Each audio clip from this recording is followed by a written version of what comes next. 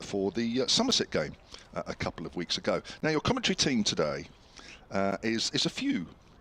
A little later, wait for it, returning to her home turf from the far north is Emily Windsor, former Southern Vipers player, now up at Durham, but she'll tell you all about it. But she's just a little injured at the moment, so we'll hear about that in a moment. We've also got the analyst Simon Hughes returning, very popular, returning by demand from last year. But for the first period of play, it's myself, Kevin James, and from BBC Radio Newcastle, it's Martin Emerson. Martin, good morning. Good morning. A little bit injured, I like that. Dr. James. Yeah, I think Emily would be far worse if I was looking after her, that's for sure. I wouldn't know where to start. So, yeah, I'd have taken the knife to somewhere and just said, closed my eyes and hoped. Right, so as I say, Durham won the toss, elected to bat first. I think you can give us the Durham team, can't you? Yes, there's quite a few changes. The two low knees who came in last week, Jake Ball taking a fifer on his Durham debut at Worcester in that 2-day win. He misses out today, as does Jack Blatherwick, who's on loan from Lancashire. So that's because Durham have managed to get a couple of their homegrown players back. Matty Potts had to miss the match last week on England orders, so he returns today. And Brendan Doggett's back in as well. And as you say, a used wicket, Durham have decided to bring in an extra spinner. So George Drizzell has been playing in recent matches, but Callum Parkinson hasn't. So Parkinson makes his first appearance of the season as well. And in the batting, there's a change there because Ben McKinney suffered a back spasm in a warm-up this morning, so isn't playing in this game. So Durham are Alex Lees, Emilio Gay, Will Rhodes, Colin Ackerman, Ollie Robinson, Graham Clark, George Drizzell, Cody Youssef, the South African who made his debut at Worcester last time out. Potts returns, Parkinson's in, and Doggett is back as well. So 4 changes from the side that beat Worcestershire inside 2 days. Was there a pitch inspector there, Martin, up at New Road? We could hear this Ford Granada, as a brown Ford Granada came bombing up New Road with a green flashing light on the roof, and these two guys in like janitor's max got out, but I don't know what the outcome was. It was a new square basically that had 5 floods again across the winter, so they'd had to, working late on that square. It was the first game that had been played this season, and I don't think anybody knew how it was going to play, and it was just slow and low, and it did nip around a bit, and it was very much a bowler's paradise, really. Right, so Hampshire, they've made 2 changes from the side that drew here against Somerset 2 weeks ago.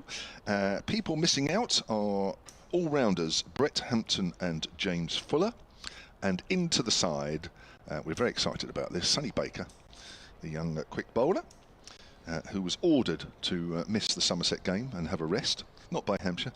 And Felix Organ is in, again, giving testament to the fact that we're playing on a used pitch, so Hampshire are playing 2 spinners.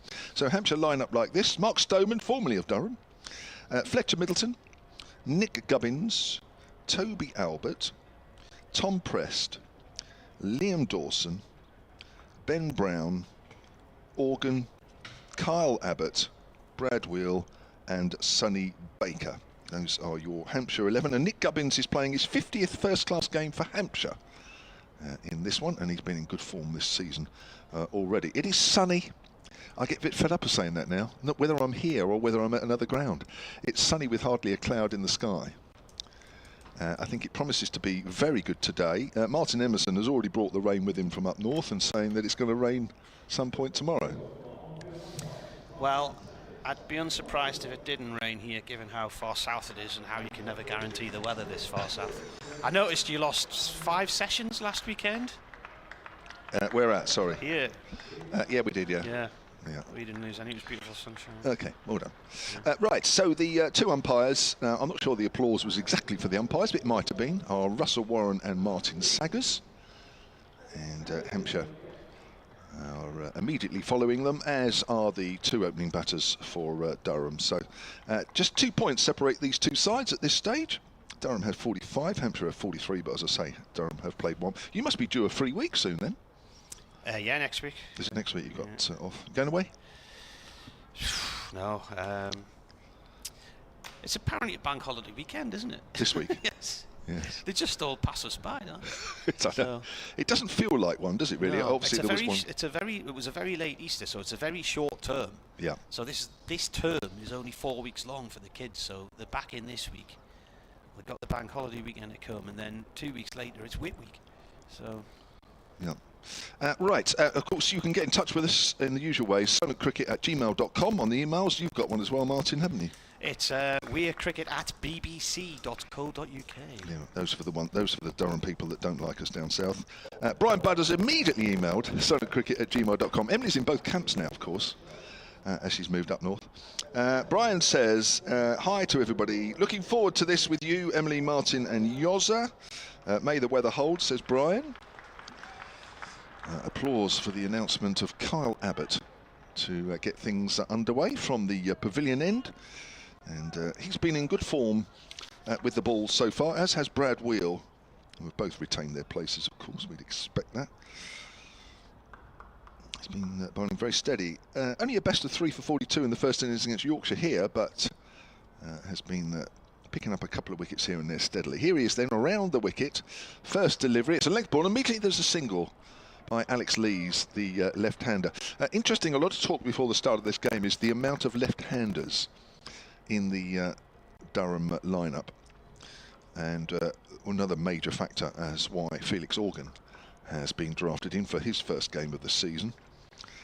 Very much an off-spinning all-rounder, I guess, when he plays in the first team. He's usually brought in when Hampshire want 2 spinners, and of course his off-spin will be turning it away from the left-hander. Emilio Gay, another left-hander, formerly of Northants. As Abbott runs towards us and bowls, forward is Gay. He's also looking for a single, but it goes out square on the offside where Nick Gubbins is fielding. Gay missing the last game against Worcestershire. He's also, well, he's had a huge innings already this year, 150 in the game against Yorkshire at the Riverside, which I guess has a new name these days. I try not to say too many sponsors' names in one go, so for the moment I'll just call it Riverside, mainly because I can't remember which sponsor it's changed to. Gay gets wrapped on the pad, half shout. Straight delivery there from Abbott. There are 4 slips for Kyle Abbott currently. Now there are several ways that you can pick us up. Live picture feed, which is on the Hampshire Cricket website. That's also going to the Durham Cricket website. Welcome the analyst. He's just arrived, Simon Hughes. He'll be on shortly. And also on the BBC Sport website and app, and also on most smart speakers. Just say, ask BBC Sounds to play Hampshire versus Durham Day 1, and it will pick everything up.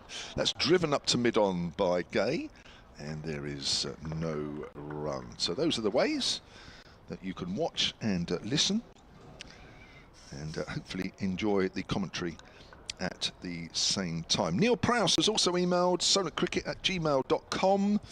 Morning Kevin Crew from the Shane Warne Wrinklies. Wow, they're getting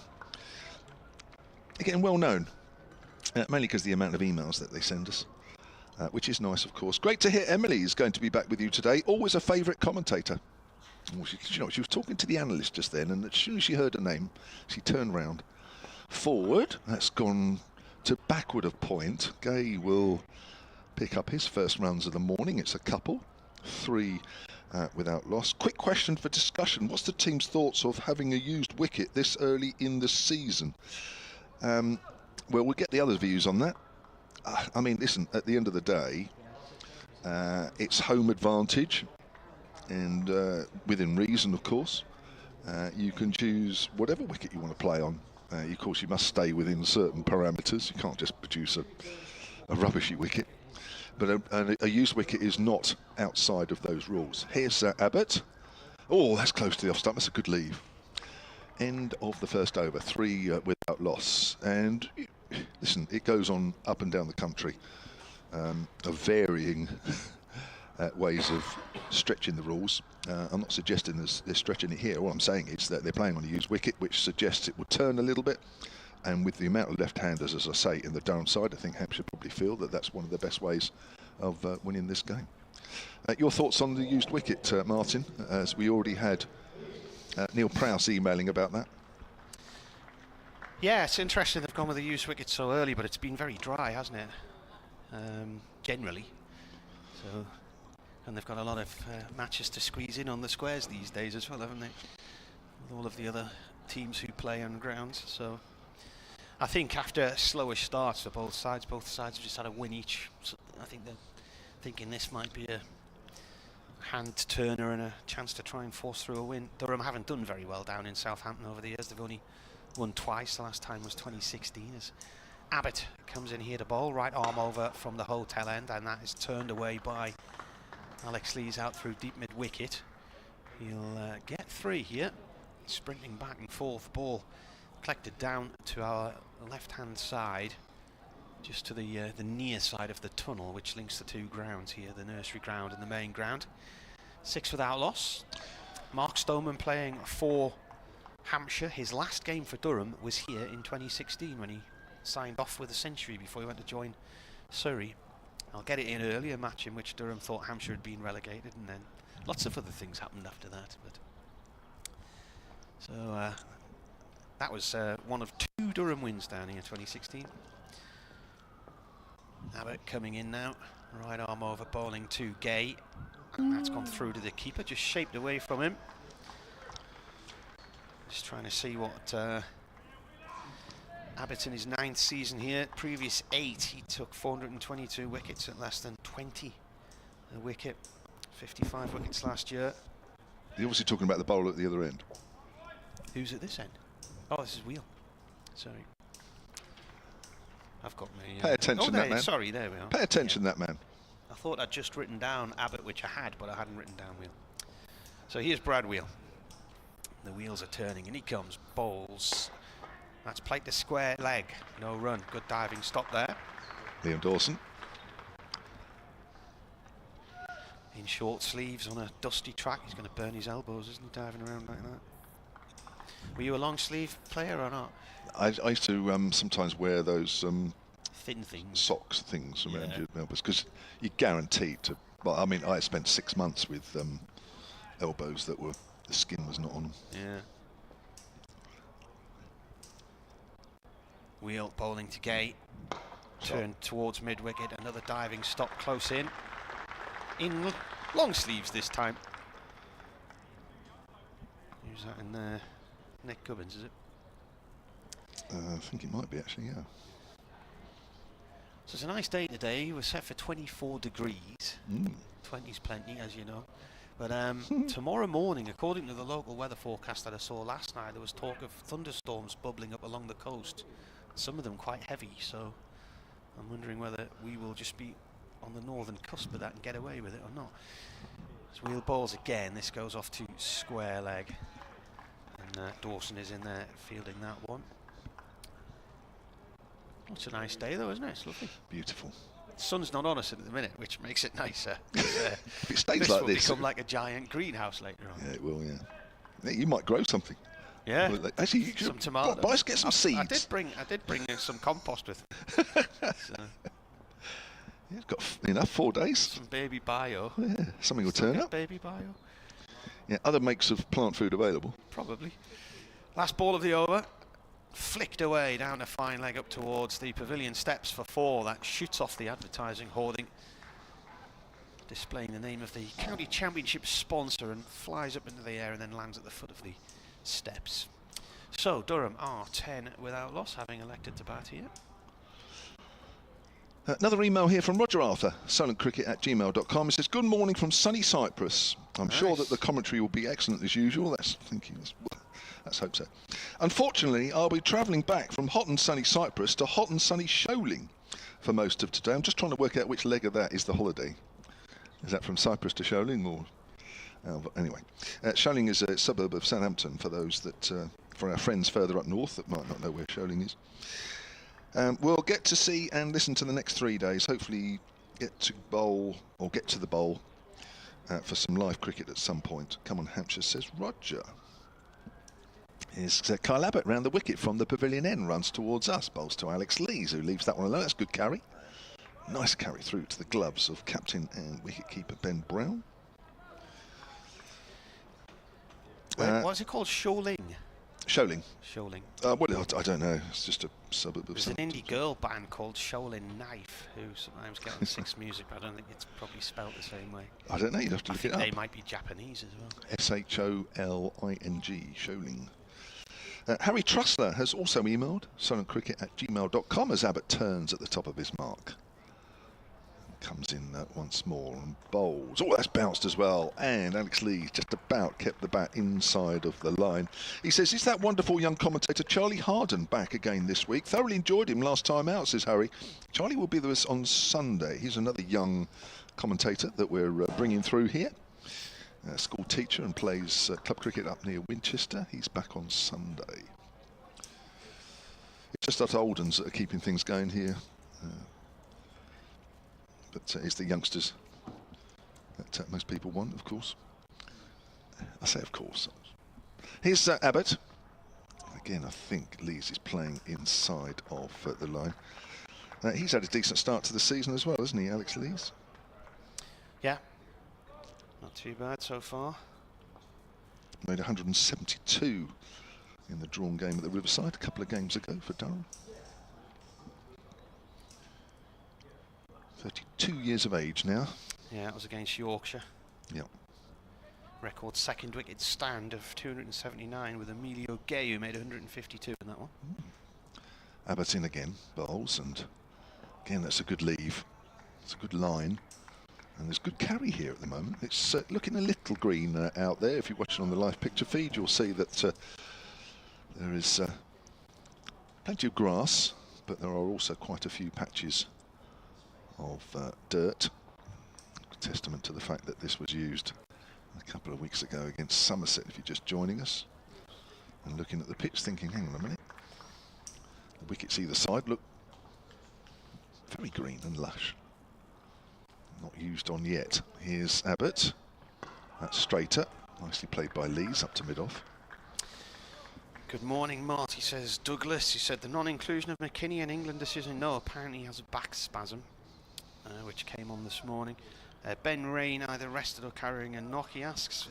I was under the impression that Rain would be missing this match because he's bowled a lot of overs so far.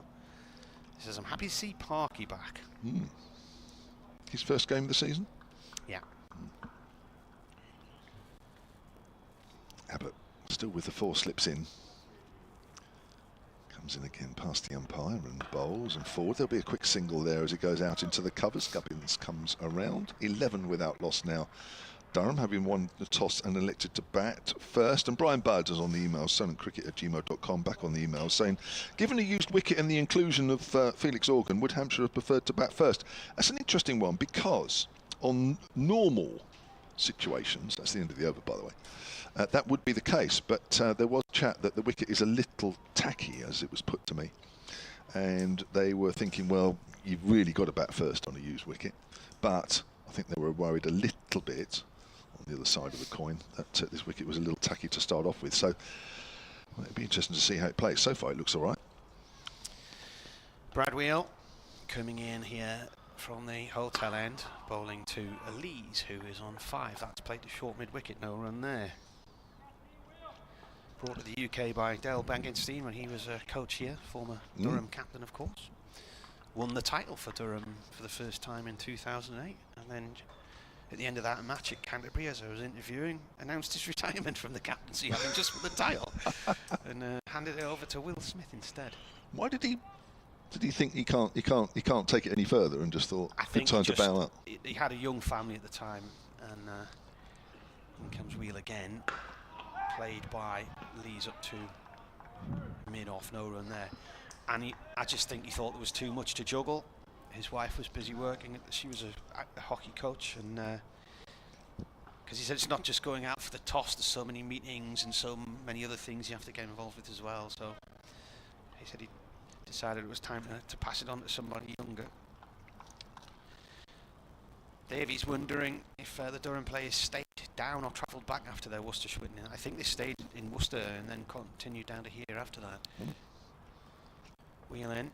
Oh, that rises sharply, and that's nearly taken Ben Brown's right ear off there. He's managed to get the gloves just behind the ball, but he had to get his head out the road. There was quite a bit of pace in that.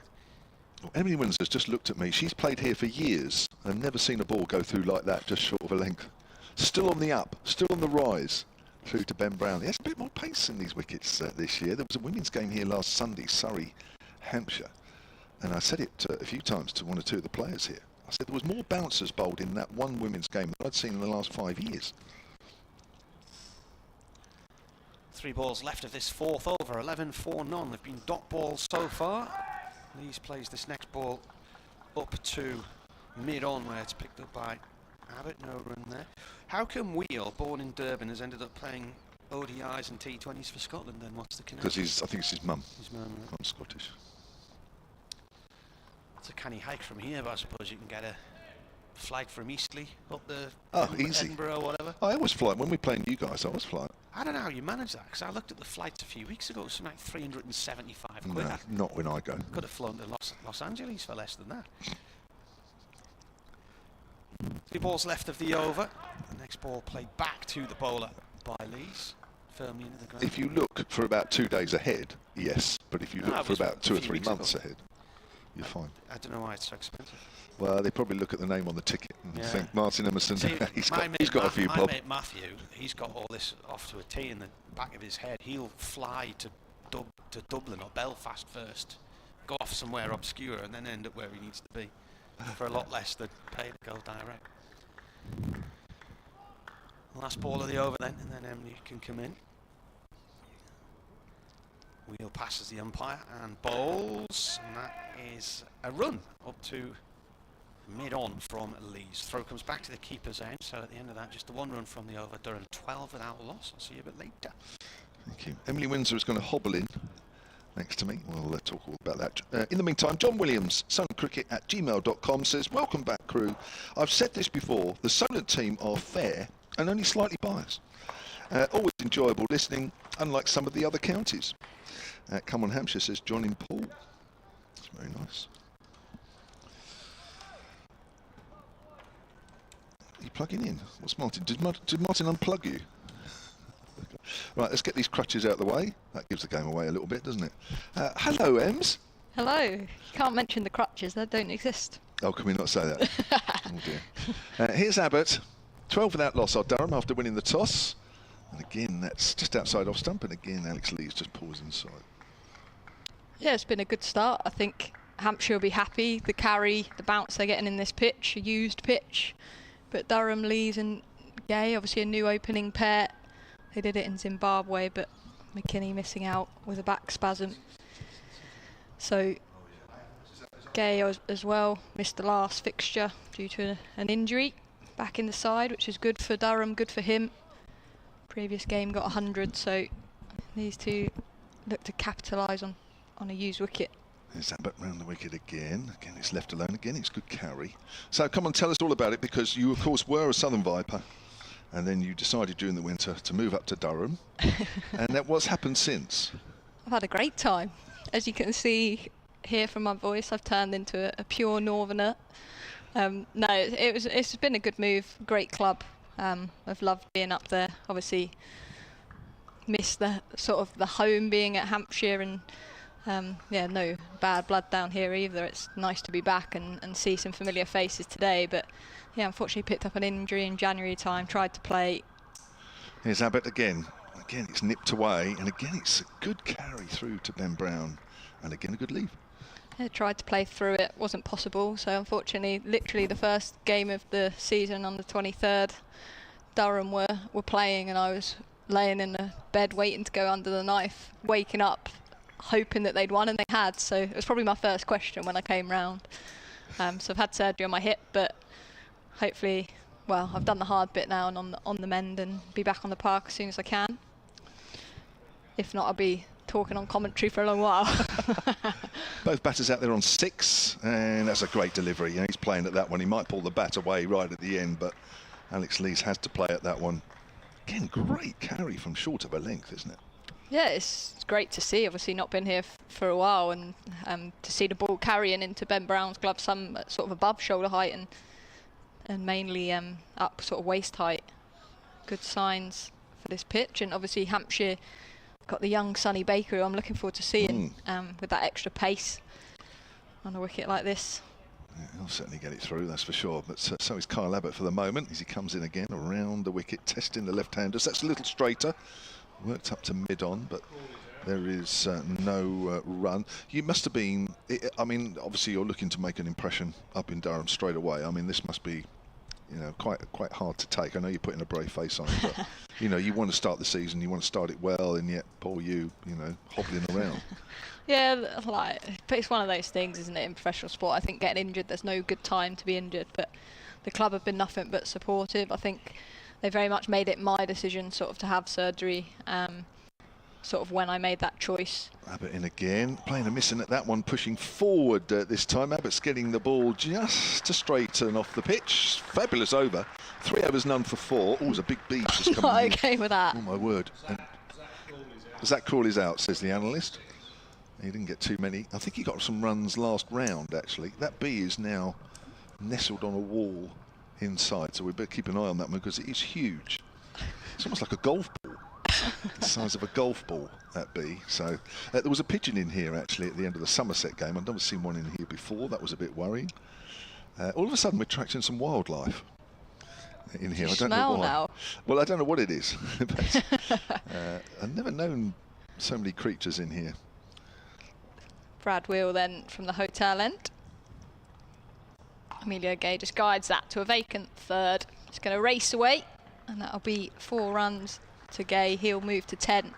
Score 16 without loss. That's a good start from the Durham players. There's a bit out there for the bowlers.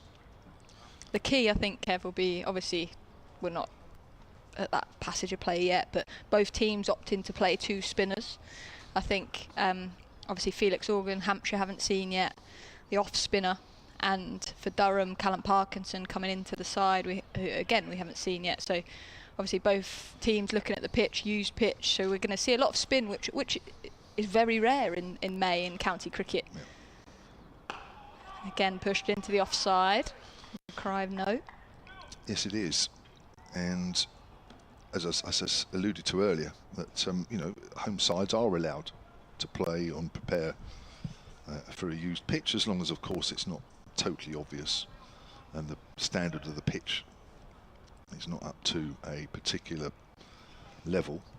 It's perfectly okay to use pitches, whether it's in April, May or September. Yeah, and I think it's rare, isn't it, that we've had this weather to the luxury that you can make a pitch that prepares and gets spinners in favour. As Wheel in again, and that's pushed down the leg side. That's going to race away for 4 this time. Off his legs, Emilio Gay. He moves to 14, 20 without loss, Durham. Yeah, so I think it's a luxury in a way, isn't it, Kev? It's like we always have talked about, and there's always been the chat about spinners in English cricket, county cricket. They don't get a go usually till later in the season, but because we've had this glorious weather, we can get pitches, used pitches, and that will possibly turn. And I think when we were talking to AD Birrell before the game, will it go up and down or will it go sideways? And that will be interesting to see. As Wheeling again, driven beautifully by Emilio Gay through the covers. I wouldn't bother chasing that. Straight off the middle of his bat. 3 4s so far this over. And Gay moves to 18, 24 without loss. Well, I think the pace of the pitch will allow the batters to make full use of anything that's over-pitched like that. And, it'll be interesting as we go through to days 2 and 3 with a little bit of sun, although there is a bit of rain forecast tomorrow, but with the sun today, it'll be interesting to see how maybe even the pitch plays later on this afternoon. Will stood at the top of his mark, hands on hips. Both him and Abbott have been tight so far, but Will just letting it go this over. 3 slips in play.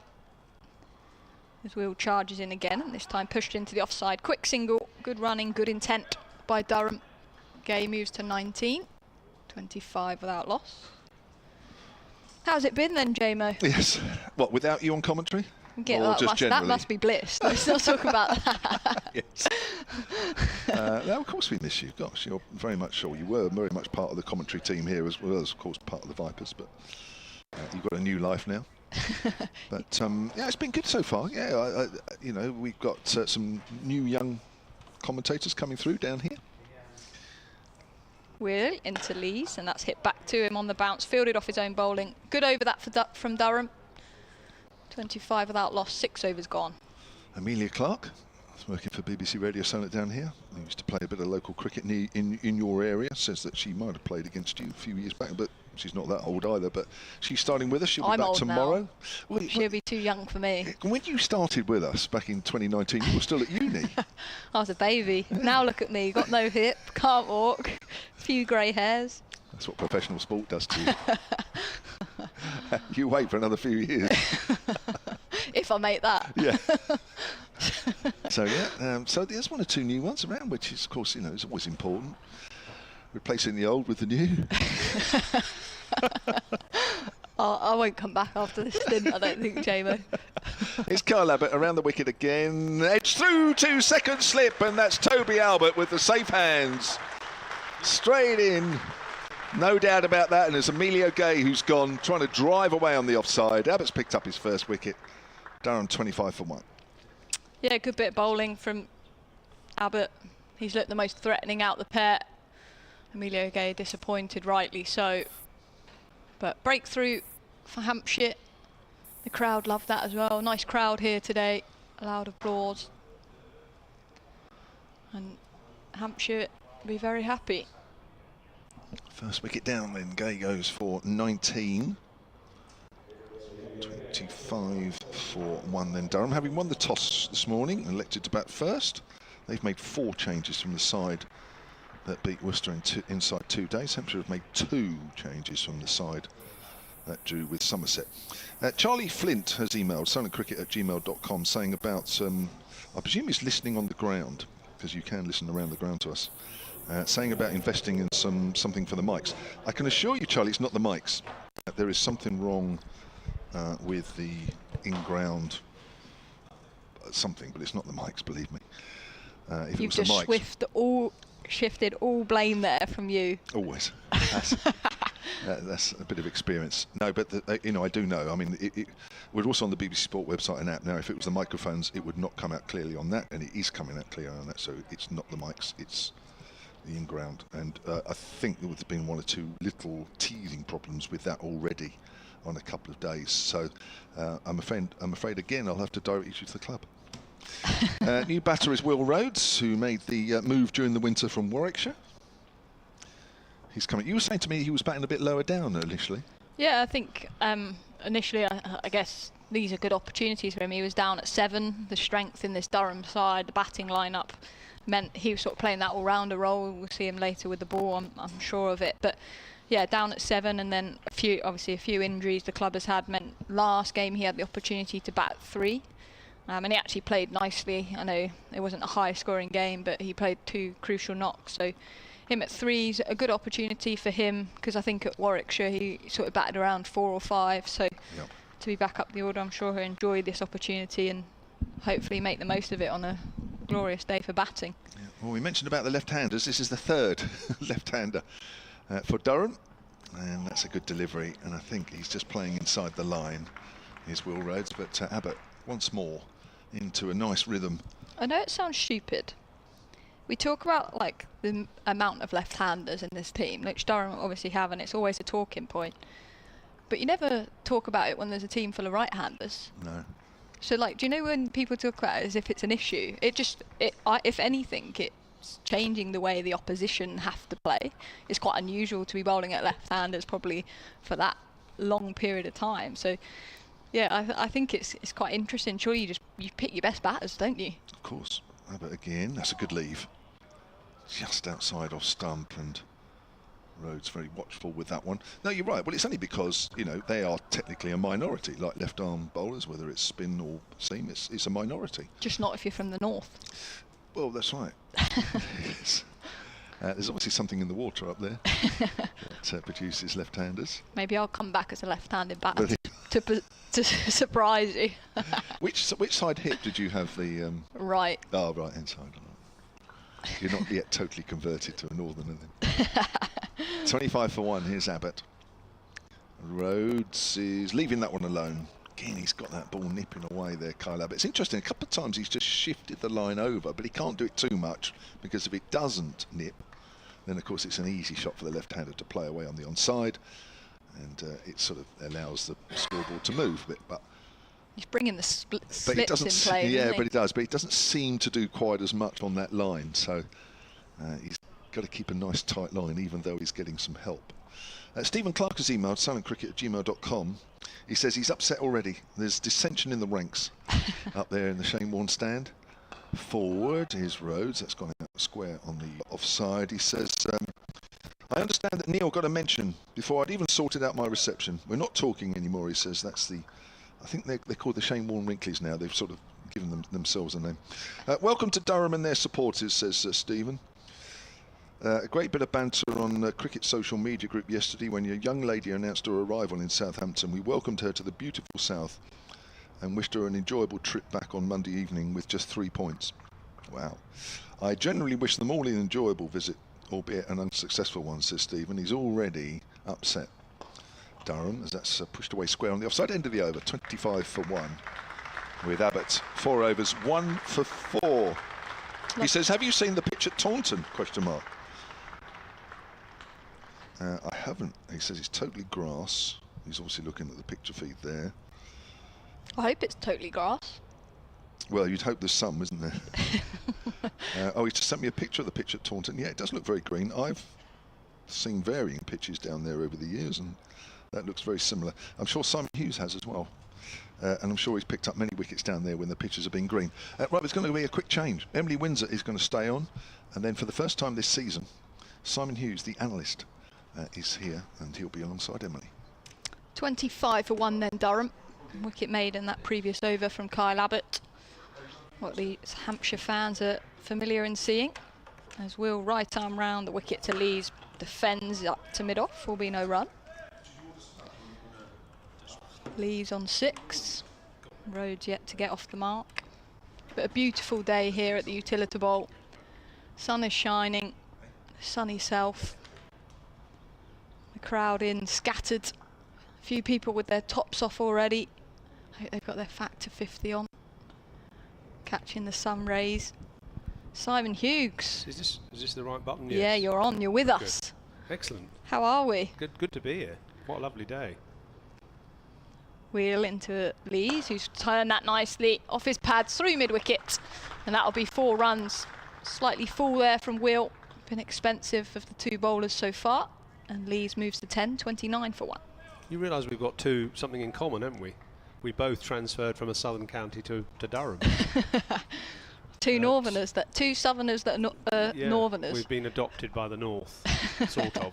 Are you back down south though? Yeah, I'm back down south now, yeah. Well, I never moved actually. I mean, I know you bought a place in Durham. I sort of rented a place, but I stayed down in London most of my life. Wheel then charging round the wicket to left-handed Lees, who drives straight down the ground this time, but fielded by Kyle Abbott at mid-on. Will be no run. They've already got a man back at deep square leg, interestingly. I don't think that Hampshire should relax the pressure here. But I mean, unless they're trying to get Alex Lees off strike and bowl at Rhodes a bit more. But it seems early to be having a tactic like that. I guess it's quite a short boundary, is it, to deep square leg there to the left-hander? But I wouldn't be relaxing the pressure at the moment. I'd have the men on the 1 and, maybe even another slip, actually. The aggressive Simon Hughes. Yeah. Wheel in again, bowls. That's full delivery played back to him. Fielded off his own bowling. He's just over pitching a little bit. Because there's something there, isn't there? You were talking earlier with Kev, weren't you, about the life in this pitch. I mean, it's quite green, even though I know it's a used pitch. There's plenty of grass on it, and that one that lifted a couple of overs ago really went through sort of shoulder high to the keeper. There's something there. I think you want to be really attacking at the moment. 2 left-handers, 2 guys who are bowling consistently just outside off stump. He's just got to get his length right though, Brad Wheel here. Charging in again, bowls, and that's a better length, hitting top of the stumps, and Lees defends into the offside. Ben Brown, the captain, new Hampshire captain of this season, done well so far. He must be happy with his start and Hampshire's start. Yeah, I mean, this is the first time I've been down here for a long time without James Vince as a sort of central figure. So I'm really interested to see how Hampshire adjusts to the post-Vince era in Championship anyway. I think it's given some young cricketers the opportunity, though. We've seen some young batters in that middle order flourish. As Whelan again driven back to him, will be no run. That's the end of the over. 8 overs gone, 29 for 1 Durham. The likes of Tom Press, Toby Albert, they've both done pretty well at the start of this competition. And I was sort of saying to Kev before, both of them were sort of players that were sometimes in the team, sometimes out of the team. And actually, for them, obviously without Vince, they've actually got almost a senior role to play. Like, you've got to go and score the runs, you're going to play week in, week out, which can give you a bit of confidence, I guess, that you're not always playing for your place every time you're in the middle. I think that we're seeing a transition generally, aren't we? Which, I mean, has been brought about partly by England and, you know, bringing in young players who haven't had that much experience into the test side, and counties have been encouraged to do that as well. And I think it's good to see. Maybe the One Day Cup has given some young players experience, and then their employers have sort of seen the confidence in introducing those players into the championship. So this is Abbott still bowling, and Rhodes is on the strike, left-hander, and that is edged, and it doesn't carry the first slip. It's fielded on the bounce by Tom Prest. It was a genuine edge. I think maybe he just dropped his hands slightly on that when he saw it moving. It is an excellent spell by Abbott at the moment. He's just getting the ball to jag from outside the off stump, or angling in from round the wicket, and then just getting it to leave the left hand. It's very difficult to play. It's almost like you don't know where your off stump is as well, is it? Because he is coming round the wicket, as you said, and angling it in. And Abbott just always hits that pitch, nips it away. This is where Wheel is not quite as accurate. Abbott is just so nagging on that horrible length, just back of a length for fraction. You're not sure whether to go forward or back. Here he is again bowling. Look at that. I mean, how do you play that? I mean, that is an off-cutter to a left-hander. Just seamed away from about off-stump. And Paul Rhodes was left groping. To be fair, he played that one well. And I think, to be honest, he played both of them well. I think you've got when it's like this and you've got someone of Abbott's class experience, sort of almost go, that's too good for me. Yeah, it was too good. You just want to hope you miss those, don't you? Which he did. And it went through a nice height, that one, to Brown as well. 29 for 1, Durham. Beautiful day here at the Utilita Bowl. Absolutely gorgeous. Cloudless sky as Abbott bowls again. This time a little bit fuller, driven, and the fielder at mid-off didn't get his hands to that, and it's trickling up towards the boundary for 4. Didn't quite time it, Rhodes. It was a slightly cautious push, but evaded mid-off and trickled to the boundary. So first runs for Rhodes, 33 for 1. Yeah, good shot. As you said, cautious, but let the ball come onto his bat, driven through mid-off, and welcome run for him. He's off the mark. Just settles you down a little bit, doesn't it? Especially when you start with a boundary. I could see what Abbott was doing there. Just it was a little bit fuller, that last ball, because if you bowl that slightly back of a length and it moves, you generally get a play and miss. He's just trying to draw the batsman forward and hope for the edge. 4 slips waiting as Abbott round the wicket bowls again, and this one's a bit straighter. Rhodes defends. I think Rhodes made plenty of runs here last year for Warwickshire, and the pitch was a lot flatter. It was a high-scoring game, that, but this is different, and I quite like a bit in this, because I thought those pitches here last year were too flat. And they sort of got flatter as the game went on as well, didn't it? It was difficult to get a result, and Liam Dawson, understandably, was quite frustrated by them. I remember talking to him on the boundary, and he was going, "Oh, please, can someone give me something to bowl on here?" That doesn't sound like Liam Dawson. Here comes Abbott round the wicket, and that one's left alone by Rhodes this time, just slightly wider outside off stump, to a good line. Enjoy that. Abbott just had a little word, didn't he? Stayed down there. Well spotted. Rose follows him back and does the old gardening.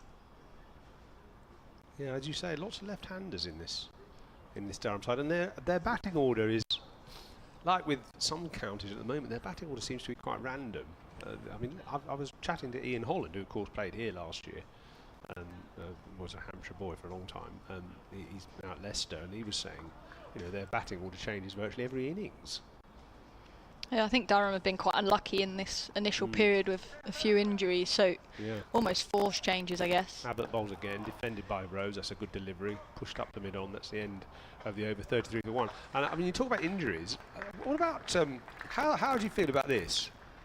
Jake Ball is brought into the team as on loan last match. Takes a fiver. Now he's not in. Now he's not playing. Well, I don't know if he's been dropped or what, but.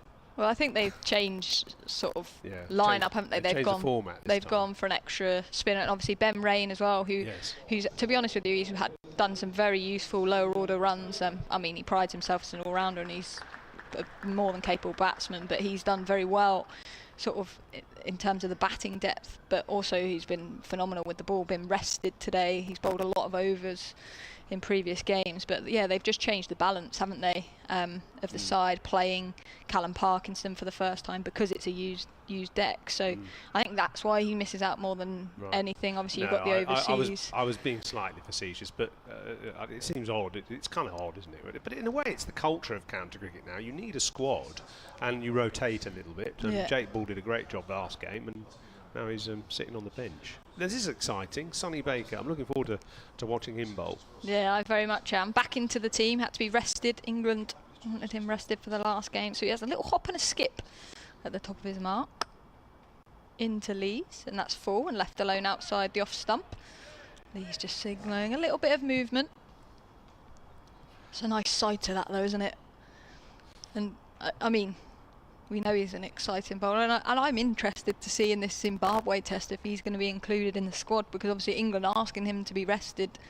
Obviously some of it, I guess, is for the long term. You don't want him to be injured and you want him to be playing cricket, but are we going to see him in that squad as the pace bowler, with obviously Markwood being unavailable, Stokes probably unlikely to bowl? There's Baker in again, pushed into the offside. Quick single by Lees. He will move to 11, 34 for 1. Chris Wokes is still injured, so there's a lot of the frontline fast bowlers that England you'd usually see. Obviously Matt Potts is playing in this game that you'd probably expect to be in that squad. Josh Tongue's come through well so far. I think he's almost a certainty. Sam Cook, for an opportunity, but it'd be interested to see if, I mean, he's done very well so far this county championship with that extra pace. Whether he'll be being considered.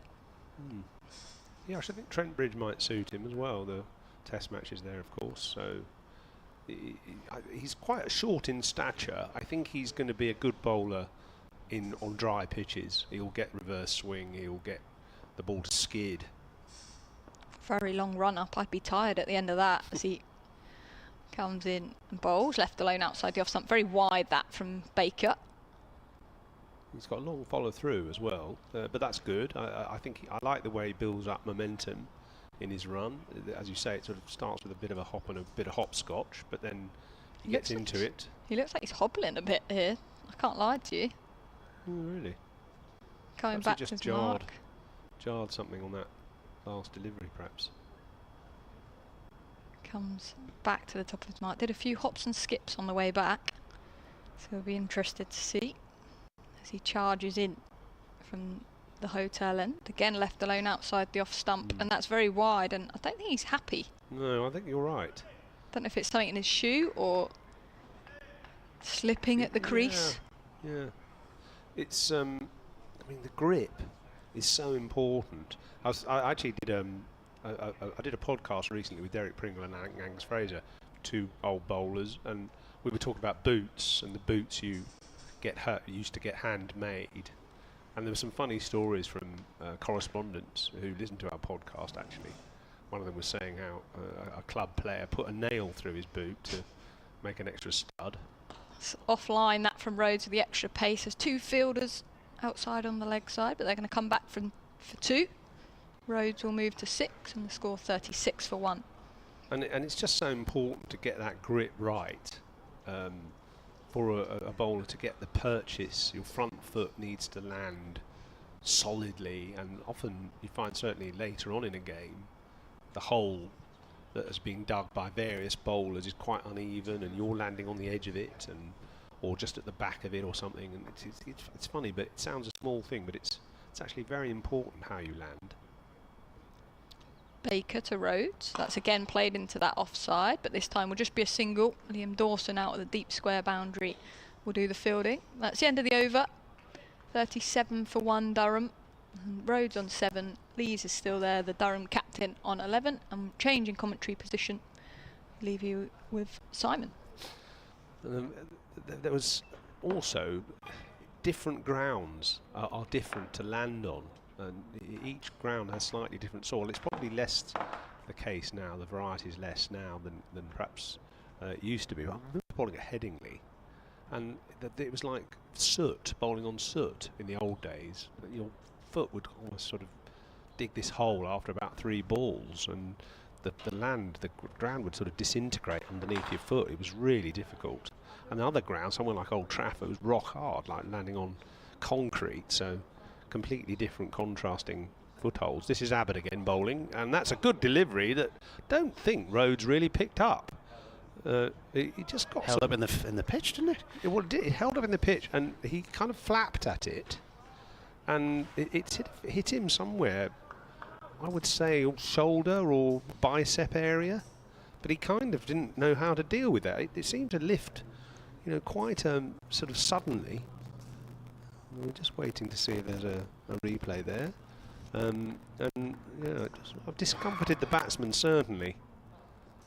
So see how he handles this next one. Rhodes, Abbott bowls to Rhodes, and that time he defends, turned round slightly by that ball. Funnily enough, it reminds me that watching that ball, which you suggest there maybe just went through the top. We conducted a trial last year. Was it last year? It might even have been the year before, in Desert Springs, when Hampshire were out there with Derbyshire, and we were conducting a trial with these cameras. Is that in Spain? Yeah, it's in Spain, and it was a pre-season week that both counties had, and they've got a nice pitch there, good setup. Desert Springs, mainly a golf resort, but it's got a cricket centre there as well. Here comes Abbott bowls, thick edge, sort of leading edge, a quick single. There's a chance of a run out. He's hit the stumps as well. I think Rhodes was probably in. The umpire was in a good position and hasn't given it out, so survived there. They must have just judged that single well. Good bit of fielding. Actually see who that was. Gone to the other end. Stoneman, was it? I think was it Mark Stoneman who fielded that, and good shot at the stumps, and luckily for Rhodes, he just made his ground, so a quick single there takes the score to 37 for 1. Anyway, I'm just going back to that story after this ball from from Carl Abbott bowls, and that's beaten the edge of Lees as he groped outside off stump. Another one playing and missing. So we had this match, and we set up our cameras to try these new cameras at this match, and after about the 4th or 5th ball of this game, which on a pitch that had been prepared by the golf greenkeeper in Desert Springs, it took off a length and hammered whichever Derbyshire, it was Abbott bowling, it took off a length and hammered the batter, I've forgotten who it was, one of the Derbyshire players, on the head, and the game was called off soon after. Abbott bowls again, and this time Lees is correctly forward and pushes it into the offside for a much easier single. Where is Desert Springs? It's right down in the southeast of Spain. Right. It's got this microclimate, which even in March, it's about 24 degrees. Right. Oh, probably not this year because the weather in Europe's been terrible, but most years it's just beautiful. And so last year, maybe it was the year before actually now, Hampshire and Derbyshire went down and played there. Lancashire, I think, have dipped into it as well in the past, and other counties have tried it out as well. It's a nice place, got really good nets, but the centre wicket's not as good. Driven by Rhodes for at least 2. Stoneman's after it. It's gathering pace. He's done a slide stop, and they've got 3 for that little push down the ground. I wonder if the greenkeeper had prepared the wicket. I wonder what the rate of the wicket was on the stent meter. It was a 10. I mean, I think he was Spanish as well. Yeah. So what wasn't ideal. No. But in fact, it's a centre. It's a really nice... I've been to La Manga, but that's further north, isn't it? Yes, that's further north. Yeah. I mean, it's not not exactly. It's not as developed from a cricket sense as La Manga, but it's quite a nice spot. It's a lovely ground and nets next door, which are very good. So it's a good, decent place to go for a pre-season, provided they can get the centre wicket in slightly better nick. Sonny Baker to start his second over from the hotel end. His first over went for 4. Durham supporters may remember him because he took 6 for 46 in a one-dayer at Taunton in 2022. It was a nervy, high-scoring game in which Durham won by about 9 runs in the end. Right arm round the wicket, tickled away nicely down to fine leg by Rhodes for 4. It's gone up to the pavilion end. That moves him on to 15. 46 for 1. Durham, having elected to bat this morning. He's had an indifferent start, Will Rhodes. He's found it difficult for Durham. 10 and 2 at Trent Bridge, none in 18 against Warwickshire, and then 13 in the only innings at home to Yorkshire. But last weekend in a low-scoring epic at Worcester, he made 17 and 21, and the 21 on that track was equivalent to 70, 80. It was just such a low-scoring game. Bit of a minefield, really. Baker coming in again and bowls, and that's turned off towards long leg this time by Rhodes. He should get 2, he will. Ball's gone out to the Colin Ingleby Mackenzie stand on the far left-hand side of the ground. Yeah, Baker looks as if he's just struggling for rhythm at the moment. His line has been either down the leg side or too wide in the main, and it just doesn't seem to be quite hitting the crease right. I know the feeling, and you're searching for that nice bit of rhythm, and sometimes it's elusive. Baker again with a little hop and escape as he starts his run up past Martin Saggers, the umpire. He bowls, tight line, played inside the line there, Rhodes, and let it go through to the keeper. Martin Saggers, former Durham player, played briefly for them and was playing for Kent when Durham won the title for the first time in 2008. He was the final wicket in the match which brought the title to Durham, bowled by Steve Harmison. That was at Canterbury, I think. Yeah. I was there. 2 years in a row, Durham ended up playing the final game of the season at Canterbury. Yes. The first year they missed out on the title by 4.5 points when Sussex did it, and then the second year got maximum points, bowled Kent out twice, and then Notts lost at home to Hampshire, who were already relegated.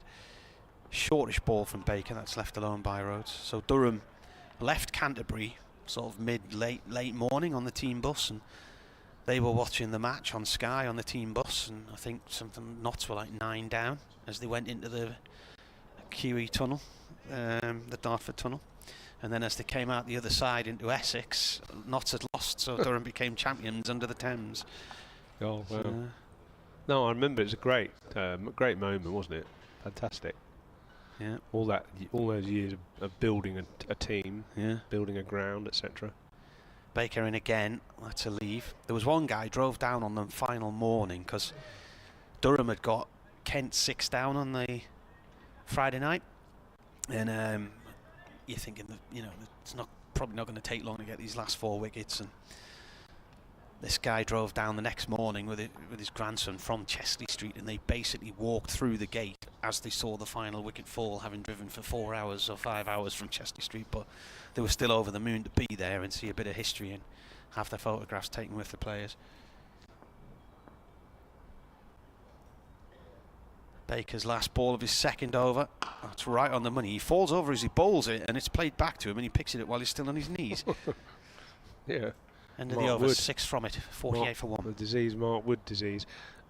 Yeah, that was a better over in the end. I think sometimes when you're struggling for rhythm, actually, as a fast bowler, and you just can't get your radar quite right, and you can't get your feet quite clicking together and all that with the crease, bowling a bouncer can be quite a good thing, just to get everything working at full speed. And he did. He bowled a bouncer, 3rd or 4th ball, and after that, I thought that over looked good. So I think he's ironed out whatever kind of lack of rhythm he was suffering from, and it's a promising over, actually.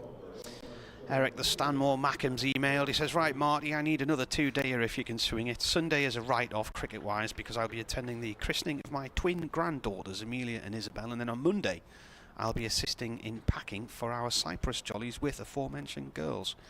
Come on, you Durham, he says. Wow. So christening on one day and then go on holiday the next.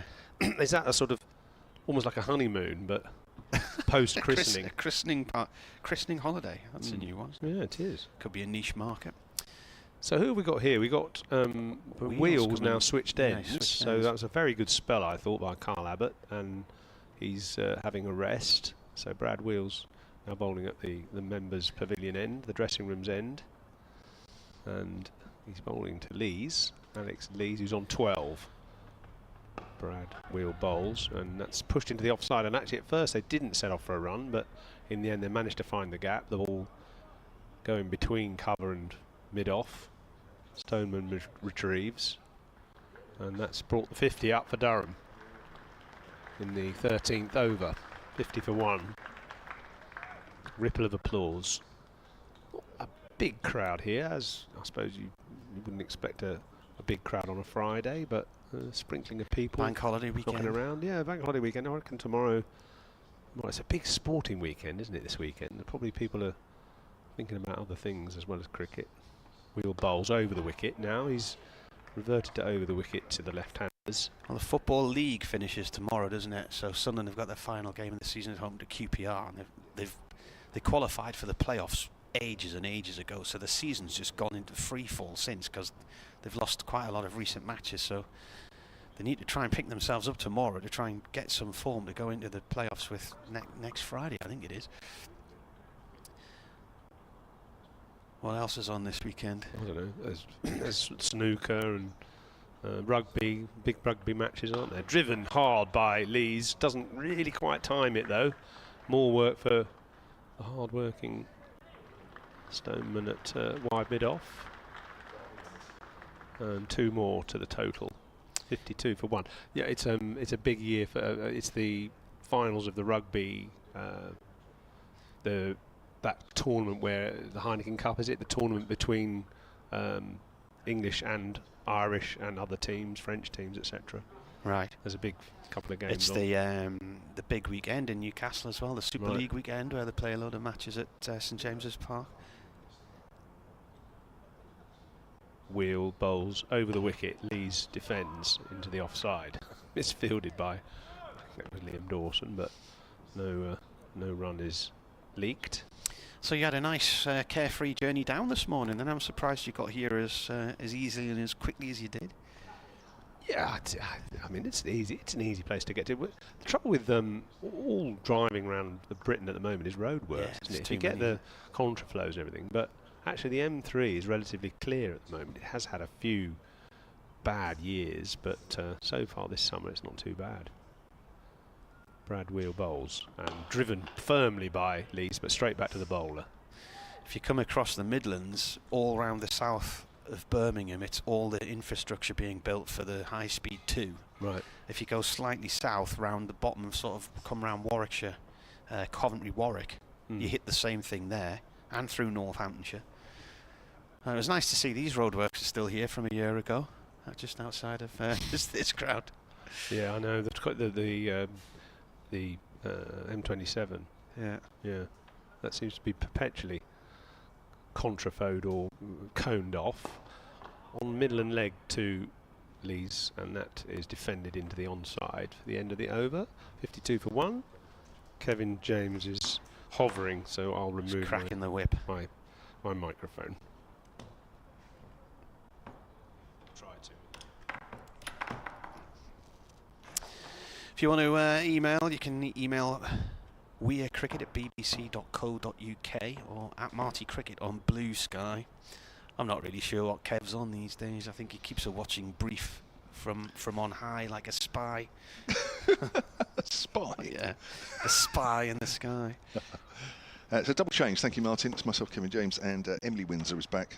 We're squeezing Emily Windsor while she's here. She's going to see the physio this afternoon, so she won't be around in the middle session, but depending if you can hold out on the crutches. She may be with us after tea as well. Chat with the umpires there, didn't quite see that.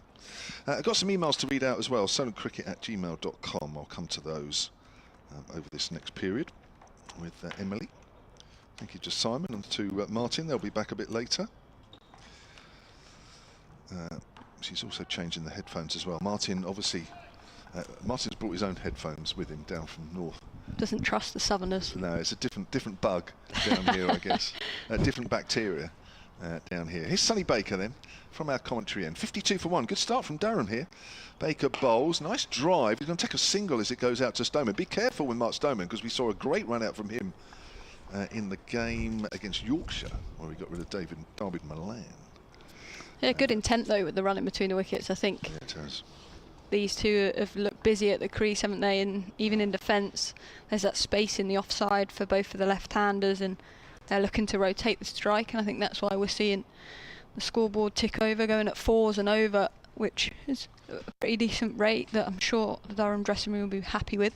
That's for sure. Just that one wicket that's fallen after 26 minutes of play this morning. Emilio Gay driving at Kyle Abbott, well caught by Toby Albert at second slip. That's a full delivery, not quite timed by Alex Lees as it goes back to Sonny Baker. Emilio Gay making 19. The score was 25 when that wicket went down. Joe on the ground, solentcricket@gmail.com says, good morning all. It's lovely to have Emily back today. Even though it's not the best of circumstances for her, I hope that between you, someone will deliver Emily her lunch rather than having to get to the pavilion end and back at high speed. Well, Emily, you... There'll be no high speed, I can assure you of that, Joe. No. Well, obviously you do have to go over the other side of the ground, which lunch will be included. Here's Baker. That's worked wide of mid-on. Chase for Kyle Abbott. The ball is making its way towards the rope. Now, what's Kyle going to do? Oh, no, he can't quite get there in time. 4 runs. Do you know what? I'm glad he didn't go down for that, because that had clattering into the advertising boards written all over it, which, It did. from a Hampshire point of view, you wouldn't want to see Kyle Abbott in those. No, that's right. I think he did the right thing there and just... wait, no, he didn't Slow allow... up. Yeah, slow up. Yeah. But What? Lees has played beautifully through there for me this morning, hitting through that mid-wicket pocket, slightly straight, not going across the ball. He's got high reward from anything that's been slightly too straight. Yeah, I agree. 57 for 1 then, Durham having won the toss this morning, outside of the off stump. Or well left alone by Alex Lees. But well, Joe, Emily's got to go over the other side of the ground anyway, haven't you? Yeah, movement's good though. A little bit of movement's what I need. Yeah. Nothing reckless. Good. Gemma Green earlier says, are you giving Emily an extra long lunch break to get over to the other side? Running themes here. Thanks everyone. We know she's a whippet normally between the wickets. Mind you, well, the other thing as well is you got a lift in from Freya Davies, who plays for Hampshire Women.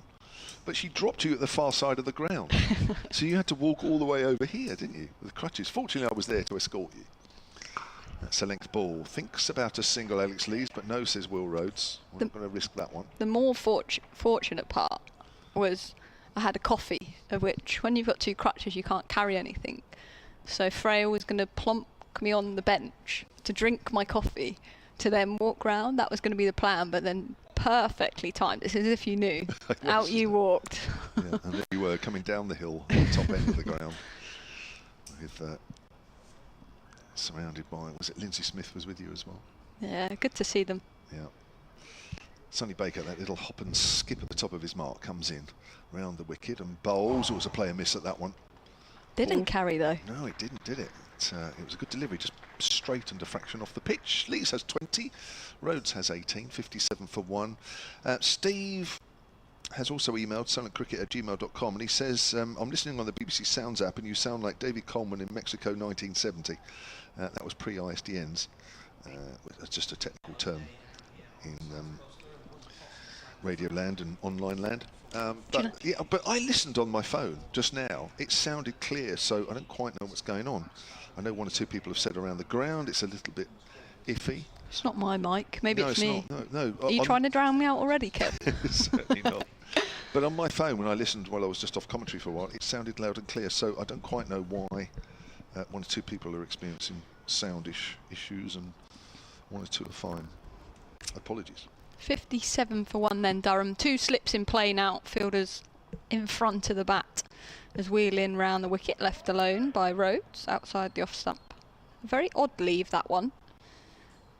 Sort of didn't lift his bat, and Rhodes looking back at the umpire. Also, I've seen a wave from Ben Brown out to Liam Dawson saying next over this end. So we're going to see spin early, which will be interesting. A slightly harder ball. It's only into its 15th over, playing on that used pitch. So get our first taste of Dawson in the next over. As Will right arm round the wicket in. That's got up. Oof. Rhodes just playing under it, and it's gone past his shoulder through to Ben Brown. That's good carry. Good leave that. Rhodes on 18. Clearly when it hits the more grassy areas.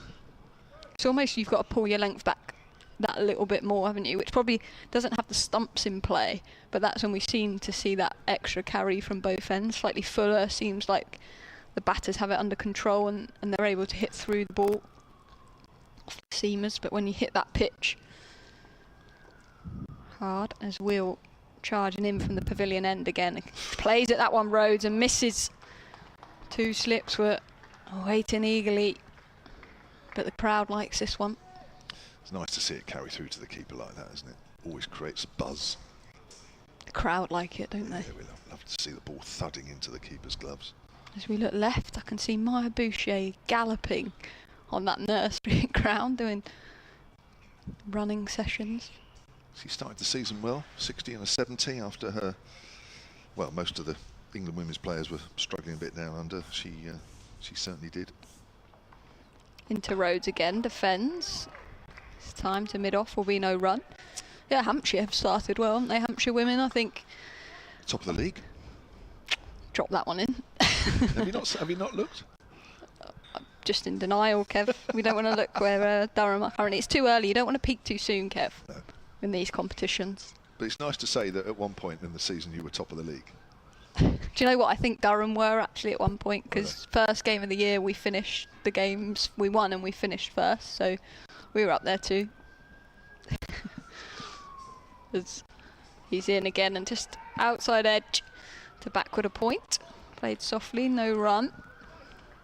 But no, I think Hampshire have played very well. I think for me, obviously, Ella McCacken last week, watching her score that 100 and get a red inker, obviously one of my close friends, and she's always had that promise and she gets starts, hasn't she, and never been able to capitalise. Absolutely chuffed to bits for her, and to play like in the way she did from a Hampshire point of view. Hopefully she keeps churning them out, apart from when she plays Durham.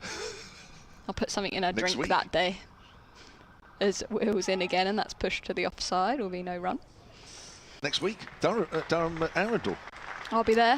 Hampshire women, live commentary on the BBC, also on the Hampshire Cricket website. Moving over from Brad Will. We'll both be on commentary for that as well, won't we? Oh, that'd be harder. Yes, you've got to somehow stay right neutral, have you?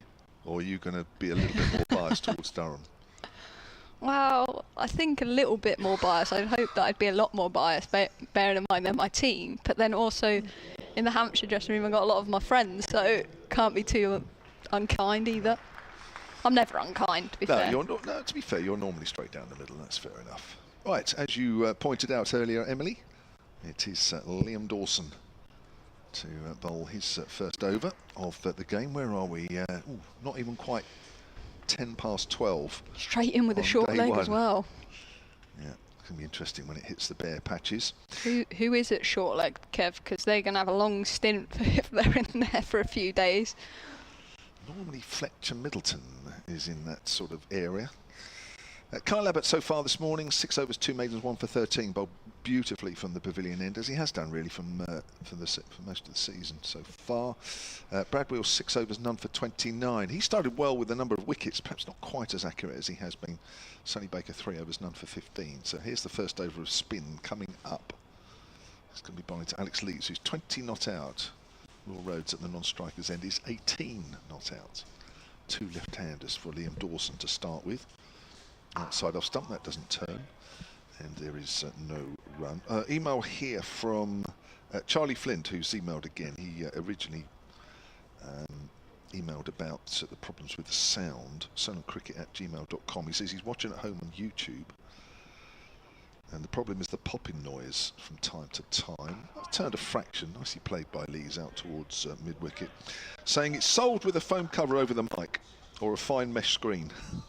I'm assuming you're not using these. No, Charlie, no. We're just using normal mics, which 99% of the time has been okay, but for some reason today they're not. It's just not turned at all. Length ball. Again, it's played to mid-wicket. A few oohs and ahs straight away. Almost do that to try and pretend something's happening. Short leg in and a slip in so far to Lees. Dawson over the wicket again. Lees again just gets a length ball, which doesn't do too much. Stephen Bryce has emailed sonancricket@gmail.com. He says, good to hear, Simon. You're always welcome in Hampshire, he says. From a WBCC member. Does that mean anything? Yes, he's nodding his head. It does mean something to... World's Best Cricket Club, virtual club. We've not been invited to that, have we? No. Apparently we can join, says Simon. Let's play back to the bowler once more. I'm not sure we're the world's best though, Kev. Well, it depends in what context. I'm sure we can dream up a context in which we are more than eligible. Robin should be joining us later, he says. Robin, again, Simon's nodding knowingly, whereas we're looking quizzical as that's worked to mid-wicket. That's a maiden to start what might be a long spell today for Liam Dawson. Didn't seem too much help there for him, but maybe it's early days. 57 for 1, 16 overs bowled. Paul Barnes, sonancricket@gmail.com, says, how good to hear Emily back on the commentary. Hoping her rehab is going well, and would be good to hear when she is hoping to be back playing. Also hoping to see her on Wednesday at Arundel. Well, Paul, if you've just been listening, she will be at Arundel. And you will see me there. I reckon they will heckle me, you know. Do you think so? I can always remember playing in the 100 here when I came. We were obviously here supporting Southern Brave. I was in my Welsh Fire kit, and they let me know. Wheel then to continue from the pavilion end with his right arm fast to Rhodes, and that's pushed into the offside. Will be no run. Get heckled. You might get heckled from two sides. I probably will, to be honest. I'm the most fined player up in Durham. I get all sorts of abuse for being Southern. I get Southern tax, like private school tax, posh tax. Obviously I didn't go to private school, they just assumed that I did. So yeah, I'm up there with the most, well, I am the most fined. I got absolutely rinsed in Zimbabwe as wheeling, and that's pushed into the offside for no run. Is that a good trip? Because both Durham men and women went to Zimbabwe, didn't they, pre-season? Yeah, it was so good. I think it was so nice how we overlapped by a week. I think that's one thing Durham have done really well, is integrate obviously a new women's team into their environment. So we've had lots of socials together, got to know the players, and obviously when it overlapped a week, we got to spend obviously some time together, like stayed in the same hotel and stuff. So yeah, it was a really valuable trip from, I guess, an off-field point of view as much as it was an on-field point of view. Player miss outside the off-stump. That's a good delivery from Brad Wheel. Angled into the left-handed Rhodes and nipped away, hands on head by Ben Brown. We'll see the replay of that one, and rightly so. That is a good delivery. Missed off stump by not that much. But Rhodes still there from a Durham point of view. I thought what was quite nice when we were walking around the side of the ground by the tunnel area, that actually a couple of the Durham boys that were had a net and were walking through the tunnel actually came up to you and spoke to you, didn't they? Yeah, and that's very much what it's like at the club, to be honest. I think sort of it's very much that one club feel, and equally invested as Wheeling again. That's cut, but to backward a point by Rhodes. And sort of like we've got a group chat, for instance, that has all the male pros, all the women's pros, and both staff. And like before every women's game, most of the men's staff are putting in good luck before the first game. So yeah, it's very much a supportive club in that sense, and we're equally invested as how they're doing as they are us. And like things like we gym together, which to be honest at Hampshire, like we've done when we were the Sun Vipers, that was integrated here previously, but Durham have done it very well from an environment that haven't had a women's team. As Wheel in, and he sort of ducks into that road, almost lost sight of it from Brad Wheel. But yeah, no, it's been good. I think credit goes to Marcus North. I think Durham are unique in the sense that they've got one director of cricket covering both sides. So Marcus North covers the men's side and he does the women's side, whereas most other teams have two, like here it's Giles White and Adam Carty. But him sort of leading from the top has sort of enabled him to ensure that smooth transition, and sort of everything he talked about before has certainly been into place. And yeah, I've really enjoyed it up there. There's Wheeling again, left alone outside the off stump. That's the end of the over. Another maiden over, 57 for 1. And I think I'm leaving for a bit, Kevin. Well, it takes somebody a little bit of time. This is an ongoing joke. It is. Yes, it is, yeah. Luckily, I'm not crying about it yet. No, you're not. No, you're being very good about it. I know you'd be incredibly disappointed, but just think every day that goes by is a day nearer getting fit. That's the main thing, and the way to look at it. Email here from John Paul Story, Melissa's dad. Yeah, solidcricket@gmail.com. He says, good morning, hoping you're well. Don Bess opening the batting for Yorkshire. Yeah, we've noticed that. And tall Paul Walter opening at Essex. He's done well, actually, opening for them. And Rian Ahmed at Leicester, as we wait for Liam Dawson to start a new over. Simon the analyst. Here's Dawson over the wicket. And bowls just pushed away behind point by Lee's no run. We'll remember Phil Edmonds spent a season opening for Middlesex. Now, I must admit, I don't remember that. Simon's trying to think in the... He might have, yeah, he might have done the... No, he might have done the odd game, that's right. Paul Downton, that's right, he did, yeah. That was at my time there as well. Martin Emerson is back. I'll just come to you in a minute, Martin. I'm going to get through this email. As Dawson bowls, flighted, driven, not timed to mid-wicket. Always thought that Liam Dawson could take on this role for Hampshire. Well, he did for a little while, about 12, 13, 14 years ago, actually. Best regards to Emily, he says, looking forward to seeing you sometime in the season. Yeah, looking forward to that as well. And Melissa got a half century for Gloucestershire last weekend. That's driven down the ground. There is a deep mid-on for Alex Lees, moves on to 21, 58 for 1. So she got 50 for Gloucestershire playing in Tier 2 last week. So well done to her. I did actually message her and say well done. Martin. Did she reply? Yes, of course she did. She used to be a commentator here. Mm-hmm. Martin, we stay friends down here. We're all one big happy family. Have you mentioned Liam Dawson's mammoth spell against Durham last year when he bowled 66 overs, which wasn't it some kind of Hampshire record or something? Oh, that's a good shout. He took 5 for 184 in 66 overs. Wow. That's turned from outside of off stump to mid-wicket by Rhodes. Now you mention it, I do remember, yes. And it was that game, was it? Durham. The one which fizzled out into a draw. When Simon Hughes muttered that immortal phrase, as the players left the field for bad light, they've gone off for a lack of interest. As that's turned away from backward a point. Yes, you did. He's looking at me as if, did I say that? You did. I thought the phrase was, they've gone off due to complete ambivalence. That's what I thought you'd said. But well, he said a lack of interest. I definitely remember lack of interest. I've got a poor memory normally, but I do remember anything that Simon says, I do take note. I never used to when he played at Middlesex and we were together, but since then. It's Dawson again then, 2 Rhodes. Off the back foot, turns that to mid-wicket. End of Liam Dawson's second over. 2 overs for just the single. 58 for 1 Durham, with Alex Lees on 21 and Will Rhodes on 18. Slowed down a bit the last few overs, haven't they, Durham? Yes. Just getting used to a slightly different pace of bowling now. There's been some encouragement there for the seamers. One run in about 4 overs. Is there? Yeah. There has been some encouragement for the seamers, isn't it? I think there's been a bit of playing and missing. I think the batters have left well at times. Joe Root's out for 1, says Simon Hughes. So that's... who was that, Ken? Crawley out for no score? 6. Or 6. And Joe Root out. Here's Wheel around the wicket from the pavilion end, bowling to Lees. That's defended.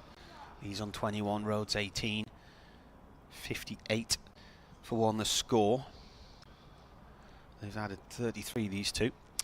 1 or 2 people saying that it does sound like it's a sort of 1970s commentary down a phone line, but I've listened to it on my laptop and it sounded okay. You've listened to it on your phone and it sounded fine. I know, it's weird, isn't it? Why would that be? I don't know. Atmospheric conditions. Got to blame something. Yeah. That's what they were blaming in Spain the other day, wasn't it, when the power went off? Yeah. Bowler comes in again. Oh, Lees looks to try and cut at that, and I think that's come off the bottom corner of the bat. It's missed the off stump and bounced down to the keeper, Ben Brown.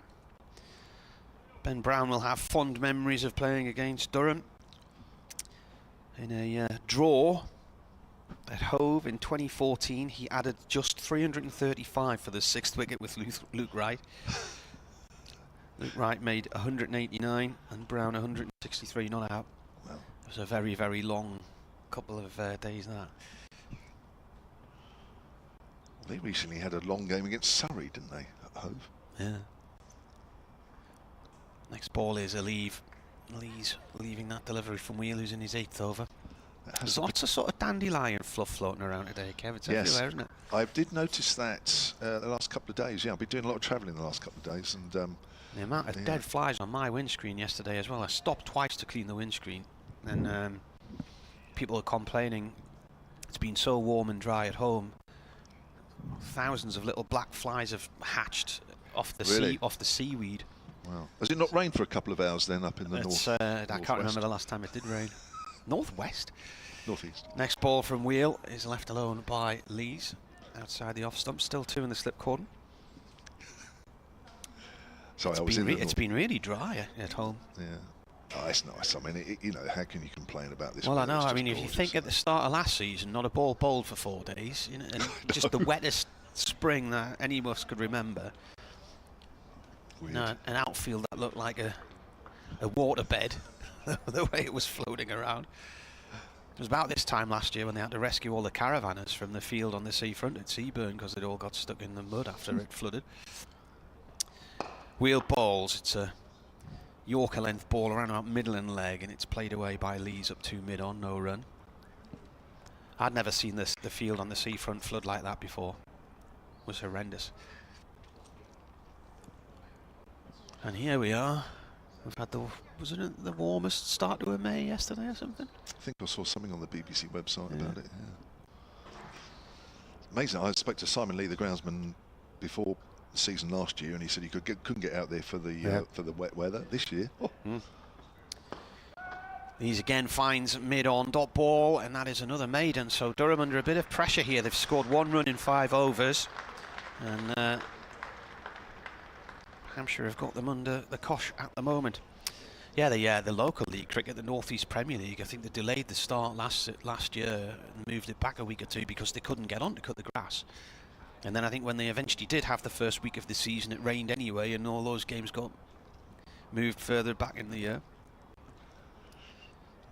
It just goes to show there's no real consistency, is there, around? I think the last horrendous weather we had at home was there were some pretty nasty storms sort of late November and December with a lot of rain, and we've not really had anything since then. Yeah. Christmas Day, I was sitting on our balcony at the back of our house in a t-shirt. It was that warm. Kyle Abbott's returning. You can see there if you're watching the live picture feed. He's the 1 wicket taker so far this morning. 6 overs, 1 for 13. Picked up the wicket of Emilio Gay, who was driving just outside off stump. Ball went quickly to Toby Albert as second slip. Held on well. Emilio Gay out for 19. 25 for 1 the score was then. That's the 1 wicket that has fallen so far in the morning session as we approach 12:25 on this Friday. First Friday in May. Here's Abbott round the wicket again. It's turned away by Rhodes up towards mid-on. Email here from Ralph Brooker, soniccricket@gmail.com. He says, morning to you all. One obvious problem Hampshire has is not replacing Mo Abbas with a frontline bowler. Hampton is the new overseas, even though he hasn't got off to a good start. He wouldn't be opening the bowling, that's right. But it seems Abbott and Wheel are bowling longer spells. Is Baker's role as a first change? Well, it would seem that way whenever Sonny has played, and he's only missed 1 game so far. He hasn't actually opened the bowling. Kyle Abbott and Brad Wheel are both bowled very steadily. Brad Wheel's first spell this morning, perhaps not quite as tight as we've got used to this season, but they are the opening bowlers. There's a little bit shorter this time, and Rose just about keeps it down. But no danger really with no short legging. But yeah, Brad Wheel's got off to a good start this season in terms of the number of wickets that he's taken. He's taken 4 in each of the games in a single innings. Perhaps just not quite as tight as he has been, but has come back in his second spell a bit better. But again, then just 2 slips this time. Opened up this morning with 4 from the pavilion end. Turned away square by Will Rhodes. Have Hampshire had their week off yet? I don't know. Yes, last week. Last week. Yeah.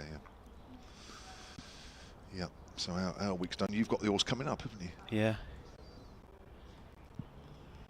So it's May Bank holiday this weekend, isn't it? And then it's probably come at a good time for Durham with all your injuries, doesn't it? You probably need a week, doesn't it, to help get back some players. Whether it's long enough for some of them.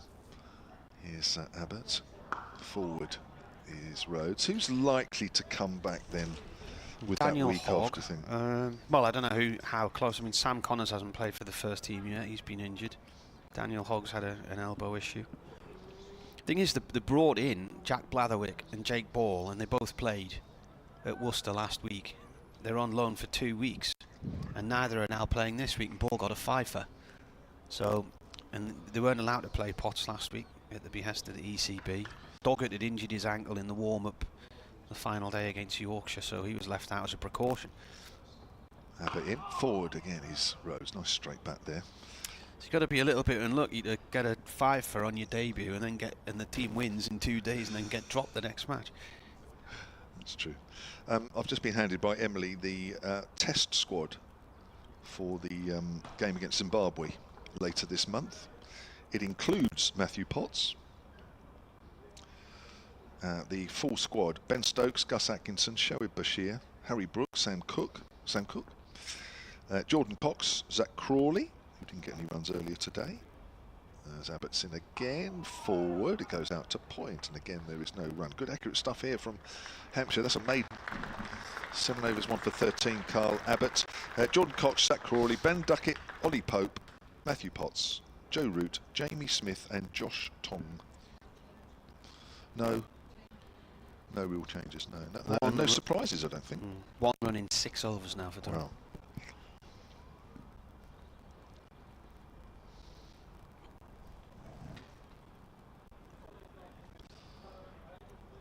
So Durham winning the toss here earlier. But no surprises that they wanted to bat first with a used pitch. If you're just joining us, this was used a couple of weeks ago against Somerset, although there was a fair bit of time lost in that game. Alex Lee is 21 from 57 and Rhodes 18 from 47, the 2 not out batters currently out in the middle.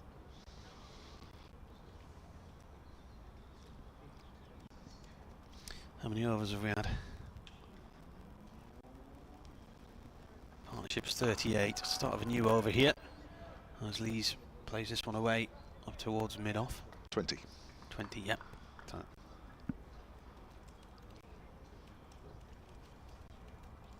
Yeah, Stephen Easton has just sent me that scorecard from that game you were talking about a little earlier. From last year? Yeah, 503 and 62 for 2 Hampshire, Durham 432. Ali Orr making 100 there. And Tom Prest for Hampshire in the first innings. 4 wickets for Callum Parkinson, who's back in the Durham side today. Yeah. Next ball from Wheel is carved down towards third man for 1 run. And is fielded down there by Felix Organ with his wide-brimmed floppy hat on. Trademark as well. David Beddingham also got an injury, 144. Remember that? He looked class last year. I remember that. That was in a run of 4 consecutive centuries, I think.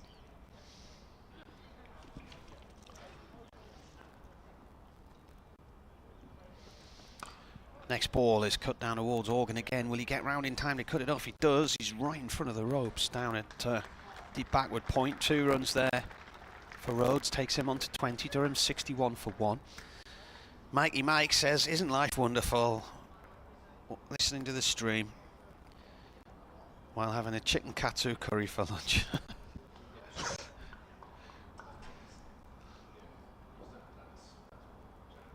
Secret Farmer. Just like the old days of listening to cricket As this ball from Wheel is played by Rhodes to wide mid-off, 1 run. He was tentative before he set off for the single. It's now on 21. Scoreboard's quick, which is nice to see. Oh yeah, it's good here. Yeah. Except when it's a particularly good lunch. So one or two people saying about the commentary, we don't know why, it seems, when we've checked the lines it seems fine, but one or two people saying it sounds a little bit sort of phone liney from yesteryear. Yeah. Well, we're being picked up loud and clear in Germany, says Bill Maidman, suncricket@gmail.com. He's in Moselle. On Says it's the clear as a Moselle bell. River. Yeah, clear as a bell, he says. In comes the bowler. That's turned away by Lees, up to mid-on for a quick single. He has 23, Durham 63 for 1. Moselle's the river that runs sort of the border between Luxembourg and Germany. It's a nice area that you come across from Heidelberg, that's where we stayed, and you come back across towards Luxembourg and the Moselle Valley in there. Okay. Very Is that the nice. wine? There's wine around there, isn't There's a lot of wine around there, yeah. And we had a night in Freiburg and we went up a place called Mount Belchen in southern Germany, and there was lots of wineries around there as well. That was a beautiful area. Okay. Wheel bowling the final ball of his 9th over, played by Rhodes to mid-wicket, and he has to get a move on there because he played it fairly close to Liam Dawson, who had to go at the stumps at the bowler's end, didn't hit the target from side on. End of the over, and at last a few runs on the board for Durham from a over. And over. Is it me or is it you? No, Martin Emerson's staying on. They want more of you. Right. And they certainly want more of this next man, the Yeah. analyst, Simon Hughes.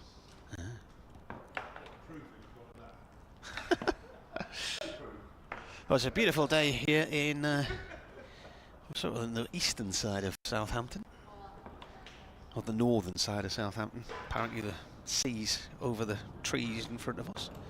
Just hear a plane taking off from Eastleigh Airport, which is not too far away. And, Is this your over? it's yours actually. You've come on just in time for it. It's not been too bad from a Durham point of view. They got a little bit bogged down, 1 run in 6 overs, but they got a few runs in the last over and got things ticking over again. So Abbott's switching ends now. He's coming in from our end, the hotel end, bowling to Will Rhodes, who pushes the ball up to mid-on. It didn't last long, that experiment with Dawson. It's interesting, isn't it? Shoaib Bashir in that England squad, not surprisingly. And I was reading an article the other day, I think it was Simon Wilde in the Sunday Times, talking about spinners and data and how England use it to select their squads, particularly looking at the height of spinners. And the reason that why the likes of Bashir pulled by, and that's a catch straight to mid-wicket. A mistimed pull by Will Rhodes. Actually, it wasn't the best ball by Kyle Abbott at all. It sat up in the pitch, short of the length, and Will Rhodes went for the pull off the front foot, didn't time it at all, probably actually didn't come onto the bat as fast as maybe he expected, and he just really sort of toe-ended it to short square leg. Felix Organ. Yeah, Felix Organ took the catch. So that's a bonus wicket for Hampshire, really, off a nothing delivery from Kyle Abbott. But actually, he's bowled so well that, in a way, it's quite odd, isn't it? That's his worst ball gets the wicket. So 64 for 2 is the Durham score now. Rhodes departs to 22. He was looking decent, actually, although I thought he looked a little bit suspect when the ball was banged in. And so it proved, actually, in the end, a mistimed pull caused his downfall. 64 for 2. Alex Lees is on 23. Colin Ackerman now comes in at number 4. And I'll just carry on that conversation, actually. I was talking about the height of spinners. Shoaib Bashir's obviously had a fairly ordinary start to the season with Glamorgan. But the England camp, the selectors, are very intent on spinners with tall release points, which explains why they picked both Tom Hartley and Shoaib Bashir for the India tour and subsequently Bashir, and it's why I think Liam Dawson, but part of the reason why Liam Dawson hasn't had a go for England, because he's a much lower trajectory as a spinner. He's only about 5'11", whereas Hartley and Bashir are 6'3" and 6'4", and they do get that extra bounce, and that is deemed to be important. I sort of semi-agree with that. It's deemed to be important in Test cricket. So that explains the continued perseverance with Shoaib Bashir in that squad for the Zimbabwe test. There's a nice graphic actually on that Sunday Times article about a week or so ago, showing the different heights of these bowlers, and that England really do emphasise the height of them. So it's a right-hander back in for the first time now as Abbott bowls to Ackerman, who defends as the ball angles in. Abbott does a bit of footwork, flicks the ball up a couple of times, keepy-ups, gets a small ripple of applause. Ackerman, in the opening game of the season at Trent Bridge, got 116 and 124, so became the 8th Durham player to get centuries in both innings of the same game. Since then he had 18 and 4 against Warwickshire. He got a duck in his only innings against Yorkshire, and then in a low scoring game on a very difficult track at Worcester last weekend, 5 and 6. It's funny, isn't it? It's a great level of the game, and there was a classic example of that yesterday actually. Abbott bowls, and it's defended into the offside by Ackerman, who sets off for a quick single, gets his first run, so 65 for 2. There was a classic example of the great level of the game yesterday, Martin. I don't know if you saw that 14-year-old lad. Oh yeah. Vaibhav Suryavanshi, who'd been playing for the Rothesay Royals, who hit that astonishing century off 35 balls 3 days ago for the Rothesay Royals. I mean, it was an incredible innings. It was miraculous innings. And yesterday, second ball, caught mid-on. Second ball, naught. Here comes Abbott round the wicket to the left-handed Lees, who tickles that for 4 down to fine leg. Just got his line fractionally wrong that time, Abbott, and Lees has done that a couple of times, just riding the ball, flicking it wide of the keeper for 4. If you want a message, you can email wearecricket@bbc.co.uk, or you can message me on Blue Sky at Marty Cricket on Blue Sky. You defected to Blue Sky. I don't go to the other place anymore, and I'm not missing it at all. Despite having 7,000 followers over there, I decided it was time to do. And how are you building up on Blue Sky now? Got to 1,000 pretty quickly. Very good. Given we're only in the first month of the season. Excellent. 69 for 2. Abbott to Lees. Defends. Straight back to the bowler. The ball ricochets off the bowler's hand and nearly hit the stumps at the far end, but Ackerman was back. Have you moved across? Well, I sort of use both. Yeah. Yeah. I mean, I haven't been too focused on Blue Sky. I've actually been devoted more time to YouTube and Instagram. Right. For more sort of pictorial stuff or video stuff. I have an Instagram account, but I never really use it. My daughters are quite big into Instagram, but it's something sort of missed me by. From a journalistic point, Twitter was very good originally. Yeah. But I think it's sort of been invaded not a by very good place now, and there's a lot of bots and trolls on there. And yeah. The idea that you've blocked so many people over the years, and then suddenly you can see everything they're writing again. I think I don't want to see what they've got to say. You know, I blocked them for a reason. So I decided I'd had enough and fair enough. left it behind. YouTube's the future, actually. I mean, obviously it's video, but you'd be doing a lot of analysis and videos like that on there. I'm trying to. Yeah. Start of a new over from the pavilion end as Ackerman defends this first ball from Wheel. Wheel's 10th over, none 435, 3 maidens so far. The other end, Abbott's taken the 2 wickets to fall, 2 for 18 from 8 overs, 3 maidens. Durham 69 for 2. Obviously, the thing about YouTube is that to analyse the game, you need the rights to the pictures, and you don't generally have those. Although some governing bodies are now relaxing the rules on allowing some footage to be used to be analysed. Wheel, and again, Ackerman plays the ball into the ground and back to the bowler's right hand. No run there. But it's amazing. I mean, I've looked at some stats actually, and the Generation Z demographic age group, which is 16 to 34. Right. So they use YouTube more than any other channel, even on a TV, even more than Netflix or more than the BBC, I'm afraid to say. Wheel comes in again and bowls. That's defended. Goes up to mid-on. I don't think my daughters listen unless I've got 6 music on in the kitchen when I'm cooking tea or whatever. I don't think they would probably listen to any radio from the BBC. maybe. I in mean, the and they car. don't watch TV either. They watch clips on their phones, or obviously if it's a film, they might watch that on a tablet or on a TV. Yeah. A lot of sport is consumed on the phone now as well. Yeah. 69 for 2. Ackerman drives at this, and it's gone to mid-on to Stoneman. 1 run. Takes him on to 2-2. Durham 70 for 2.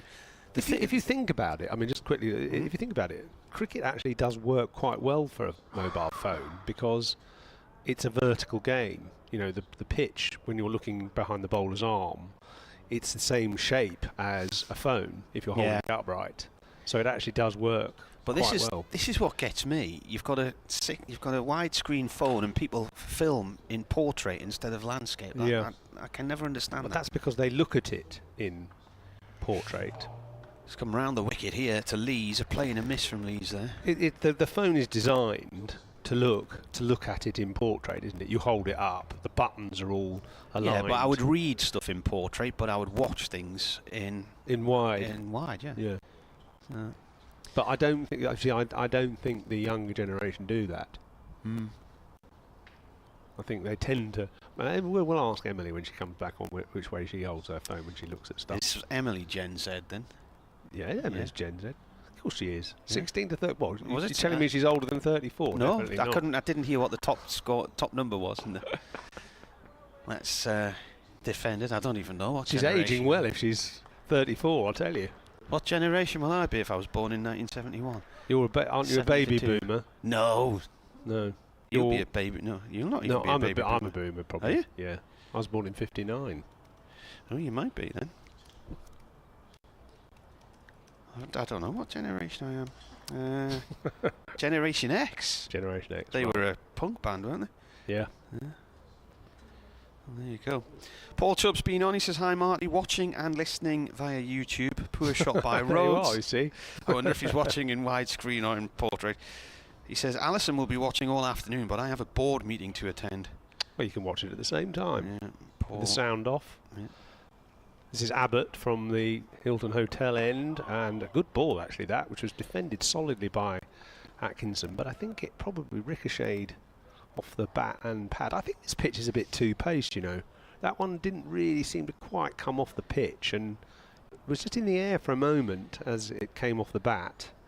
Not a chance, but Hampshire have posted a short mid-on fielder, sort of close. I suppose you'd probably call him a short mid-wicket, really. Almost a catching position.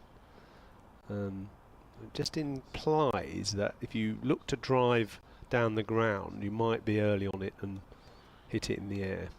So Abbott again bowls to Atkinson, and that beats him outside the off stump. I think he tried to withdraw his bat there, and maybe he did. I'll give him the benefit of the doubt. He just pulled his bat inside the line in time as the ball flew through to the keeper. 70 for 2, Durham. Lee's on 27, Ackerman on 2. Ian Atman on Blue Sky after I was describing earlier the 1 run from the 6 overs said, I thought it might be tough, all the best. And I was wondering, where is that name from? Ian Atman is from the German verb to inhale or to breathe. Okay. So you learn something new every day. Abbott bowls again, turned into the leg side, straight to that man at short mid-wicket. Felix Organ fields. So 2 spinners fielded by Hampshire and also Durham. We're playing on a slightly used pitch. You can see actually the footholds at both ends dusting up already. That kind of sandy looking view of the footholds at the creases ends, implying that the ball is going to turn here. Adrian Kirk's watching it on his tablet. Yeah. He says, does Simon approve of it's that on my screen, but Minecraft? it defaults, doesn't it? Yeah. Outside off stump. That one didn't carry through to Brown.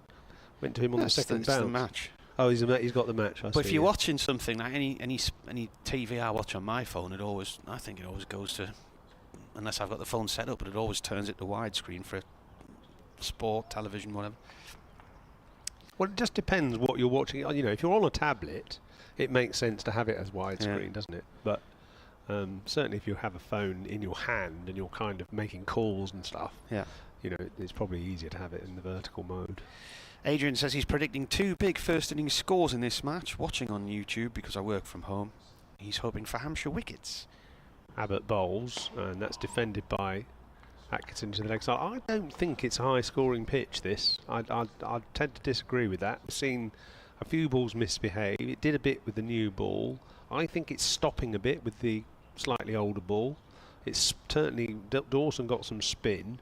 If you see the ends being as dry and sort of sandy as they are now after an hour and a half play, that implies that it's not going to get any better. Change of commentary in a moment, and I'll be popping away, and Emily will join Simon. But bowls, that's edged, and 4 runs down to third man. Controlled shot in the air, but only 2 slips. It went probably more like into 4th slip area, but it wouldn't have carried to 4th slip, so it was a safe shot from Atkinson, and he picks up a boundary. 74 for 2, Durham.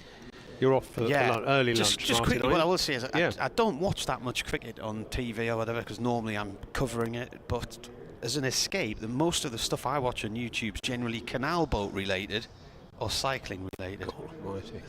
That's a world I do not watch. Certainly canal boats. Yeah, there's a world I do not know lots about. of vloggers who live on the canals and travel around all over the place, who make lovely documentaries about their lives, and just easy watching. Sounds a very relaxing thing to watch. Doesn't sound like much happens, but you know, that doesn't matter. So Dawson's now switched ends as Emily comes in to plug in.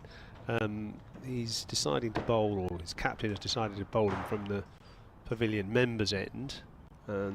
He's got a short leg and a slip. He's got the left-handed leads to bowl at, and a fairly strong leg side field. Just 3 men on the offside plus the slip. We'll just do this ball, Emily, while you're plugging in. He bowls and defended into the offside. Quick single by Lees, which was just about well judged. Brown tried to get round to have a shot at the stumps, but the batsmen were through for an easy single. So 75 for 2. You are definitely Generation Z, aren't you? 97. What does that make me? Ah, yes. Well, actually, you're just on the fringe of the previous generation. Actually. I think Generation Z began in 98, or it might have been 96. I'm on the cusp. I think maybe it was 96. Anyone between 16 and 34 is Gen Z. That's, that's me so then. That's comfortably you, isn't it? Definitely comfortably me. It's Dawson round the wicket and defended by Ackerman. We got some emails with some more love for you, Simon. Some more love? Yeah. Is it? You're a fan favourite. No, I'll read this not. out. It's calling you the world's greatest, so... It must be from one of my uncles or something. Dawson in again to Ackerman, and that's played into the onside. Actually, all my uncles are dead. Well, I hope it's not from them then. There's Dawson again, top of his mark, flies through his over from the pavilion end. Something beyond the grave, maybe. You never know. 3 balls remain. This over as he's in and bowls, defends again. Ackerman into that mid-wicket pocket, will be no run. Stephen Clark, I'll give you his name to start with. Uncle of yours? Recognise the name? He might be at the other end of the ground. As Dawson left arm over in and plays firmer past mid-wicket this time by Ackerman. Picked up a single. Here moved to 7, 76 for 2. It says, "Hi, Kev." I'm not Kev. I'm the interim Kev. Great to hear Simon back with you. That's all you've got so far. There's Dawson again from the pavilion end. Final ball of the over into Lees, who plays that up to long on. There's a fielder out in the deep for Lees. He moves to 29 and the score 77 for 2. He came along to the Christmas lunch at the Hampshire Cricket Society in December. Oh, yeah. A fascinating talk, including about the world's greatest cricket club and his work with cameras. Welcome back to the world's greatest county, Simon. Regards, Steve. Yeah, it was a good do. Actually, Kev didn't make it. He was supposed to come and he got stuck in Antigua or Barbados or somewhere, coming back from... What were you coming back from? Coming back from that tournament, weren't you, in Guyana? Was it? Did he get stuck or did he get stuck? Apparently, euphemistically got stuck. I think he just didn't want to listen to me again. Yeah, but it's a good do anyway. Lovely Christmas do in a golf club just down the road from here.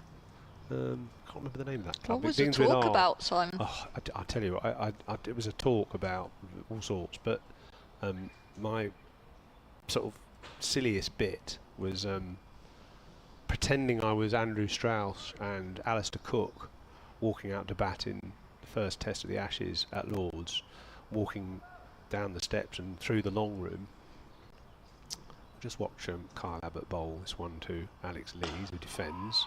Strong defensive shot, goes right up to mid-on, but there's no run. And what I normally do is I get the audience involved and pretend they're the members in the long room, as I am pretending I'm Andrew Strauss or Alistair Cook or Marcus Scott or someone walking out. So you want the extra applause? So I want the extra applause, and I sort of tried to mimic the idea of walking into the long room through the door at the back of the long room. So I went actually through a door in the room where we were doing the dinner, and it was into the kitchens, and I then couldn't work out how to open the door the other way, so I got stuck in the kitchen as Abbott bowls, and it's defended into the mid-wicket area. Yeah, so I was trying to make it look as if I was making this grand entrance, but then I couldn't make the door work, so I was stuck with the chefs briefly. It was a Christmas lunch actually. It was a very nice affair that at a golf club beginning with R. Romsey Golf Club. Thank you, Kev. Yeah, lovely.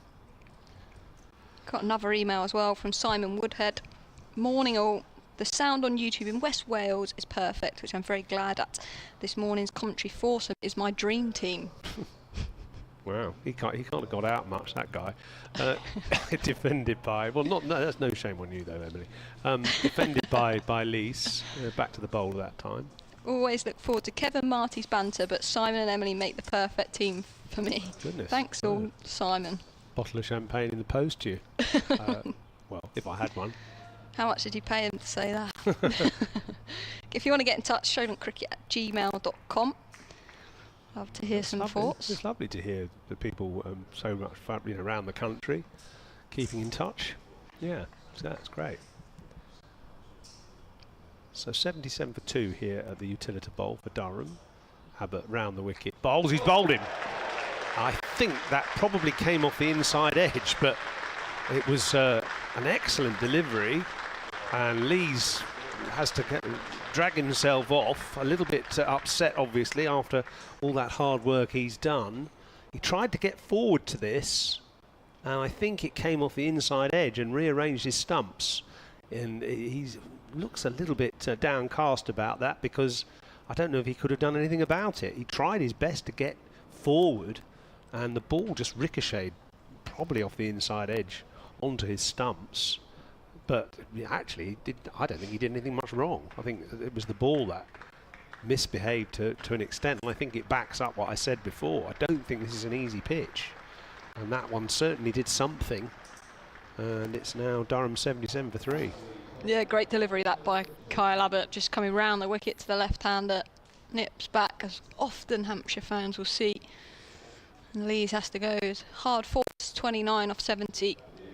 Just seems hard to score, doesn't it? It does seem hard to score. I guess credit to Hampshire, they've bowled in tight areas, made it hard, but Alex Lees, the Durham captain, has to go.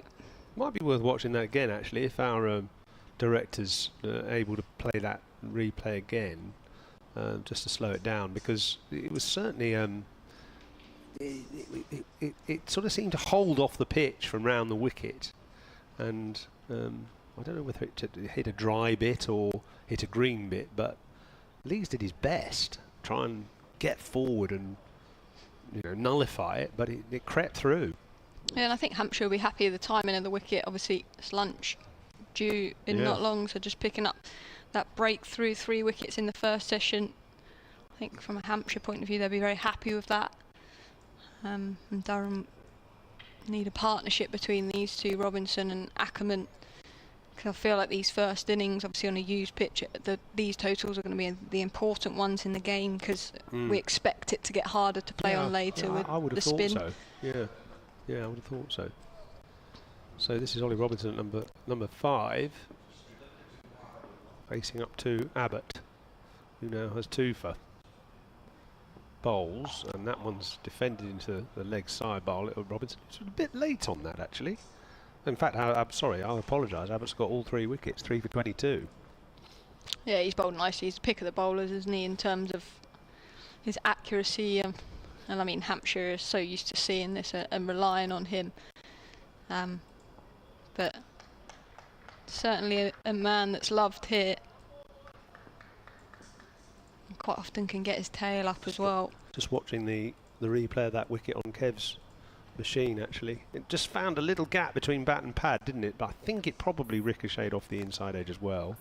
That one to the new batsman Robinson is left alone and goes through to the keeper, but deserved applause for Kyle Abbott. 10 overs, 4 maidens, 3 for 22. Excellent.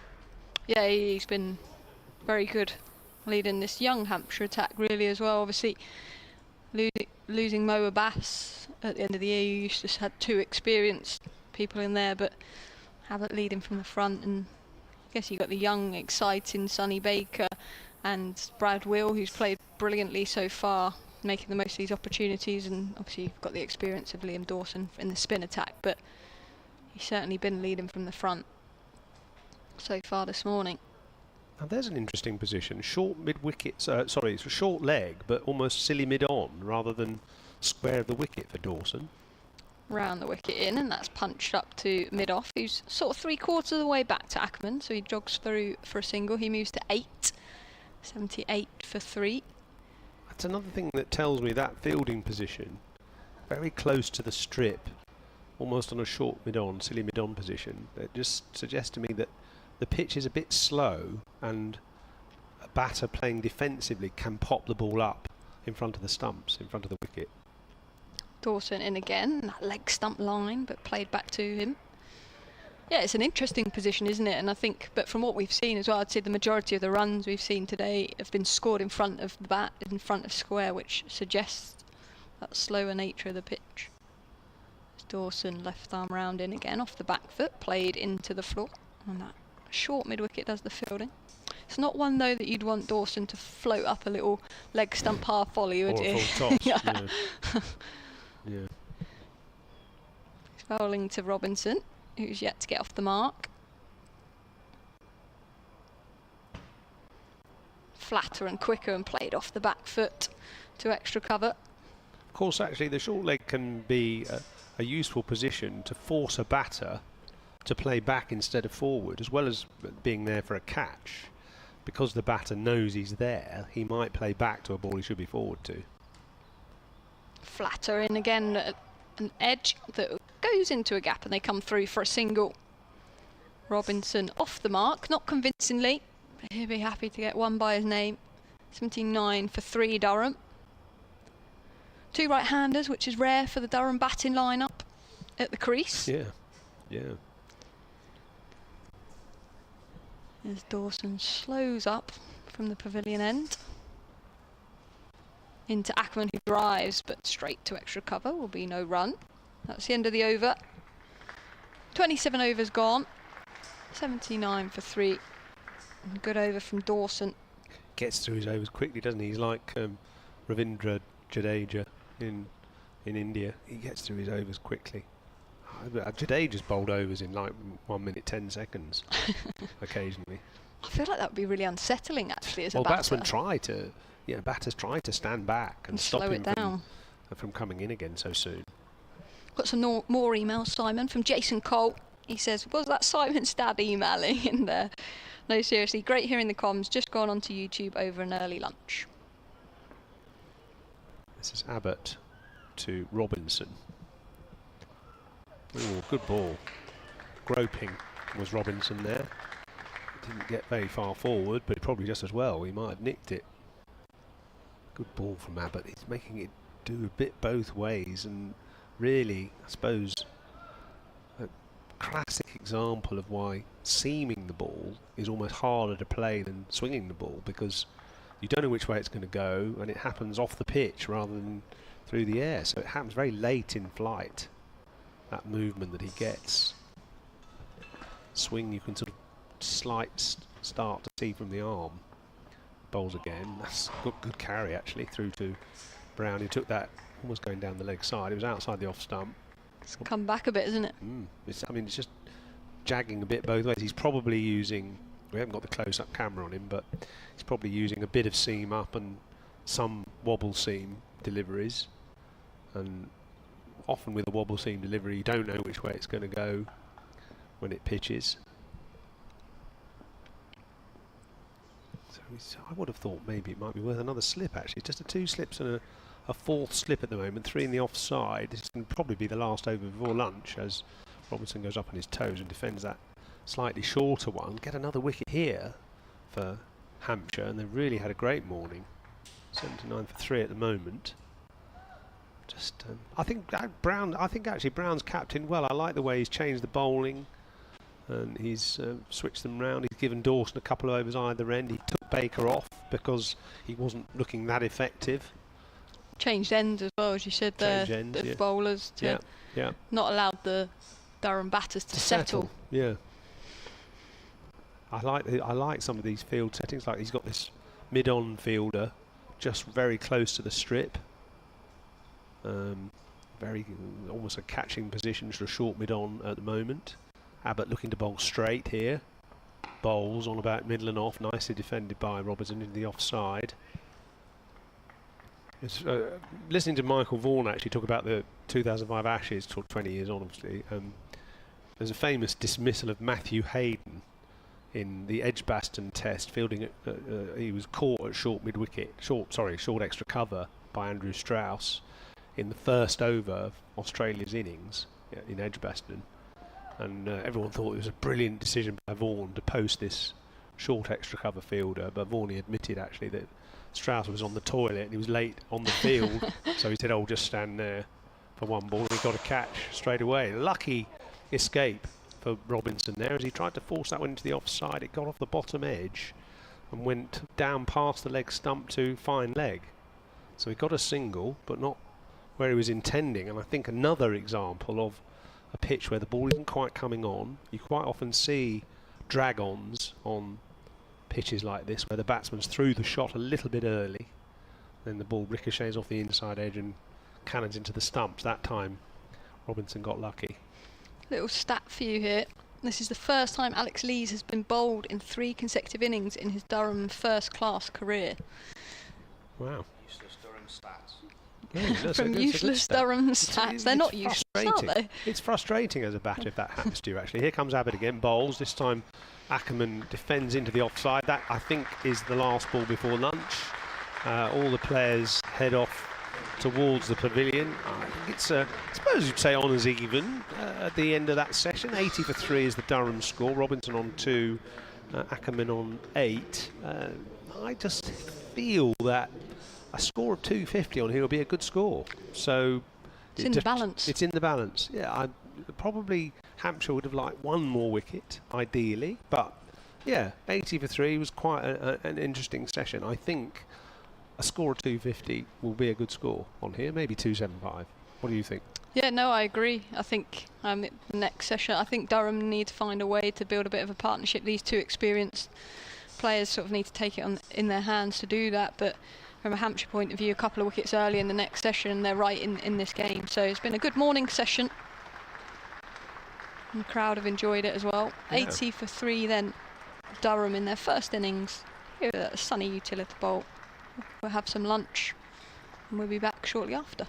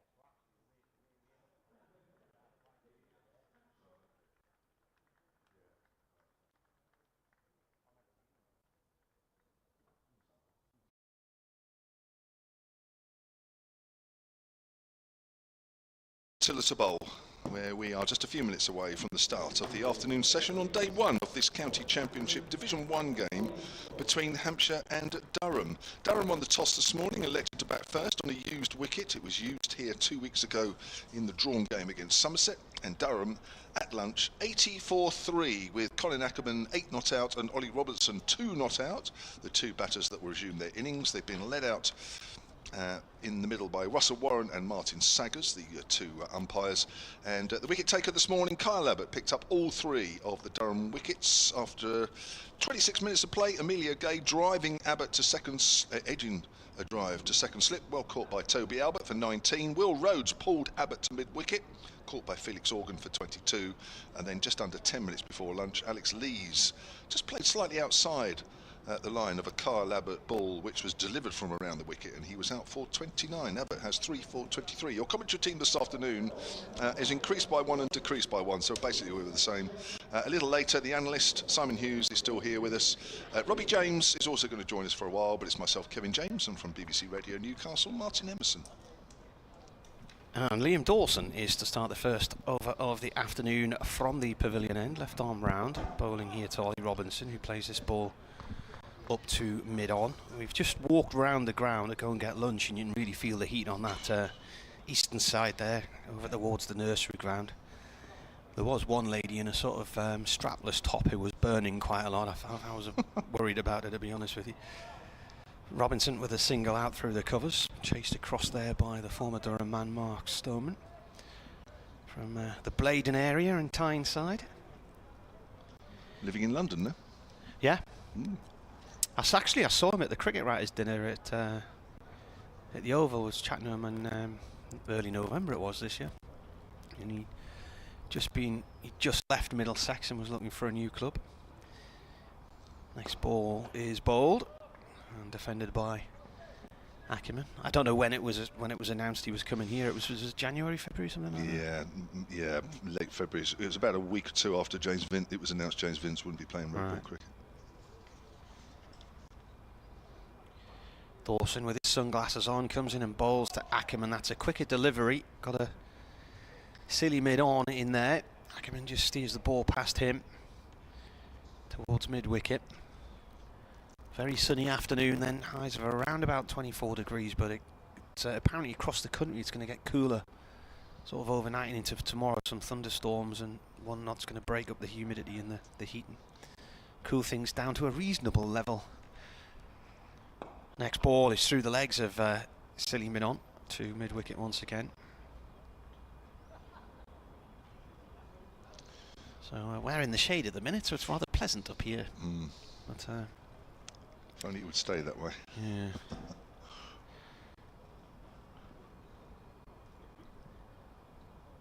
Last ball of the over. Dawson comes in, flicked away by Ackerman for a quick single towards mid-wicket, and he'll keep strike as Robinson comes down to the non-strikers end. So Ackerman on 9 and Robinson has 3. Durham 82 for 3.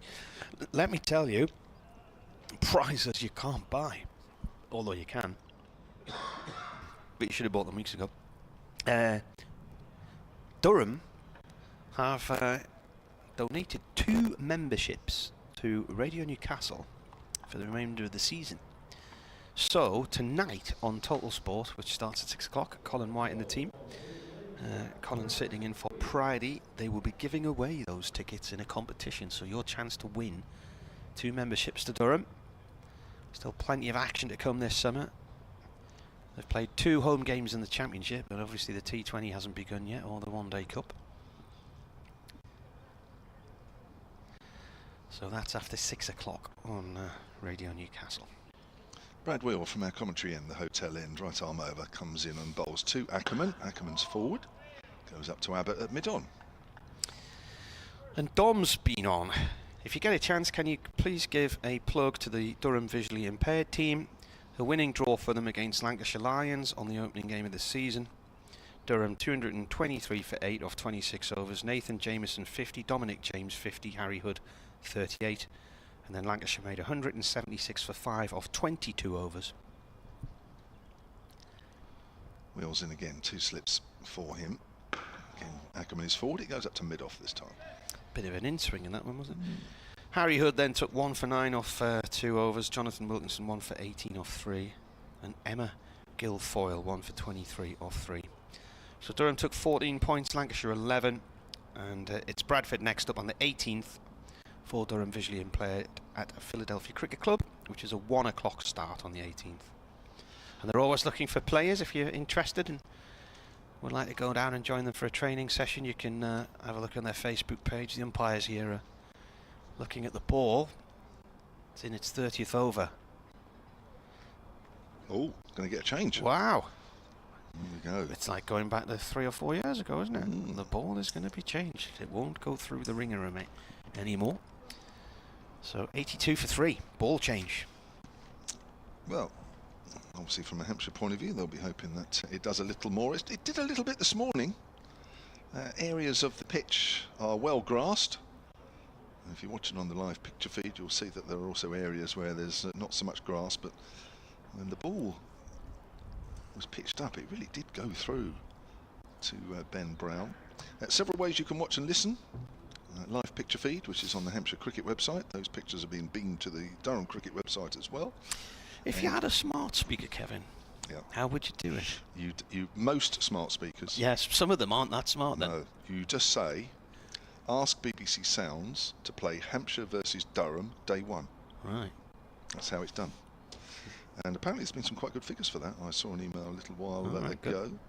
And BBC Sport website and app, of course. So yes, smart speaker is the way to go for several people, apparently. Ball changed, I presume. I didn't actually look, but I think somebody came out with a box of balls. So there is a different ball out there. 82 for 3 then. Colin Ackerman got 100 in each game, didn't he? In the first game against Notts. He's a good player. He is a good player. He was a good buy-in from Leicester, wasn't he? A couple of seasons ago. He's on 9 not out currently. Brad Wheel just giving the ball to Mark Stoneman to polish. Gets it back. And we're ready to go. Here he comes. Bowls, and well, it might just have nipped away a little bit actually. A little bit wide. Ackerman's not playing at that one.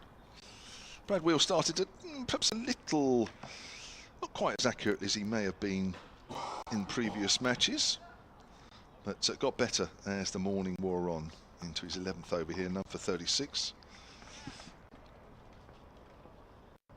And Ackerman's partner is Ollie Robinson, who's 3 not out. The 3 men that went this morning: Emilio Gay, Real Rhodes and Alex Lees. 3 left-handers have gone, which means we've got 2 right-handers. That's driven up to mid-off. Stoneman Fields. I don't know what you've had for lunch, but clearly something's not agreeing with you. Well, it's just the dry air. I think I did have a bad cough 2 weeks ago, but it's not been a problem recently. The air feels quite dry, doesn't it? It does a bit actually. You're right. Yeah. I had chicken parmesan, which was lovely. Do you know what they call that in Middlesbrough? Go on. It's a parmo. Come round mine for a parmo. Has Pastor reached up there? Here comes Wheel off the back foot. Nice stroke into the covers, fielded by Dawson. I think it probably arrived with Hadrian's troops, who were Roman. Would be my guess. I don't know if they built Teesport or not.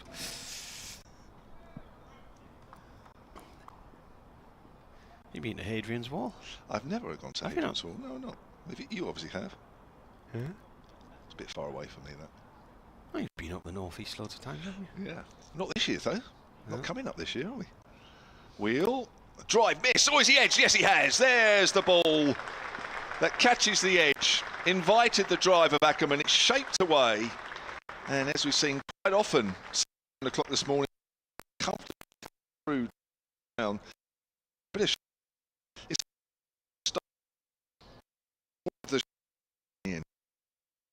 Brown almost celebrating before the ball had reached the gloves, and that's a big wicket, and that's the new, well, the change ball immediately having an effect. Wicket maiden, Brad Wheel. So the 4th delivery with a change ball gets a wicket. How often does that happen? Very often. And there was a bit of shape on that which we probably hadn't seen with the ball before for a while. Colin Ackerman. He was a little bit far away from that delivery, if we're honest. I think when he watches that again. But I think the trouble is, you see it out there, and you've got very little time to react, of course. And you say, right, I'm going for that. And then, of course, as the ball gets closer to you, you're committed for the shot. And then all of a sudden, there's the shape, which just takes it away from the batter. First wicket of the morning, first wicket of the day for Brad Wheel. Graham Clark is the new batter for Durham, 32-year-old. Has a career average of 29. Playing 66 matches for Durham. Actually made his debut for Durham here in 2015. In another drawn game between these two sides. Been plenty of them over the years. Yeah, that's down here. Apart from, of course, Durham's win here back in 2016. Previously, you have to go all the way back to 2008 at Basingstoke, Hampshire won. Otherwise, they've all been draws, as I say, apart from 2016. I think there was one other down here that Durham won. That would have been way back, wouldn't it? Yeah, possibly at the All. They would have played at the All Ground, wouldn't they? Very early days. Oh yeah, gosh, yeah, I played against Durham in the All Ground, definitely. So Clark in at 6 here, and Kyle Abbott is back into the attack. Here he comes. Robinson on strike, turns this out to deep mid-wicket. There's nobody there. That's 4. I have to say, having won the toss this morning, Durham have not really used the winning of the toss to their advantage yet, have they? Gay 19, Rhodes 22, Lees 29, Ackerman 9. 82 for 4. Doesn't look particularly good. Well, they got some starts, didn't they? But it was interesting. I think the feeling with Hampshire was that, I mean, it's pretty obvious when you have a used wicket, you don't want to bat last. I mean, that's pretty obvious. But I think Hampshire were just a little bit hesitant about the toss because they felt the wicket was starting a little tacky.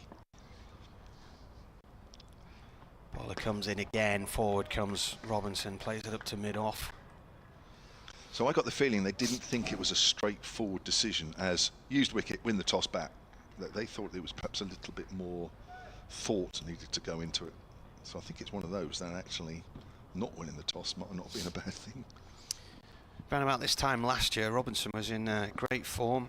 He started the season, he got 52 and a 60 at Edgbaston in what ended up being Durham's first game because the Hampshire match was wiped out by the weather.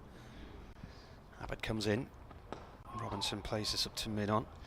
No run there. He followed that with 55 and 67 at Kidderminster, then a 90 against Essex, and then really got into the runs.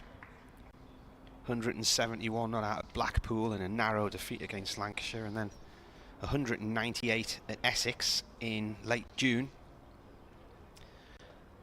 But has struggled since that 198. 24 innings since then, 201 runs. Sorry, yes, 201 runs in 16 innings since that innings in June 24.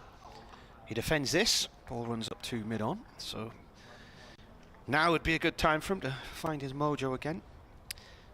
Travel to New Zealand in the winter as cover in the England set up for Jordan Cox, but didn't actually play a game, but the experience, you think, would have been good for him. 86 for 4 the score here on the BBC. In comes Abbott, and that's played up to mid-off dot ball. What are you pointing to? And on the live picture feed. Yeah. We're not just exclusively BBC. Yeah. But it's the one game, so it's the score for that game wherever you're listening to it or watching it. Yeah.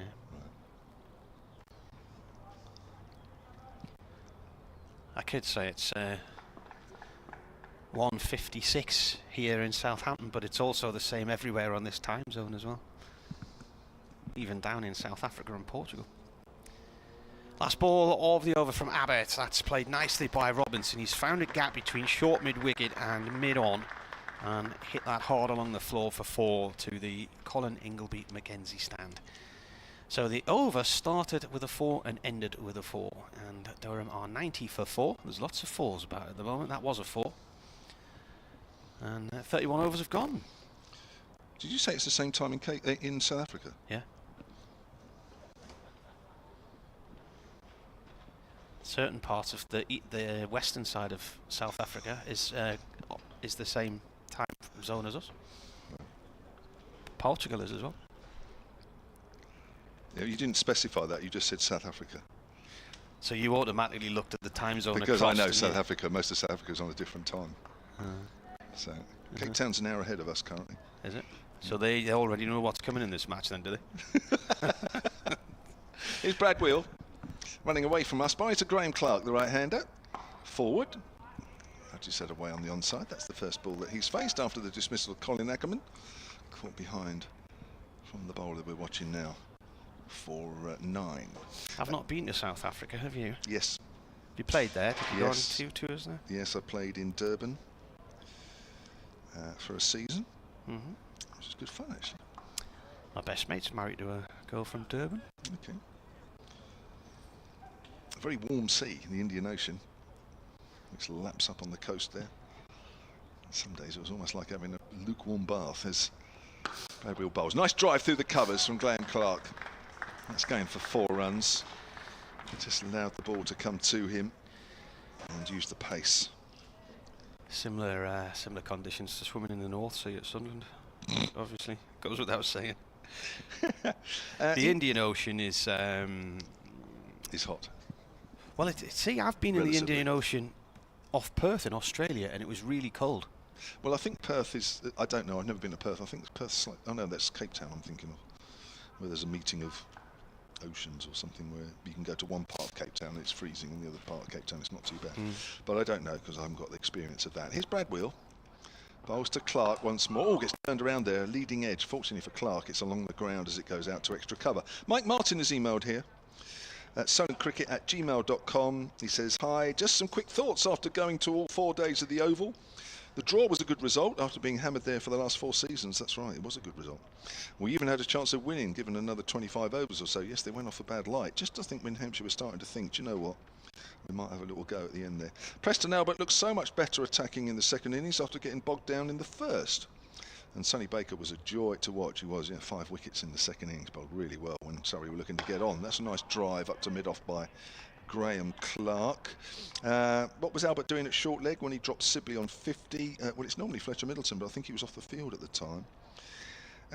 He says he's not happy with Mark Stoneman at the moment. Too easy to bowl to, he says, gets bogged down. But he's just taking a bit of time to get going, but he is a good player.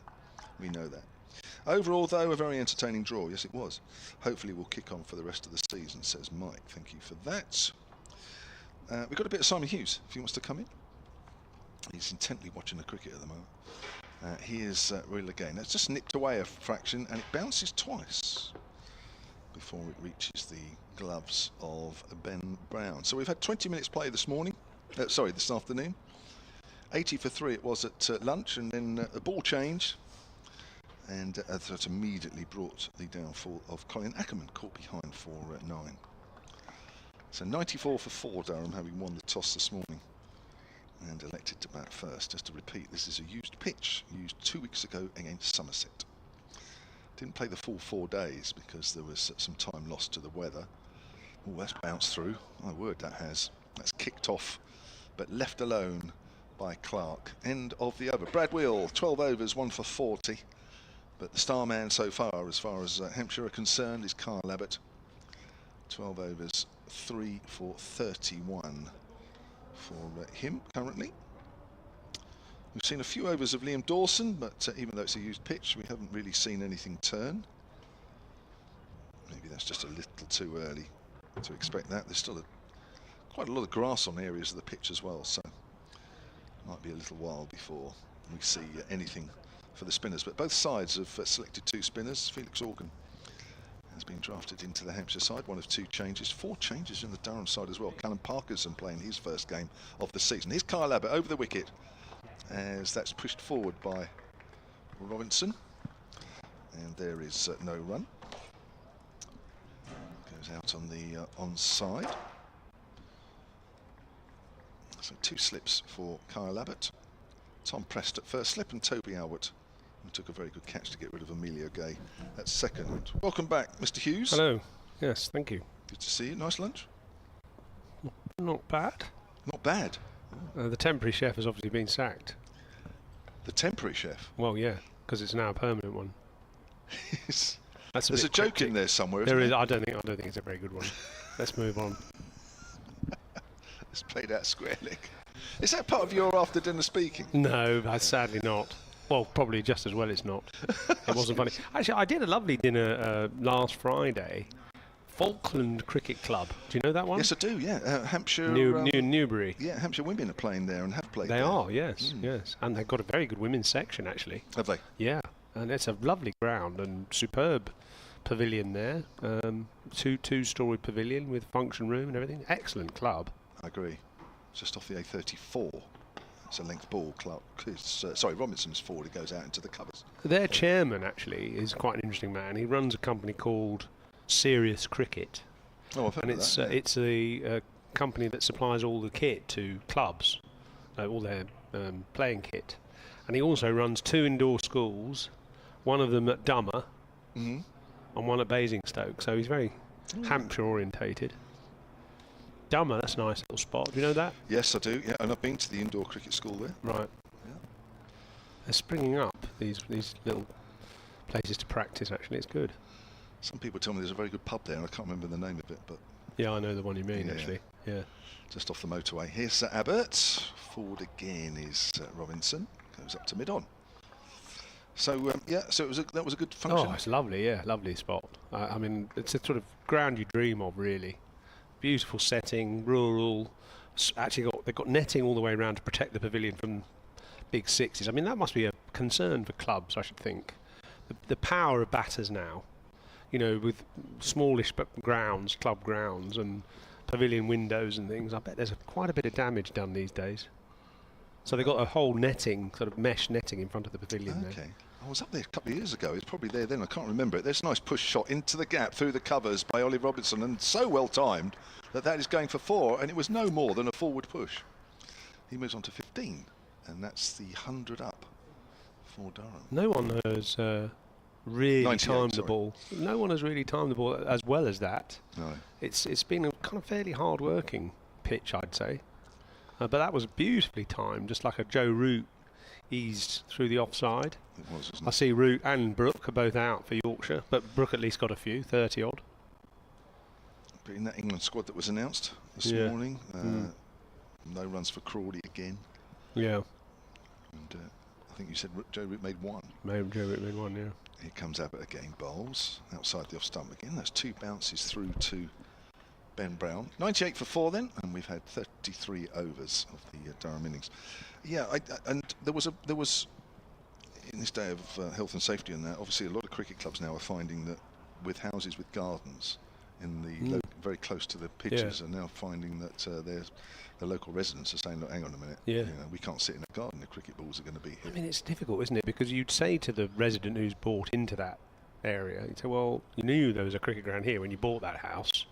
Surely you were aware that there were likelihoods of the ball coming, but I think the power of modern batters and bats has probably made them even more vulnerable.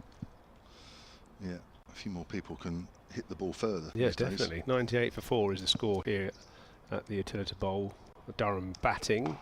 That is Graham Clark on strike to Brad Wheel, pushes it into the leg side. I mean, you know, I was talking to Martin earlier about that 14-year-old, you know, who scored. Did you see any of that innings? Which one? The 14-year-old who got 100 in the IPL. I haven't. No, I didn't watch it. No. I mean, it's just... What were you doing when you were 14? Can you remember what cricket you were playing when you were 14? No. Well, under 15. Edmonton, was it? Edmonton Cricket Club, North London. I think I'd already moved to Hornsey by then. But yeah, I was playing under 15 cricket. Yeah. I mean, Yeah. it's a million miles away from the IPL. Yeah, it was extraordinary actually to watch. Brad Wheel bowls, turned into the leg side by Clark. I mean, Sean Pollock was on a website the other day And I agreed with him here. He said it's the most remarkable innings ever played in the IPL. And listeners may not like the IPL, viewers may not like the IPL, but it certainly raised the bar in terms of T20 batting ability. And for a 14-year-old to play the finest innings in the IPL in his third match, it is an extraordinary story. And Tendulkar obviously was a young prodigy, but not that young. He was 16 or 17 when he first came through. Wheel bowls on the middle and leg stumps, and Clark defends. Because in his first innings he hit 6, didn't he? First ball. His first ball. He hit his first ball over extra for 6 off a Indian bowler called Chahal, who's played Test cricket. He's sort of medium pacer. But I mean, to do that, it's 14 years. It is remarkable. He's got quite an interesting story actually. How he grew up, and his dad put a net in the back garden and drove him 100 kilometres twice a week to get proper coaching and stuff when he was about 10. That's got a bit more bounce from Will. It's just that patch, isn't it? Just outside off stump, just short of a length. It seems to carry through from this end and taken quite sort of almost shoulder high by the keeper. There's something there, isn't there? If you just hit the right bit, it was a bad shot actually. That Atkinson shot, wasn't it? Waft outside off stump. You've got to work hard on this pitch, I reckon. You can't go driving it on the up. No, if you pick your balls. They started well, Durham. Yeah, they did. 64 for 1 at one stage. Yeah, maybe the effect of the rollers wore off. Driven back to the bowler, not timed by Clark that time, fielded by Wheel himself. I mean, I don't know. I find the development of talent in India really fascinating. How these kids come from quite remote parts of India now. So this kid, Suryavanshi, he comes from nearly in the Nepal part of India, right up in the north, where it wouldn't have produced too many cricketers that played at high level until now. But now the opportunities are there, and the earning potential, of course, is huge as well. So they're coming from everywhere. Turned into the leg side, down to fine leg. That'll be 4 for Clark. Just got his line a bit wrong there. He's half sprayed. He bent down for a bent double at his follow through there, knowing that he fed Clark's strength there, and a boundary to bring up the Durham 102 for 4. I think the article might still be on the BBC Sport website actually about that Indian player. It was quite interesting. I read it, and he was just exactly as you say about him having been driven by his dad literally for hours to get coaching. I think his mum had to get up at 3 o'clock in the morning every morning to help pay for stuff and that sort of thing. And that's right, she'd just make like him your some mum food. used to, right? Well, that's right. No, she was 2:30 in the morning. And that was when you went to bed. No, Yeah. actually, no, you weren't a late night person, No, really, I were wasn't. you? No, I've never really been a late night person, to be honest. But yeah, and I think she used to make his food, but then also make the coach's food for him as well. So yeah, fantastic. It is fantastic. Yeah, very good story. 102 for 4 then. 34 overs have been. You know what happened to him on yesterday though? He got naught. Second ball duck. Yeah. There's cricket for you. But it also said in that article that he was so good when he was young that he thought he could hit every ball for 6. Did you read that bit, or did you see that bit? Dawson bowls one that sort of follows the batter. Robinson trying to find room, hits it out towards extra cover. And I think one of his coaches, when he's very young age groups, I mean he's only 14 now, but actually they had to whip him out of the age group cricket because he would hit everybody for 6 all the time. Dawson bowls. Ooh, that might have just straightened a fraction. Thickish outside edge, which runs along to backward a point. And yeah, apparently he turned around and said, I feel like I can hit every single ball that's bowled to me for 6. And actually, if you watch him in practice, it's on Instagram. He does practically try and hit every ball for 6. I'd like to see him do that regularly in English conditions. That's true. Well, yeah, yeah. I mean, the cynics amongst us would say, well, you're not able to do it in England. But I mean, the thing is, he plays good shots. Some of them are a bit sloggy, but a lot of his shots. I mean, he hit Mohammed Siraj, who's a fantastic opening bowler, India, back over his head, over long on, about 20 rows back, very early on in the match. Amazing shot, just a clean strike. Yeah, incredible. 103 for 4 here. Dawson bowls. That's whipped away in the air, just over mid-wicket. Just over Gubbins' outstretched hand. It's going for 4 from Clark. I'm not sure he actually meant that. No, I don't think he did. Early on it, wasn't it? It's slow pitch. hit one of those bare areas, I guess. That would be a death, wouldn't it, actually? That's a horrible way to get out. If you just, it's a bit short and you're trying to just work it into a gap and just lollops to mid-wicket, but luckily it went over his head. Yeah, actually got too much of a bat on in the end, unfortunately. 107 for 4. Thank you to Daniel Leavesley at sunandcricket@gmail.com, who says, as Dawson comes in, that's driven up towards deep mid-off, so a single for Clark takes him on to 13, 108 for 4. The pub near Dummett is the Wheat Chief. Yeah, I've had a nice evening in there, yeah, it's a nice pub. Got a little garden at the front, and it's a sweet little village. Yeah, it is a good spot. Has a Royal connection, I think, isn't it? Thummer. That's driven up to mid-off. There is a big gap there, so it's always a single. Robertson moves on to 17, 109 for 4. Stephen Clark has emailed sunandcricket@gmail.com. He says, hopefully one for the analyst. That's good, I can sit back and watch you sort this out. Oh no. After 28 overs at lunch, the over rate is -1. If 32 overs are allowed per session, how does that equate?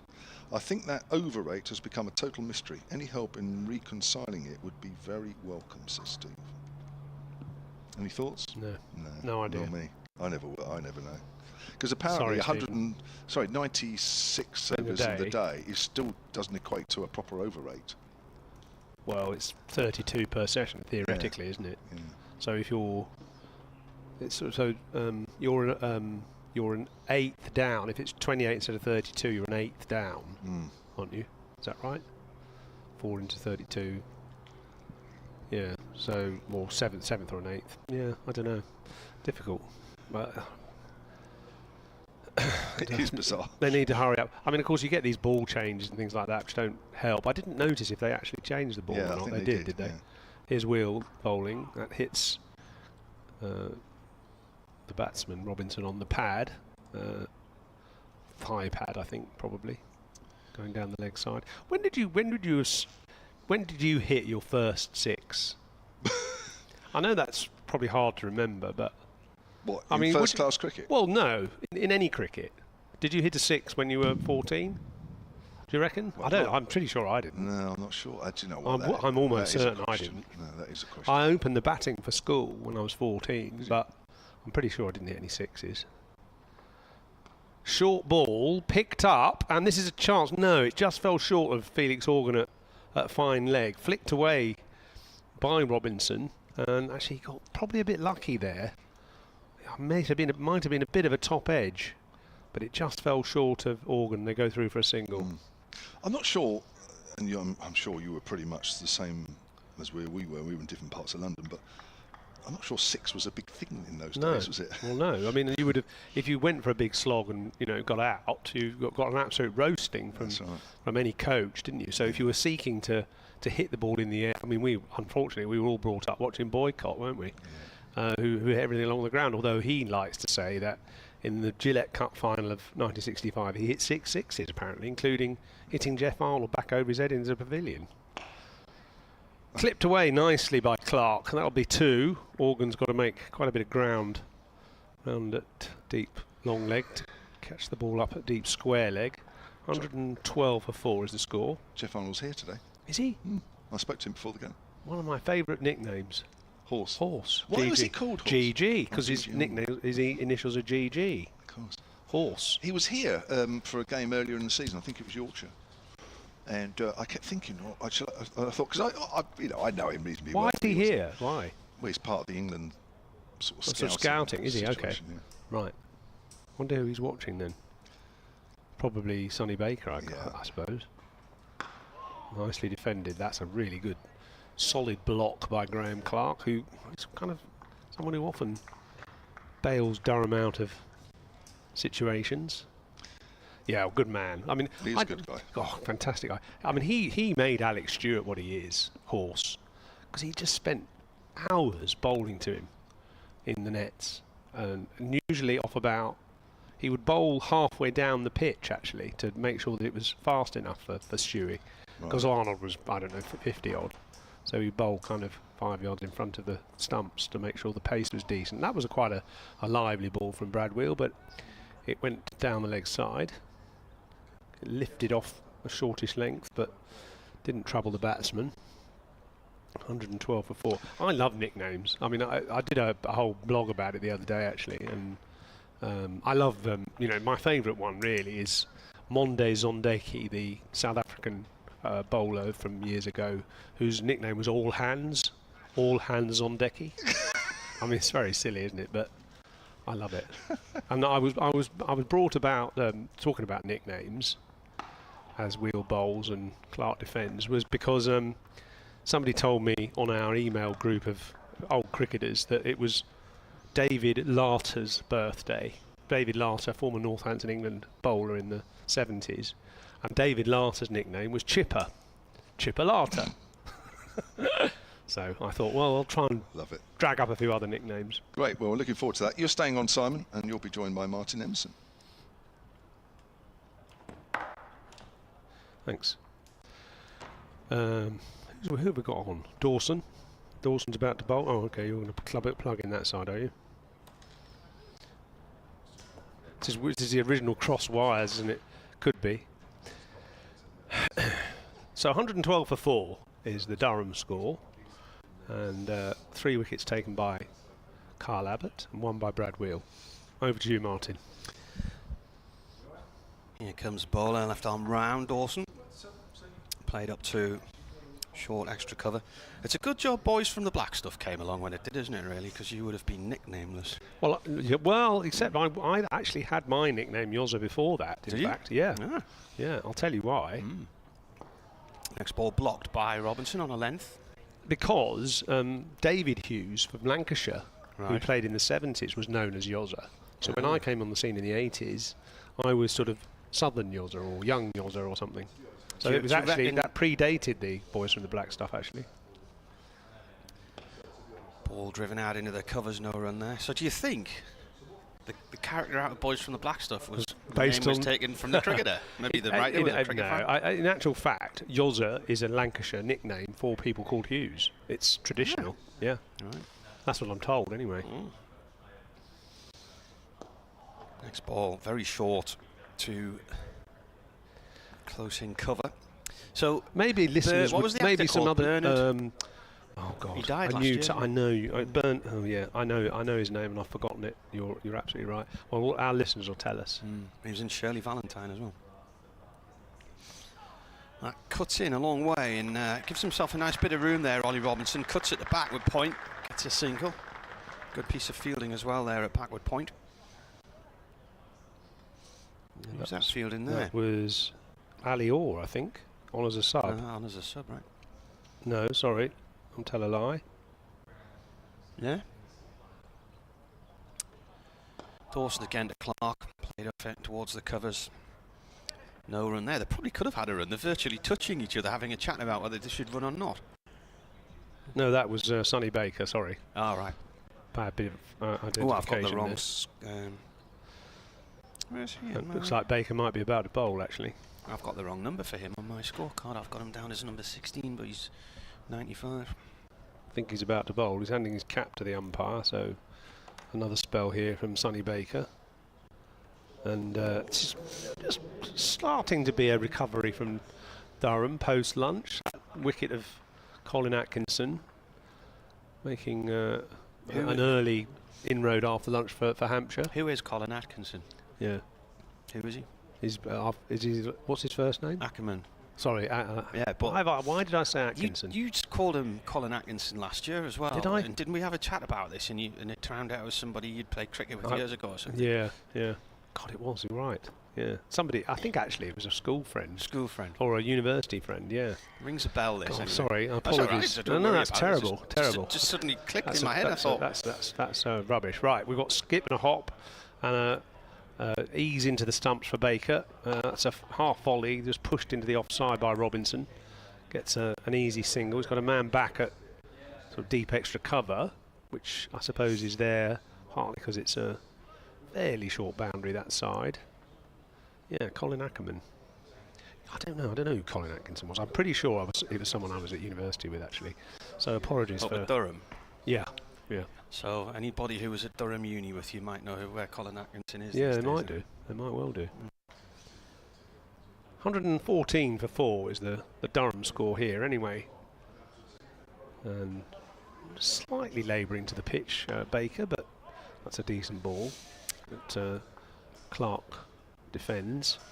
Quite a few people seem to be having issues with us listening to the BBC stream today and saying... What's wrong with it? Yeah, Chris Sharp says, just tuned in, sounds like you were commentating down a phone line. Problem could be at my end because I'm on a bus travelling through Fylingdales and the North York Moors. But that said, the audio on the Yorkshire game is okay, but the score isn't. Yeah, a few people have said that. I think what we'll probably have to try and do is dial out and dial back in again at T. Right. Reboot the line. Yeah, okay.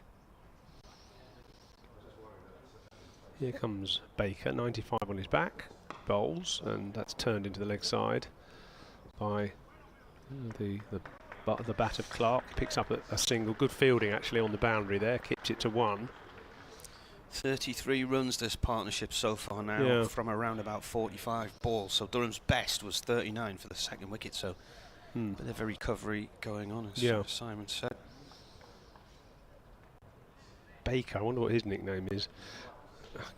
Baker. Danny. Danny would be quite good, wouldn't it? Yeah. Depending on his nickname's Sher. I like the story of that's cut out to deep point by Robinson for a single. I like the story that somebody wrote into my X account saying, talking about nicknames, saying that there's a short chap at his club who's only 5 foot nothing, and his name is Tony, so they call him Shetland Tony. So any more, go on, give us a few more nicknames of those that you know. If you're listening in, give us what's the web address. You can email wearcricket@bbc.co.uk. Baker bowls a bouncer, very short. Was that allowed or not? Easily left alone. In fact, it was given as a wide. Yeah. And at Marty Cricket on Blue Sky. What are you on? You're on. I'm at the analyst. On both, aren't you? Well, yeah. Yeah. At the analyst. At the analyst, wherever. Yeah. The analyst 1 or at the analyst, yeah. Stephen's emailed, enjoying the commentary today. Durham needs someone to make a substantial score here. I was at the seconds game earlier this week at the Riverside, and Scott Borthwick took 4 wickets in the Sussex second innings. Oh, nice to hear he's bowling anyway. Baker bowls. That's outside off stump, doesn't require a shot that time. So he lost his place in the side too. Who took his place then, really? Well, he's gone into more of a coaching role. Yes, they were bringing in... He was captain last year or the year before, he was wasn't captain for 4 years or 5 years. So yeah. They've brought in Rhodes, they've brought in Gay. Yeah. So he's decided to go into more of a coaching role and has been playing for the seconds. I gather he is still available for the first team, and no doubt will be seen in varying formats across the summer. He signed a new 2-year extension, but with an emphasis more towards coaching as well now. 2 slips go down as Baker bowls on the pads this time, turned into the leg side by Clark. He thinks about 2 and will make them easily. Organ running around from deep square leg to field, end of the over. So Baker's probably not quite as accurate as his captain wants him to be. 4 overs for 21. It's a disciplined wicket. You've got to just nag away, as Carl Abbott has in particular done excellently, taking 3 of those 4 wickets. Maureen Thompson's emailed, afternoon Martin, I've been out this morning and just checked the Durham team for today's game. Where are McKinney, Rain and Ball? Rain last week played brilliantly. Why isn't he playing? Well, what is that? The discussion ahead of last weekend's game was that he would probably miss this one because he's bowled so many overs this year. Yeah. So it's my understanding, I could be wrong, but it's my understanding that he's been given a week off. McKinney apparently suffered a back spasm this morning, was set to play and then was withdrawn from the team. And Ball? And Ball, I think the availability of Doggett and Potts being allowed to play again means Ball steps aside. So from what I can gather, the players who come on loan are only on loan for 14 days. So I mean, he took 5 wickets on his debut at the weekend in a winning team and then misses out today. Dawson, left arm round to Robinson, who popped up a little bit of a pie there for a moment or two. He was looking to drive through the offside. He's mistimed that. He's got a bit of a leading edge. It was looping out towards the covers, but just landed a few yards short of the fielder in there. But a moment of worry for the batsman. who is on 21. Durham 119 for 4. Dawson bowling his 8th over. They're now appealing for a catch down the leg side. As far as I'm concerned, Robinson just watched that go through to the keeper there. Probably might have brushed his trousers or something. I mean, it's interesting looking at the field here. You know, he's got a short extra and a short mid-off, so it implies it's not easy to drive on this pitch. They're hoping to get somebody caught on the drive. Dawson in again, and that one spins in a long way, and Robinson gives himself a bit of room as he cuts out towards the covers. No run there. There's no nobody back on the leg side, but a slowish pitch. It's a risky shot, that sort of slog sweep type idea. Bowling with his sunglasses on, and Robinson again finds the covers, and this time goes for a single. Yeah, they weren't. That wasn't the calling wasn't all that good that time. I think they both looked at each other. And singles are early on in the day. The Durham players ran well, but I haven't seen the understanding with these two so good. Dawson comes in again and bowls. That's defended on a length by Clark, and it rolls back along the track to the bowler. I said this morning, the game last year when you were here, he took 5 for 184 yes. in a record 66 overs, and probably slept for a month after that. Innings-wise, I've got his scores there. I'll get up how many wickets he's got against Durham over the years. Take 50 odd. He was, of course, one of the cricketers of the year, wasn't he? 5 cricketers of the year. Liam Dawson, deservedly. He won. Overdue, I think when we were at the Cricket Rights dinner at the Oval, I think he won the Player of the Year. Yes, he did. And he definitely won the PCA, didn't he? Yeah, yeah. Well, quite right too. He's an absolute cast iron rock of the. Well, how can he be a cast iron rock? He's a rock of the Hampshire side, anyway. Of the Stone Age. Right, so Baker here is going to go round the wicket. So I think they're going to try some short pitch leg theory tactics, possibly. Hampshire, they've got 3 men out on the hook, a deep square leg, a fine leg, and a deep mid wicket, and 2 men sort of at mid wicket as well, close in, almost for the miss hook. No slip. Ben Brown is just moving that deep mid wicket a bit closer in, so he's about 10-15 yards in from the rope. Baker round the wicket, backward point on the fence, and third on the fence as well. So I think we're going to see some short bowling here. Sure enough, short of a length and left alone by the batter Robinson. No slips in anymore at all. No slips. There's quite a lot of acreage behind the keeper, isn't there? They've got a long leg and a third man on the boundary. I mean, I would say it's a bit early to be going to this tactic, but perhaps he feels this is Baker's best way of taking wickets. Certainly be a tactic that you'll probably see England using at some point. I think there's a bit more in this pitch, though. You could probably just bowl more conventionally, but we'll see what happens. Here comes Baker, short, and came off very slowly, that, as Robinson tried to pull it, and he just paddled it, really, almost like a tennis shot. Back to the deep mid-wicket, the short mid-wicket fielder. Just looking here, Dawson in 10 matches against Durham's actually only got 13 wickets, and his best figures were that 5 for last year when he bowled those 66 overs. I mean, there was nothing in the pitch here. No, it was a long, boring match, wasn't it? Yeah, I was quite relieved when they walked off at the end of that one. Baker again from round the wicket, bowling to Ollie Robinson. Short, pulled away, didn't really get up much. Nicely played, actually. Rolled his wrists on it. Fielded on the long leg boundary. Just keeps it to a single.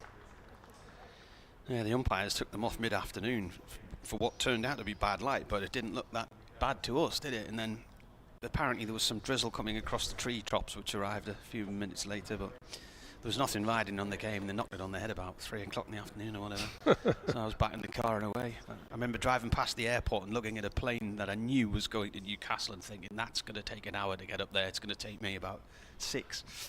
You were sort of longing to have your boarding pass, really, basically. Another bouncer from Baker. That's very short and easily ducked under by Graham Clark. So now a small field change. Ben Brown's now grasped the helmet, and he's giving that to Middleton, I think, to field at short leg. So one of the mid wickets is gone, and that makes more sense to me, actually. there was no one in position to catch the sort of fend off the defensive shot. But now there is. There's a short leg, a shortish mid-wicket, a deep mid-wicket, a deep square leg and a long leg. So there's not much doubt about what kind of length this is going to be. It's a bouncer. He falls over as he bowls it. He did that this morning as well, didn't he? He did. And the batsman ducks underneath it. See Paul Coghlan do that a lot, and Mark Wood. Mark Wood does it a lot, doesn't he? Yeah. I think it happens because you sort of, when you're bowling a bouncer like that, you're putting so much into it that you do almost overbalance. Especially if you don't... the kinetic energy comes up through your body and into your head. That's yeah, because your head is your heaviest part of your body as well, and it can easily just send you over if you've put so much into the delivery. So Brown is keeping there, sort of peering around the batsman from behind as Baker bowls again, and it's defended into the leg side. Just before you go, I think you're about to be replaced. Eric Bowers has emailed. You were bloke in the RAF back in the 70s, surname of Rice, brilliant nickname, Egg Fried. Very good. Love it. Yeah. What was that other one I was going to say? I mean, obviously all the Crawleys are known as creepies. So Zach Crawley and before him John Crawley. Anyway, more nicknames would be welcome. Send them in. Yeah. You can email wearecricket at bbc.co.uk or at Marty Cricket on Blue Sky.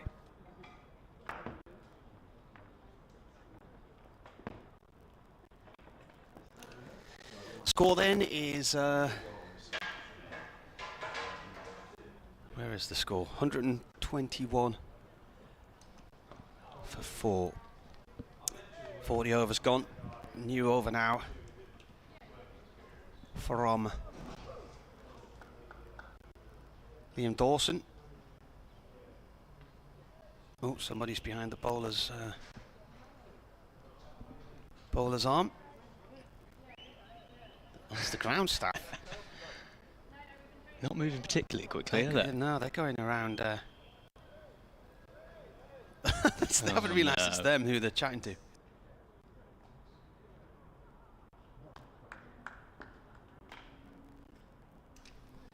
I think they've moved now. Yeah, they've disappeared.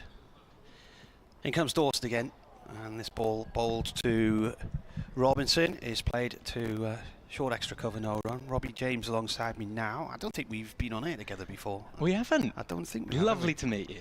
Nice to meet you as well. On a hot afternoon here in Southampton. Dawson in past the umpire from the pavilion end. Robinson goes back into his crease a long way to then fend that off. The two ground maintenance guys are now up in the back of the first tier at the pavilion end. Dawson bowls and played out into the cover area. No run there. It's always. What are your thoughts on little things behind the bowler's arm? If you were a batter, would you be someone who would want sort of a window closed?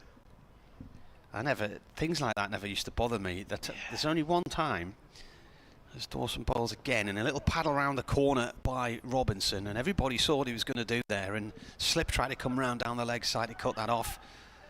Fine legs come down as well to chase it. They've got all the way down towards the boundary rope. Did that go for 4? Have they got it back in? They've managed to stop it. So he's run 3. You could see how he was shaping up to play that well before he did actually connect with the ball. Yeah, there was... the only time really that I was ever put off by something going on with the sight screen was it was a midweek cup tie, sort of May time, and as the sun was dipping, it caught the sight screen in front of me. The bowler bowls again here, and Clark onto that one leg, keeps it away though. 3 runs from that over, 124 for 4. BBC Radio Newcastle, BBC Solent, and around the world the BBC website, the sports apps, smart speakers, and of course the Hampshire YouTube channel as well. Yeah, and this guy was bowling, and the sun just started to dip, and it was blazing at the sight screen at the other end, which I was looking at, and then reflecting back at me, and it was like an eggshell blue sight screen as well. I don't know why. And it just got so glary and bright, I just lost the ball for a moment and ended up LBW. I probably should have said something to the umpire, like, can we hang on a sec? But well, I think that's acceptable. That's acceptable. What I don't get is this little, there's a window closed, or someone, left the phone off the hook. Anyway, Sonny Baker bowling round the wicket to Robinson to begin another over. Here he comes now, running away from us down the leg side, and there's half an appeal by Ben Brown, but nothing doing. The famous one, Durham played Middlesex at Lord's in September 2019, and it was when they were demolishing the stands either side of the media box. Darwood Milan is batting. There are cranes going backwards and forwards, bulldozers with flashy orange lights, lorries, all kinds of noise from there, never bothered him. The following year, he's moved to Yorkshire, and Durham are playing in the Bob Willis Trophy with all of the COVID restrictions in place. Baker running away from us once again. Around the wicket bowls and cut away this by Robinson. Now chase on for the fielder, and he won't get there. Down to third man. And Robinson picks up another boundary. That just going between those two fielders. There's a backward point, deep backward point, and a third man. It's dissected them both. Moves Robinson on to 30. Durham 128 for 4.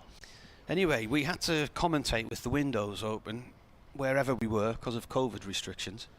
And the commentary box is on the first floor at Chesley Street. And halfway through his innings, he suddenly noticed the window was opening and decided it was an issue.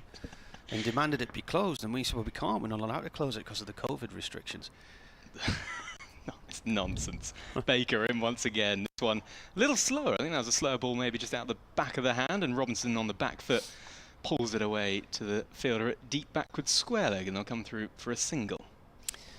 Anyway, we had a Mexican standoff where eventually the umpires had to have a word with the players, and then one of the management team from the club came in and how do we get about this? So they wedged all the doors open all the way along the back corridor of the press centre and into the outside world to let a constant flow of fresh air come in from the outside. And I think the window was eventually closed. But short leg in now for Clark.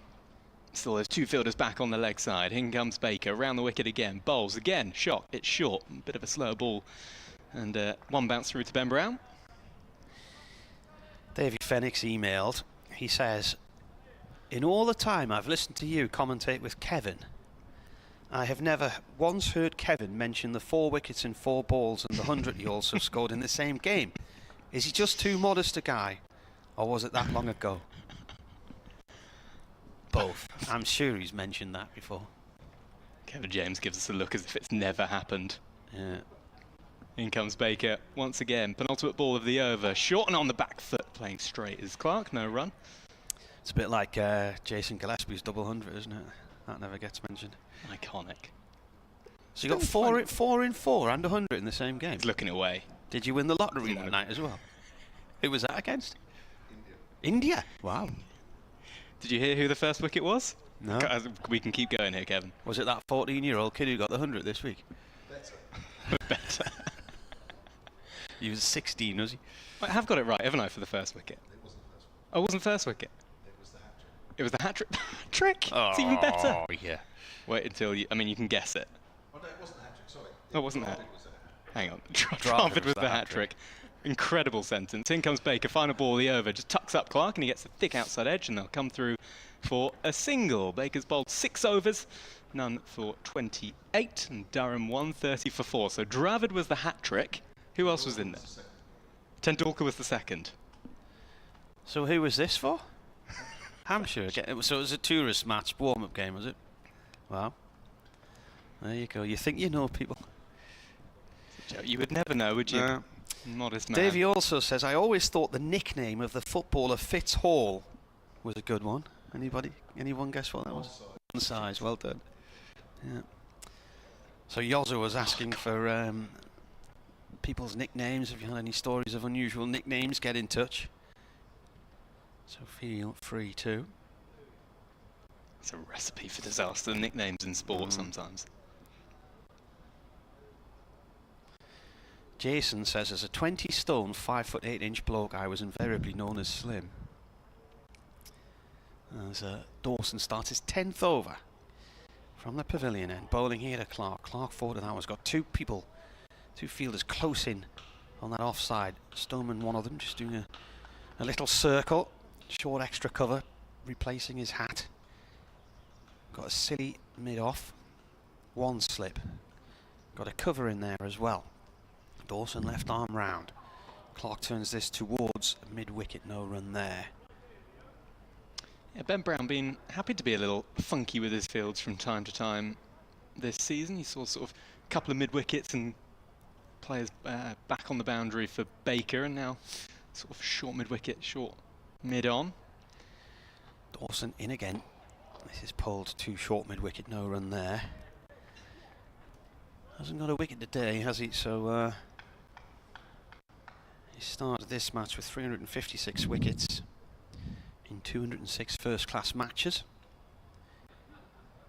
He bowls, Clark forward and defends. The ball trickles away on that offside to silly mid-off. Fletcher Middleton fielding in there. Tom Prest at first slip. Kyle Abbott's at fine leg on what would be the discs in a one-dayer or a limited overs game. This is played to Middleton once again. One of those days as a spinner. I know Hampshire have made inroads today, but as a spinner as Liam Dawson, you think, I'm going to tuck in today. It's a long old spell in the sunshine, glasses on. Well, we were saying earlier he'll do well to beat his spell in this game against these two last year when he bowled 66 overs. Bowls once more to Clark. Clark is behind that one and steers it safely up towards mid-on. It's a maiden over, so Durham 130 for 4 here. Derek says Simon Hughes came to speak with us when we watched Durham play Lancashire in their first game many, many years ago. So nice he was. I buy his books for that reason. Both of them played in that game as well. He did. It was a Sunday League game. I was there. It was 1992 at the racecourse ground in Durham City, in the shadows of the prison. It was live on TV, and an enterprising prisoner managed to escape from his cell and get on the roof of Durham prison to stage a protest. Excuse me? Yeah. Really? Yeah. During the cricket match? Yeah. Maybe he was upset that he never got a ticket. I don't know, but interesting. It was well, rooftop the game. protests in prisons used to be quite a common thing back in the day. You're joking. I don't believe you. Here comes Baker to begin a new over round the wicket, and Robinson just steers that out to the fielder at deep backward point to come through for a single. Sorry, that used to be a thing. Oh, it happened a lot, yeah. I mean, there's the Strange Ways prison riot, which was infamous. That went on for weeks. But yeah, I mean, there's quite a few people used to get on the roof of Durham prison. I remember one of the first articles I wrote as a journalist was about that very thing. Somebody getting out and onto the roof. I presume they've changed the security now, because you don't really hear of it these days. Yes, yeah. In other news, short leg for Baker to bowl to Clark once again. That's short mid-wicket as well. He runs away from us now. Bowls. Oh, there's a little... there's no ball. There's a beamer / full toss. It's hard to know because... Sweaty palms. If he does that again, he's banned. Well, Clark ducked out of it, so it was quite hard to know quite how high it actually was. But yeah, you could see it just slipped out the top of the hands. It was a head-high beamer. Ben Brown had a good job taking that because it bounced actually for the first time just in front of him. So he gets a little word from the umpire. There was that infamous game at Trent Bridge a few years ago where Durham used 3 bowlers in 1 over. Usman Arshad, I think it was, got banned for bowling 2 beamers in a T20 against Nottinghamshire when Alex Hales and his partner smashed 96 runs in 6 overs in the power play, which was a world record. 50 partnership up between these two. Maybe a bit of sun cream on Sonny Baker's right hand. Here he is in again. That one's short and that's smacked away. And that's going to go to the boundary for 4. I lost it for a second. Yeah, lovely shot that from Clark. Just on the back foot. No fear from that previous beamer. He pulled it away and it's flown to that far boundary to our right. And he moves on to 23. Durham 137 for 4. And they can predict here what Sonny Baker's going to bowl. He's not disguising it, that is for sure. It's going to be short. It's going to be round the wicket. It's going to be in at their body. Trying to tuck them up. Trying to make them fend one, maybe get a glove to the fielder at short leg, or pull one and get a top edge out to those 2 fielders behind square on the leg side. But Clark wins that little battle. Here is Baker again. What will his response be? Bowls now, short, pulled, almost exactly the same response, but this time it's going to go between the 2 fielders on the leg side out on the boundary, and it's consecutive boundaries for Clark. As I say, knows exactly what is coming, and he's rocked onto the back foot and swiped it away for 4. 141 for 4.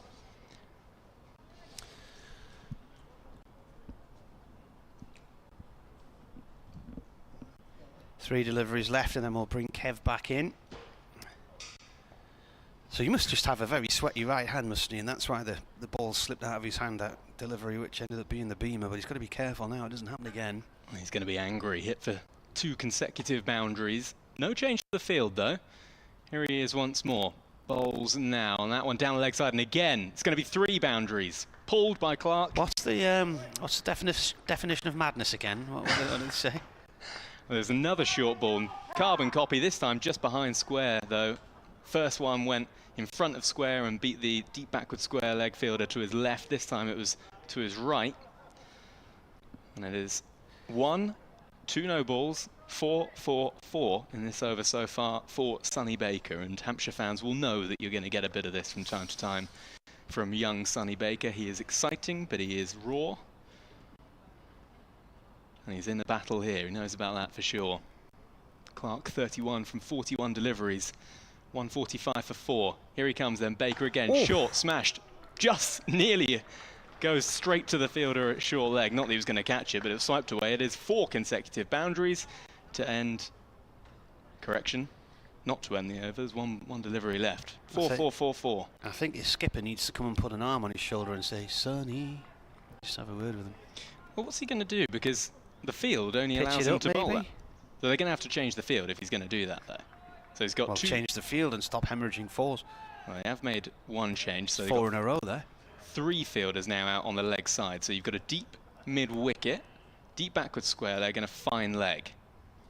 Still a short leg in place as well. Final ball of the over. Will he go short again? Will it be a bluff? Here he comes. Bowls. It is short, and on the back foot goes Clark, but playing it with a straight bat. And he gets away with that one. End of the over, an expensive one. 149 for 4. I think we're going to have a change in commentary. I'm going to switch across for a second. Kevin James is going to come in alongside, and Martin Emerson will make way. Well, not only expensive over, but a long over as well. That one. And the 2 in the crowd getting a little frustrated. I'm sure Sonny Baker was a little frustrated with that one. It changes the feel of the game a little bit when you get an over like that, doesn't it? Yeah, it does. I kind of applaud the fact that he didn't change anything, though. Keep the field as it was, just see if Clark's going to continue to pull him. And well, last ball of the over, he managed to keep it to a dot. Bit of damage limitation there for Sonny Baker.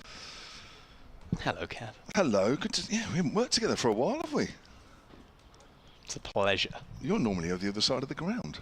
I am. So Liam Dawson with a slip and a man on the drive. Could argue there's 2 men on the drive actually on the offside. As on the back foot is Robinson. Moves on to 33. 150 up for Durham. And the 45th over. Durham men, it says on the board now. How things have changed. It would have been just been Durham a couple of years ago or so. And even on the live picture feed, it's got Durham men there on the yellow ticker tape. That's turned away square on the leg side by Clark, who moves on to 36. 151 for 4. Now, I know, Robbie, why you're here. Obviously, you love working with us. You missed the commentary, of which you're going to be doing the championship game up at Worcester a bit later on in the season. Oh, yes. For the BBC. But there's another reason why you're here, isn't there? No, I'm just here for the love of the game. Oh, you are? Oh, right, OK. Just here to enjoy the cricket. No idea what you're talking about. I had nothing to promote. That's pushed quietly on the offside, and there's no one. So the thing that you're not here to promote about, what's that promotion? Well, that's a documentary that I've got out. And I'll tell you all about it. I'll tell you at the end of the over, shall I? I've been dreading this moment. Ever since I knew Robbie was coming up Enjoy here. these BBC advertising roles coming into play. About lunchtime when I knew he was coming up, this is the moment I'm dreading. As forward is Robinson. Ball goes quietly out in the offside. Go on then, Robbie. I'm going to turn my mic off for a moment. Don't turn your mic off. Don't leave me like that. Come on. We've done a short film, and this is something that will hopefully appeal to Hampshire fans, but general cricket fans or anyone who enjoys a nice story and the grassroots game. We'll let Dawson get through these couple of balls. I'll tee it up like that for you. Okay. Here's Dawson from the pavilion end. Bowls. Swept away. Hard on the leg side. More runs. Another boundary. I think that's going down. We're slightly to the right of play, so the picture feed camera, of course, is line to line. So I think if we get a replay of that, we'll see that ball is probably going down the leg side. Good shot from Robinson. He's on to 37, 155 for 4. Good little period this for Durham. Playing positively, aren't they? Making batting on a sunny day look like a joy. Last few overs. Yeah, no turn for Dawson as yet on this used wicket. Toiling away, Liam Dawson at the moment, into his 11th over. That's cut away and it's well stopped, otherwise that was another boundary. Sonny Baker diving low to his right. Is he taking his cap off for another over? I'm not sure. 155 for 4. Robbie, all yours. The stage is yours. So we've made a film, like I said. We being me and a producer I work very closely with called Ollie Lambert, very talented director and producer. And we've made a film with Cradle of Cricket, Broad Halfpenny Down, which is one of the most picturesque grounds, well, I'd say in Hampshire, also actually in the country. Hampshire fans will know it, sort of towards Clanfield, Portsmouth direction. And we've made a short film about not only the ground and the history of the ground, which is well over 250 years old since the first-class match was played there. It is also where supposedly the laws of the game were born. Things like the third stump overarm bowling was brought in there. And for the last 30 of those 250 years, the groundsperson has remained the same. It's a guy called Harry Bates, who I can only describe as a Father Christmas type looking man. Got a bushy beard, ex-Royal Navy. And he's been looking after the ground for the last 30 years, and he decided at the age of 83 to retire last year. So we thought we would put cameras on him for his entire final season. So we basically followed his last season, looking after one of the most prestigious grounds in the country, telling a little bit of the story of the ground, but also telling the story of Harry, because he is not just a grounds person, he is someone you meet and you instantly feel a little happier about life when you meet him. He is joyful, he is exceptionally funny without trying to be any of those things in particular, and he's got his lovely wife Nina by his side who helps out with the ground as well, or helped out with the ground as well, and they are just two lovely people to tell a story of. So we captured them for the last year and we put it out yesterday to mark the start of the club cricket season. And it can be found where? It is available via the Cradle of Cricket YouTube. So if you go on YouTube, search for Cradle of Cricket or search for The Final Cut. It's called The Final Cut, Harry Bates and the Spirit of Broad Halfpenny Down. And it's on YouTube. It's only a short film, but it took us about 18 months to make, as is the joys of television and cameras and trying to put documentaries together and edit it all down and everything. We came up with the idea back in 2023, back end of that. We started filming Harry in March of last year, and then we did our last bit of filming with him, final interview, I think in November of 2024, and now we've just released it now. So it's just a nice nod to the local community. Nice ground. You've been there many times, Ken? Not many, but a few. Yeah. You're not missing any cricket because the players have been taking almost what feels like an extended drinks break. 155 for 4. Partnership at 73 between Robinson and Clark so far. And that's come off about 90 odd balls, so that's fairly quick. Martin Emerson was disputing your thing, and I had to actually put my hand up and say, no, Martin, don't butt in. Now he's shown Robbie something. I think he's disputing the fact that the cricket was born on the Broad Halfpenny Down. We released this yesterday, Martin. We can't take it down now. Oh, that Martin comes up with all these sort of theories. Don't worry about that. I'd never heard of it. Pepper Harrow what? Cricket club. So he's showing me a report of one of the earliest cricket matches ever recorded in England, played in 1727. The rules of that match, which formed the basis of the modern cricket rules we know today. Look, let me tell you something about Martin Emerson. That's good, isn't it? No. Literally everybody that knows cricket, and even those that don't, knows that everything originated from Broad Halfpenny Down. Martin Emerson is the only person in England, and probably around the world, that will actually find a reason as to why that isn't the case. So I would just scrub that off and don't worry about that. The point of the film is that it's telling the story of Harry Bates. Anyway, you don't need to know. Let's not get bogged down in the details, Martin. Come on. Just ignore him. He'll go away in a minute. Goodness gracious. 155 for 4. I've worked with Martin for too long. Yeah. I'm only 20 minutes in. Kidding me. Right. Is it me? Shall I go? Take it away? Go for it. Right, Kyle Abbott into the attack. Sonny Baker, no more, I'm afraid, after that expensive over, what feels like about half an hour ago because of the drinks break. It is Kyle Abbott into the attack from the hotel end, running away from us to bowl to Clark now. More conventional field and a more conventional shot. He is on the front foot, forward defensive, and we're back to a little bit of cricket normality with a couple of slips in place. Let's get through a couple of emails, actually. Martin is writing this great long note. I know it's coming my way in a minute. Paul, I'm going to look the other way when it comes. SonicCricket@gmail.com. It says, good afternoon, just managed to get sat down with the stream and we really are having what is a role reversal. He's in Portugal. Our April has been the wettest for 100 years and yours has been the sunniest since records began. Abbott in once again over the wicket. Bowls, lovely looking drive that down the ground. That'll be 4 for Clark. Straight drive, over pitched by Abbott, and that is 4. He moves on to 40. Durham 159 for 4. Paul says, as Martin said, we're on the same time zone. Well, that's something Martin has got right. And I will be able to watch now through to the close of play. We'll watch the highlights later to see Carl's wickets. Hope this is a results wicket. Well, you never know. The length of this note you're getting written currently by Martin Ellison, by the way. He's wasting his time because I ain't reading it out. And I'm pretty sure you won't do, Robbie. Wait. Well, I'm not after we just poo-poo my documentary and said it was fake news. No, don't worry. Anything you say, he'll come up with something that's opposite, so don't worry about that. The thing he was mentioning earlier about the prisoner on the roof, I'm starting to doubt it all now. Here is Abbott. What will his response be to that drive down the ground from Clark, who's moved on to 40, and Clark is forward, playing it into the offside, and there's no run. I think he's writing his autobiography, actually. He's also writing it in one of those pens that you can never trust me with one of those pens because I'd get it all over my hand. It's like a proper inker. Hopefully it's ineligible. Yeah, I think it is. It's closer to me and I can't read it. I've got my contact lenses in as well. Perfect. Right, look away now, Robbie. Oh, blimey, this is long. I've seen the word Arundel Don't worry, there. just turn it over. Turn it over. Here comes Abbott running away from us. 2 slips in place and forward once again is Clark, and there's no run. Oh, I don't know. Something about clothes on right, here. Go on, you read that and I'll quickly read this email. Sam Wheeler, earlier they were talking about nicknames when Simon Hughes was on. My personal favourite from the world of sport is Billy 12 Trees. Ex-England and Gloucester Rugby. His nickname is 33 because he played with a number of Irish players and 12 threes are 33. Oh, 12 trees. 12 trees. Yeah, Billy 12 trees. Yeah, it took me a while to get. What a guy. Iconic rugby player, Billy 12 trees. Here is Abbott. Bowling once again. Clark gets thick inside edge and there's no run. I've read it. Is it a waste of time?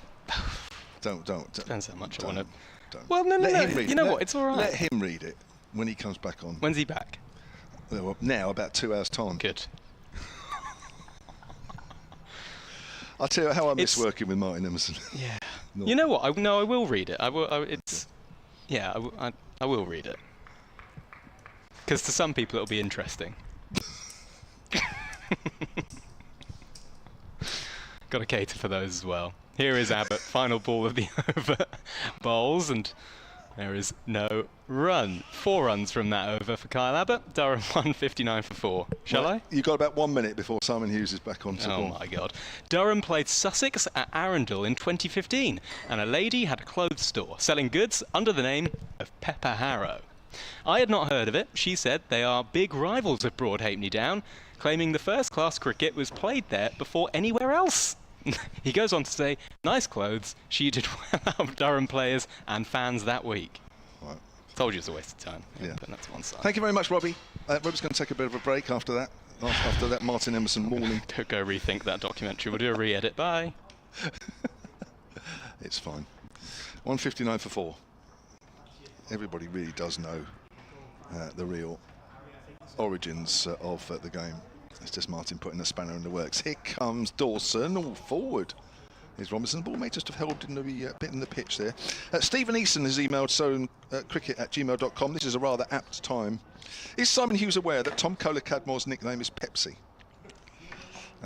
Judging by the little shriek he's just judged at, maybe he didn't. No, he didn't know that. He's just miking himself up here at the moment as that's turned away on the leg side. Again, one of those Liam Dawson balls that sort of follows the right-hander.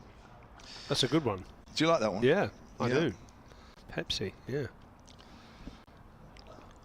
Trying to think of some other ones that... Yeah, I think there's a couple on here on the emails which will help you out a little bit. Here's Dawson, bowls, and that's pulled away. Nobody out at deep mid-wicket, that's runs. Well, this is a good little period of play here for Durham, having lost Colin Ackerman pretty soon after lunch when the score was 82. Here they are, 163 for 4. 4 runs off Dawson. This has come from Alice in Bristol, solentcricket@gmail.com. I don't know if this is about where your nickname came from. The actor who played Yosser Hughes, amongst many other fine roles, was the great Bernard Hill. Bernard Hill, yeah. Is that where your nickname came from? No. I did tell this story before when you weren't on, actually. Oh, David Hughes. David Hughes of Lancashire was originally the Yosser. Oh, yes. So when I came on the scene, I was given the same nickname. Yeah, about the same pace. Yeah. Which is actually not true, because he was a left-arm spinner. He was. And you were a much quicker bowler. That's a lovely shot off the back foot, through the covers for 4 runs. Just rock back. Lovely shot. Give himself a little bit of extra time to pick the gap. And he moves on to 45. Yeah, they've done well, haven't they, this pair? And I sort of feel I didn't really like that Sonny Baker spell. I don't know why they resorted to that short pitch tactics for a while. I didn't think it was the right situation for it. Wasn't that desperate? No, it didn't work, did it? When he bowled the short and full stuff at the Oval, that was the right time. That's a cutaway. It'll be 4 more. Exactly through the same area, just in front of point. And Dawson just guilty of bowling just a fraction short. Yeah, I mean, it's beautiful judgment of length, though, by the batter. I think I'd give more credit to the batter than the bowler there, because I think it is a slow pitch, and Robinson quick, isn't he, to get onto the back foot. A bit Joe Root-like. Yeah. Very good at hitting that one square of the wicket, playing it late. So Ollie Robinson, formerly of Kent. That's a nice drive past the diving extra cover. It'll bring him his 50. And that has come off 66 balls with 8 fours for Ollie Robinson. Made the move from Kent a couple of seasons ago. It's been a good move for him, actually. Averaged 30 at Kent. He's averaging 47 at Durham. And he was unlucky. You know, he was in the mix for the next England keeper, wasn't he? Yes. Jamie Smith got the job, but Ollie Robinson was certainly mentioned, and I'm sure he would do a fine job, actually. I mean, maybe Jamie Smith got the nod because of his authoritative batting, the fact that he can be quite a dominant player, whereas Robinson's, I suppose, more of a busy sort of player. But he's played well. He played really nicely here.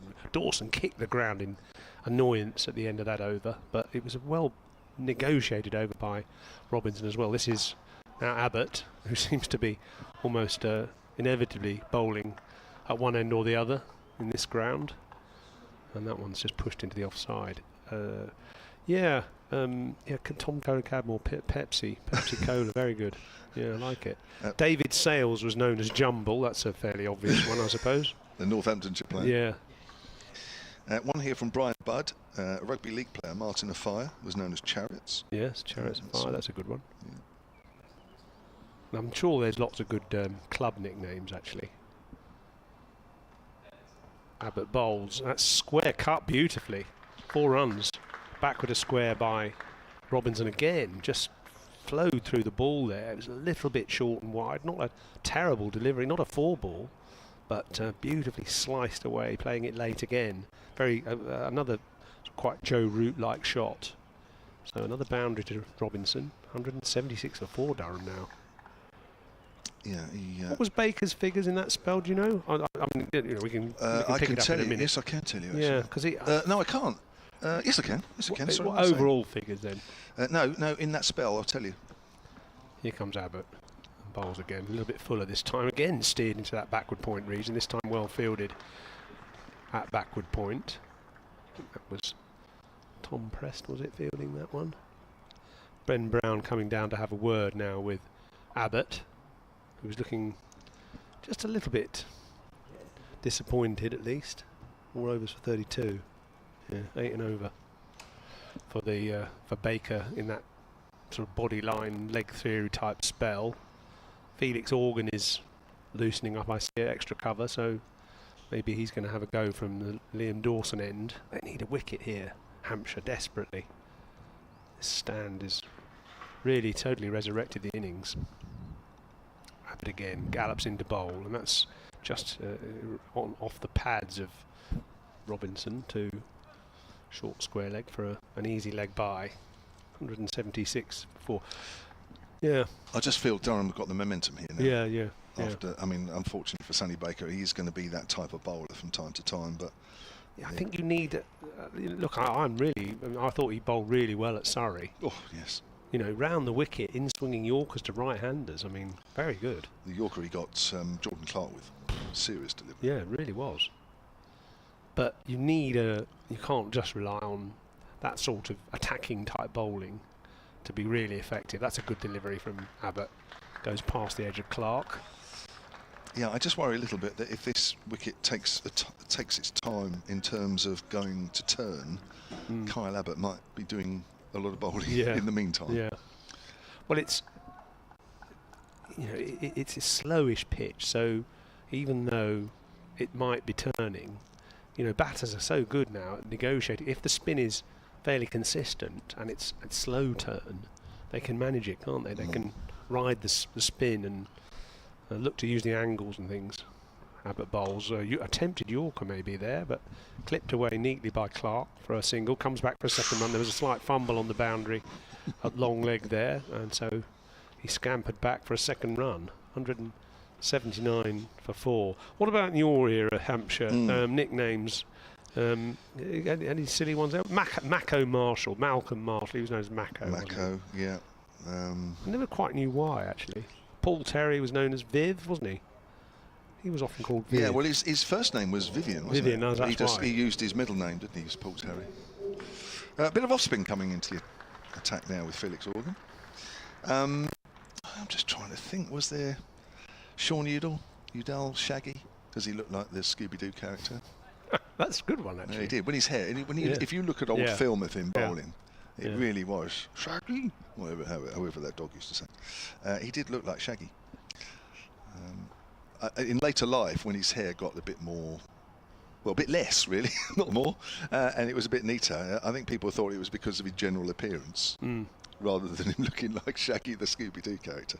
Actually, a correspondent, after I did this podcast about nicknames, this correspondent wrote in and said, why is it that cricketers are particularly good at nicknames? And I suppose it's because you spend so much time together that you see each other's foibles. Yes. And you pick up on those little nuances and use them as nickname opportunities. Here's Felix Organ then. Immediately he's worked up to deep mid-on by Ollie Robertson, who moves on to 55, 180 for 4. What was that word you used there? Foibles? Yeah, I love foibles. That word. Yeah, I've never heard of that before. Okay. That's very good. That's why you've written so many books. Well, I've probably got them off a thesaurus. Do you look that? Do you use the thesaurus a lot when you're writing books, do you? Absolutely, yeah. It's pushed up to I don't believe in storing anything in your head you could look up. Yeah, absolutely. Thesaurus invaluable. My mum gave me one when I was about 15, 16 or something. Okay. Yeah, absolutely invaluable. Organ with just the slip at the moment, and that's worked square on the leg side. Slight hesitation, but it's an easy single. As Clark moves on to 43 now, 181 for 4. Obviously, you can just use AI now, can't you? Just use ChatGPT instead. That's right. It's ever so easy now, isn't it? I haven't quite. I've been on a couple of courses. No, I've gone on a course or two for AI. Yeah, I have. Have you? It's still early days for me, if I'm honest.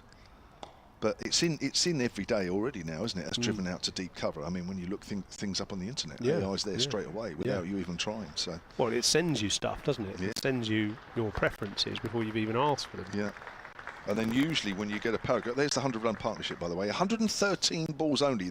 That'll give you the emphasis on what we were saying just a few minutes ago about how Durham now, all the momentum is with them.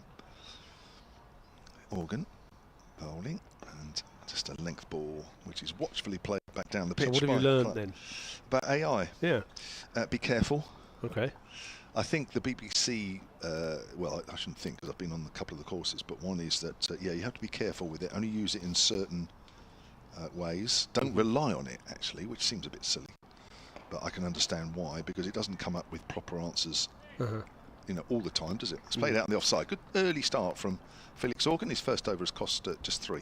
I actually, last year I experimented with it, and I told ChatGPT to write an article about Stuart Broad in the style of Simon Hughes.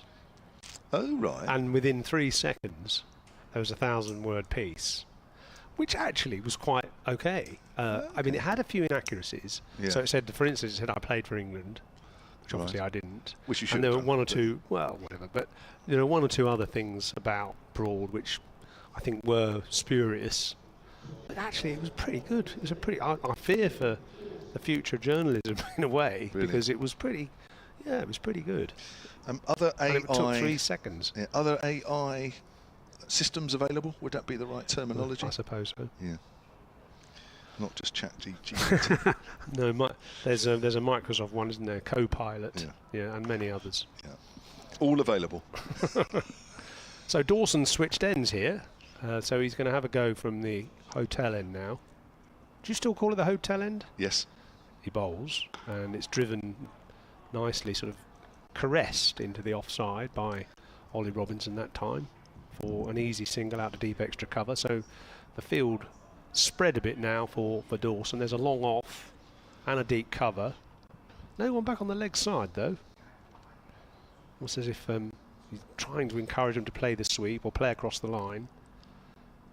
Bowls again. That was a little bit too short, but forced into short extra cover by Graham Clark, who's on 43. Ollie Robinson 57. You've got to tell me what you think about the selection of Crawley in a minute, I reckon. What do you think? Dawson bowls, and that beats him, I think. And Brown actually dropped it, but it didn't get the edge. But a good delivery that by Dawson, found a good length. I think he prefers this end. I don't know why. I just think He's just trying to find an end where there's something there. Times I've seen him bowl here, I reckon he bowls True. probably better this end. Bowls again, and this time it's turned to the leg side, but fielded at short leg. Have you got a view on Crawley's selection? I've seen him quite a few times, as Yeah. I'm sure you have. And there is no doubt about it, he's class when he gets in and you can't bowl at the guy. But that seems to be happening less and less. It's confidence, isn't it? Partly, I suppose. Dawson bowls again. This time pulled into the leg side, but doesn't get it through the gap. Interestingly, I had on another day on the podcast, I had Jared Kimber on, because Jared Kimber's written a book called The Art of Batting, which is out in about a week's time. And he's done a really extensive research into what makes a great batter, and done a ranking of the great test batters as well, from 1 to 50. Dawson bowls again, fields off his own bowling as Clark tries to drive that one down a long off for a single. Dawson stops him. That's the end of the over. 183 for 4. And I won't reveal who are the top 50. I mean, number one will not surprise you. Who is the greatest Test batsman of all time? It's not a shock to know what the response there is. But one thing he said, Zach Crawley, we talked about on the conversation, we talked about the difference between batting and run making. And there is a difference. Graham Gooch always talks about this, actually. He says, you might be a good batsman, but you might not be a good run maker. It's all about run making. And Jared actually describes Crawley as a good batter because he understands about hitting the ball and, timing and stuff. But is he a good run maker? Well, probably not, because he's not very consistent. But he's in the squad, which was announced earlier today in the team, for Zimbabwe. Yeah. Felix Organ, we've got an all-spin attack on at the moment, as forward is. Who's banging at Ollie Robinson. 101 runs between the two. Let's just get through a couple of emails, because otherwise I don't want to get behind. Stephen Clark, who's over the far side of the ground, sonandcricket@gmail.com. He says, nice to hear your son up with you. We're no relation, by the way, myself and Robbie, which we frequently point out. We miss him on the ground announcements, because that's what he usually does. Is he returning to that role, or has he moved on? I don't know, actually. We'll ask him. That's cut away. Good stop at backward a point by Mark Stoneman. I always remember his podcast that's available on the BBC called A Hampshire Love Story, about the impact that Shane Warne had. Yeah, I think it's still available from time to time on the BBC Sport website. It took him quite a long time to do, I know, as he was using their facilities at BBC in Southampton. As that's driven out on the offside. Single, moves on to 50. I don't know if you've heard that, actually, Yozza. No, I didn't. But Robbie put that together. I'd like to hear that. Yeah, it's... Yeah, well, obviously Robbie will tell you about where it's available normally, if it's not on the... But every now and then it appears on the BBC Sport pages, the Hampshire Love Story. Your podcast, the episode you did on Shane Warne. I saw it the other day, actually. Pop up again. Let's play quietly back down the pitch. I suppose Martin's going to tell you that somebody superseded Shane Warne about doing this and that, but we'll worry about that later. We're into the 51st over of this game, as that's played out on the offside where there's a gap. And Clark moves on to 44, 185 for 4. Peter has emailed sonandcricket@gmail.com. He says, another day of enjoying your commentary whilst looking forward to finishing the day so I can put the video stream on and sit back and watch Hampshire hopefully bag some more wickets. Well, They're finding the going a little tougher at the moment since Colin Ackerman was out about 10 minutes after the resumption of the afternoon session. They're driven hard and it's throw at the stumps. I think that might be James Fuller on. Yes, it is. He's on as a sub-fielder. Thrown at the bowler's end, misses the stumps. They complete the single. 186 for 4. There's going to be a change in the commentary. Simon Hughes, you'll be glad to know, is still on. Okay. And he's going to be joined by Martin Emerson. Now, which side is Martin going to plug in? Are you going to plug in here and go over there? Gosh. It's very complicated, isn't it? I must admit, I've been very impressed with this pair of batsmen. I think they've really read the conditions well. They've put the bowlers under pressure. They've played percentage shots. They've run between the wickets well. They've played the ball on its merits. They've played it late. They've hit the gaps and been very hard to contain, actually. It's been impressive.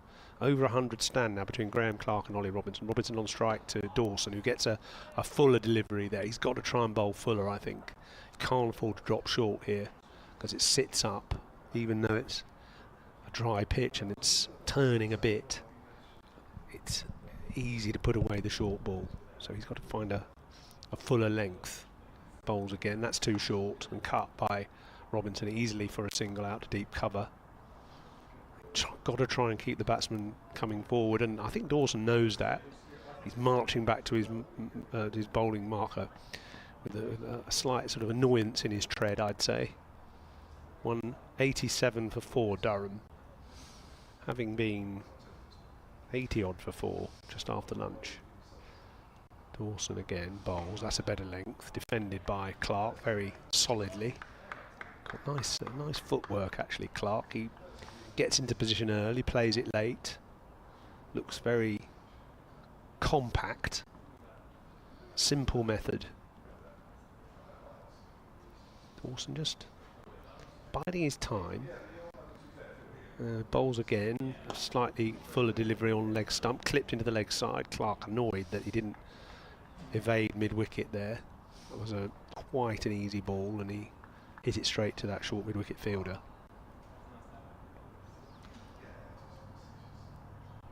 Hazy sunshine here at the Utilita Bowl now as Dawson bowls again. That's a good length again, good line on about middle.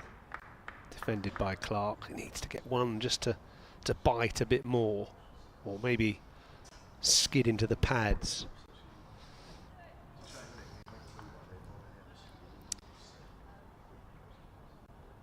Just moving his field. He's shifting the mid-wicket to deep mid-wicket now. I wonder if that means he's going to give it a tiny bit more air. Bowls again. Yeah, a little bit slower. Clark tries to turn it into the leg side, but fails. Dawson kicks the ball back to Ben Brown with slight irritation. This hasn't been able to make the breakthrough yet, despite this being not a turning pitch, but one that would be more encouraging to him anyway. And of course, both sides have picked 2 spinners. We're in early May. What a revelation. Yes. Organ took 4 for 101 in that draw in May last year. Did he? Yeah. Yeah, he bowled a lot, didn't he?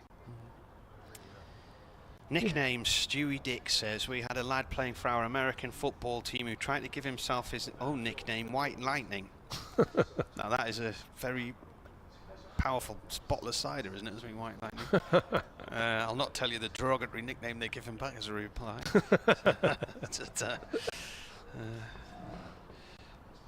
I liked him. There was a player that played for Warwickshire for a long time called Anton Ferreira, who's South African.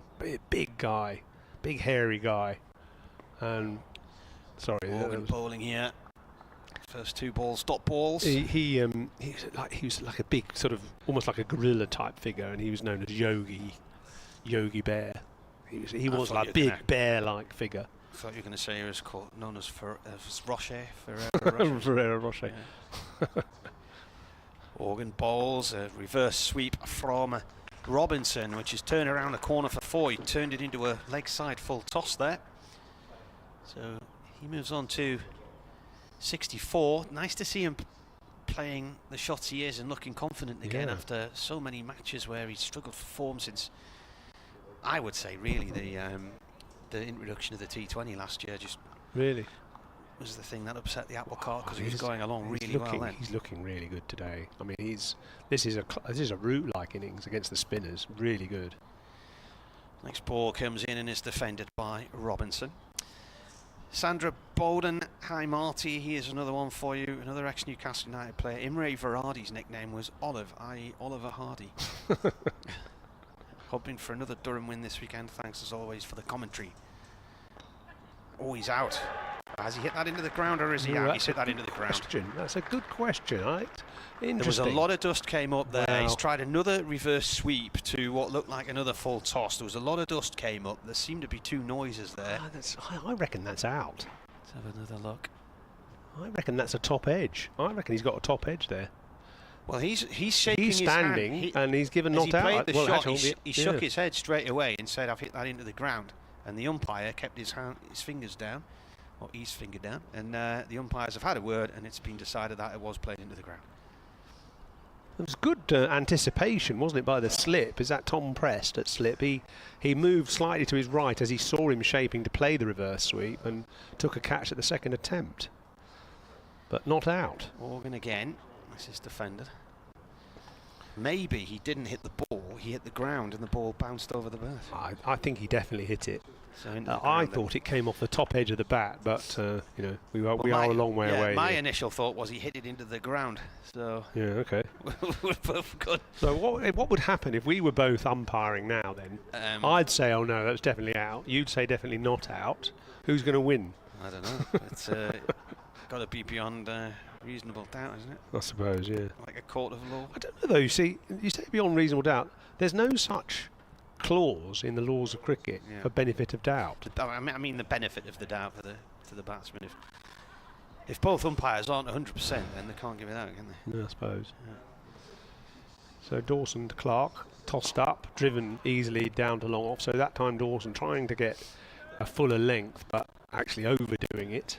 But it's the pressure of these batsmen that has forced the error from the bowler, because they've picked off his fractionally short ball, put him away a few times, so he's almost being forced to pitch it up.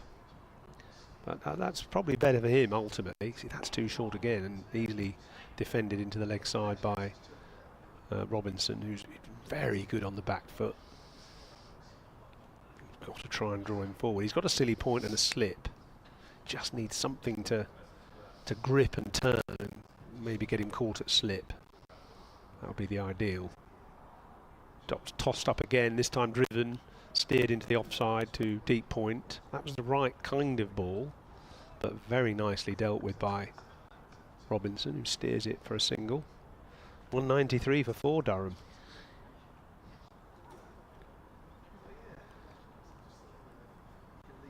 Nobody back on the leg side, just a short leg and 3 men saving 1 on the leg side as Dawson bowls again, and a slightly quicker, defended by Clark. I don't think I've seen as many dandelion heads as I'm seeing today. There's just thousands of them everywhere you look, just floating around. Warm. I heard an interesting piece on the radio the other day about from farmers around the country, and one lady in Devon saying that the grass has grown so profusely the cows are producing twice as much milk. Yeah. And another lady, also I think in Devon or Cornwall, saying the strawberry crop is absolutely enormous. They haven't got enough people to pick the crop, and so an article I saw yesterday, hundreds of tons of strawberries are going to waste because they can't. They've blossomed too quickly. 2 short extras now for Dawson. He's moved the short leg out into a catching position on the offside. Bowls tossed up and hit straight at those 2 men, and then managed to get it between them. In fact, powerful drive. They get 2 as the ball is recovered at long off. So there was a sort of sprawling attempt by both those short extras, but Clark managed to get it between them. He's moved to 47. So the carrot was thrown up there, but the batsman dealt with it well. Dawson again bowls. That's a bit wider outside off this time. Clark wisely leaves that alone. That was a real tempter, but the batsman thought better of having a go at that. End of the over. 195 for 4. Robbie, what was your documentary called again? The final cut. Right. So I was being disparaged when I wasn't on air earlier. So Robbie spent months filming the final few months of the groundsman at Chestnut Street. no, the where they believe the first game of cricket played. Where? What's it? Down. You mean Hambledon? Hambledon. Well, Yeah. Hambledon wasn't where the first ever cricket game was played. What was it? The first game of first class cricket. What was the ground called? Broadhalfney Down. Broadhalfney Down. Yeah. Yeah. Starving you over from Organ. So that it's would a have bit been like- about 1770, 1780 or something. Yeah, 252 years ago. Okay, so 252 years ago. 1783 then. Yeah. No, 1773. yeah, even Kevin wasn't at that game. So Organ bowls again. Down the track comes What a Robinson shot. and slams him Beautiful. over. Long off for 4. That's a beautiful shot, that. Used his feet really well there. That's a hard shot to play as well, because he's bowling off spin from round the wicket, and he's gone down the wicket and hit against the spin over mid-off. With just a sort of, well, like a lazy free swing of the bat. Beautiful shot. Bit risky. Fielded by a 12th man in a luminous top. Organ again. This is played by Robinson to mid-off, no run there. Yeah, he made that. That was a short ball. Should have actually done better with that, really. But he made that short ball by his use of the feet, the previous ball. Next ball comes in, and that's cut away off the back foot by Robinson out towards the covers for 1. So he moves on to 70, I think. Durham 200 for 4 after 54.4 overs. Yeah, I mean, actually, the origins of cricket really were Sussex and Kent rather than Hampshire, but Hampshire sort of brought it to a higher level. Next ball is just played short by Clark on this leg side, no run there. Well, he was saying that the first game of first class cricket, but it's like Britain's oldest pub. There are a number of people Yes, claim to run claiming Britain's it. oldest pub. Well, actually, yeah. Organ bowls once more to Clark, and that ends the over. That's a dot ball, so Durham 204. So I remember this place called Pepper Harrow. I'd never heard of it. Pepper Harrow. Yeah, so Durham were playing Sussex in Arundel, 2015. We're commentating in a little gazebo up on the hill next to the scoreboard. Behind us is a lady with a stall, and she's selling socks and belts and bags and clothing, and it was all fairly swanky, quite expensive, I have to say, some of it. Designer stuff. And I was chatting to her one day, and I said, "Oh, so what's this company?" And she said, "Pepper Harrow." So I said, "Oh, I haven't heard of that brand." And she said, "Well, I'm here at a cricket ground because Pepper Harrow is the place where they played the first class match to rules in cricket." And I said, "Well, is that not the other place?" Hambledon, yeah. And she said, "No, it was Pepper Harrow. It's a country estate." Dawson bowls short, cut away by Robinson again. How many times have we said that? Coming back for a second run, fielded on the deep cover boundary, I think by Mark Stoneman. So 202 for 4 is the Durham score. Carry on. So there's this big claim. Pepper Harrow claimed they were the first class location, and the other place claims they were. Hambledon, yeah. And Hambledon basically has the notoriety for it, doesn't it? Yes, it does. I think it's a bit of a myth, actually. Well, Short again from Dawson, this time pulled away for 4 out to deep mid-wicket. That's a good shot, and he'd been looking for that shot, Robinson, but hadn't quite had the ball to play it. But that time, with nobody back on the boundary, that was pretty much a free hit. Dawson just dropping short and finding this slow pitch hard to contain these batsmen on.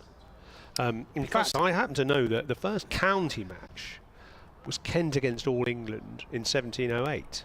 Because I remember sort of trying to commemorate the, I don't know, 300th anniversary of it or something, 2008.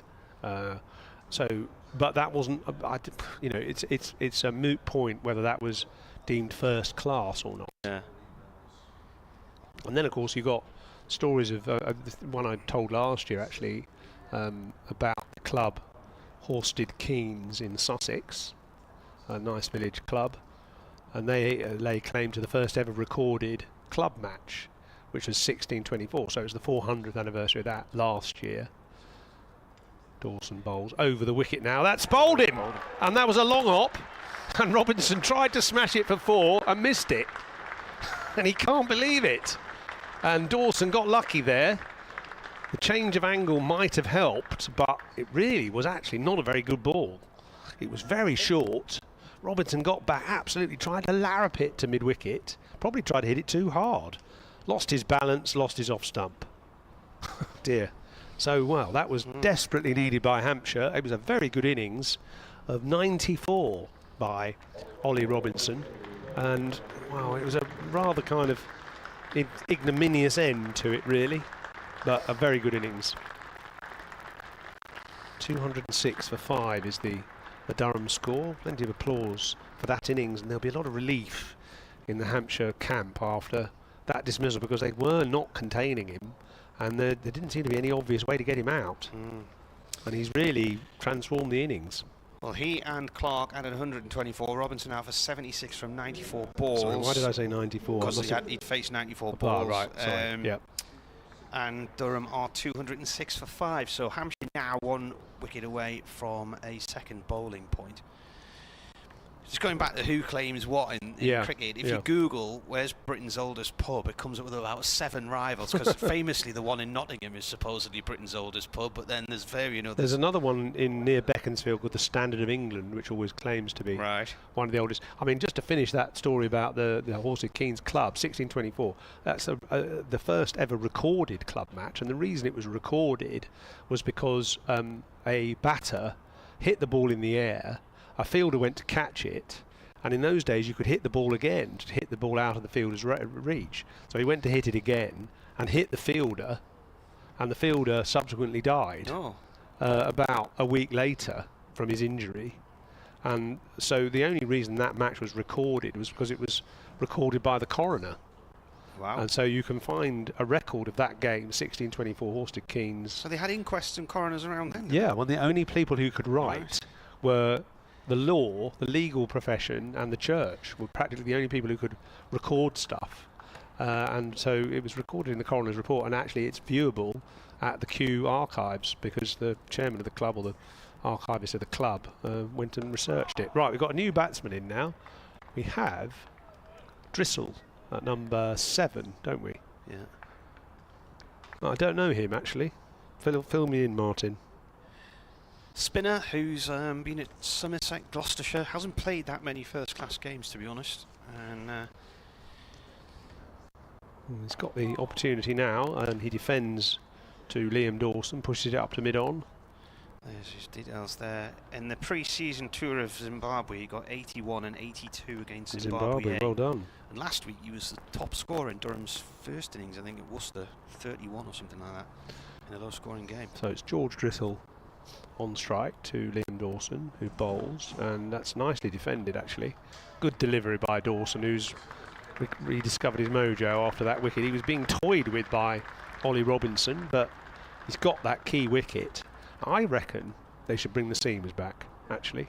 I think the seam spinners have struggled a bit.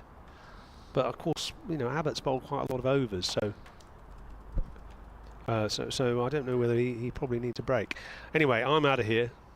Over to you, Martin. Okay. Robbie coming back in with his sporty sunglasses on. I bought a pair of glasses like those from Newcastle Airport travel shop last year, and my daughters laughed their heads off at me. And I think they're quite swanky. Nice round rims. Here's Organ bowling a new over here to Clark. It's played up to long on for 1 run. So the ones I've got are that colour sort of frame, and they've got a gold mirrored lens. Sort of yellow. Yeah, very 1980s, sort of 1988. You could have been at sixth form college with me in 1988. Cheers. Yeah. Anyway, I'm not talking to you. No, I know. Yeah. I'm just trying to big you up again now after ruining the last 18 months of your life. 207 for 5. Next ball is defended by Drissel. Just rolls on the offside. You've got your follow-up though, haven't you? I want no more mention of You've got the follow-up documentary. Who's telling the truth? Who's telling the truth? Well, it sounds more like a game show. But you live near Pepper Harrow, is that right? It's this country. I don't want to talk about it anymore. In Surrey. Is it in Surrey or is it? Yeah. In Sussex.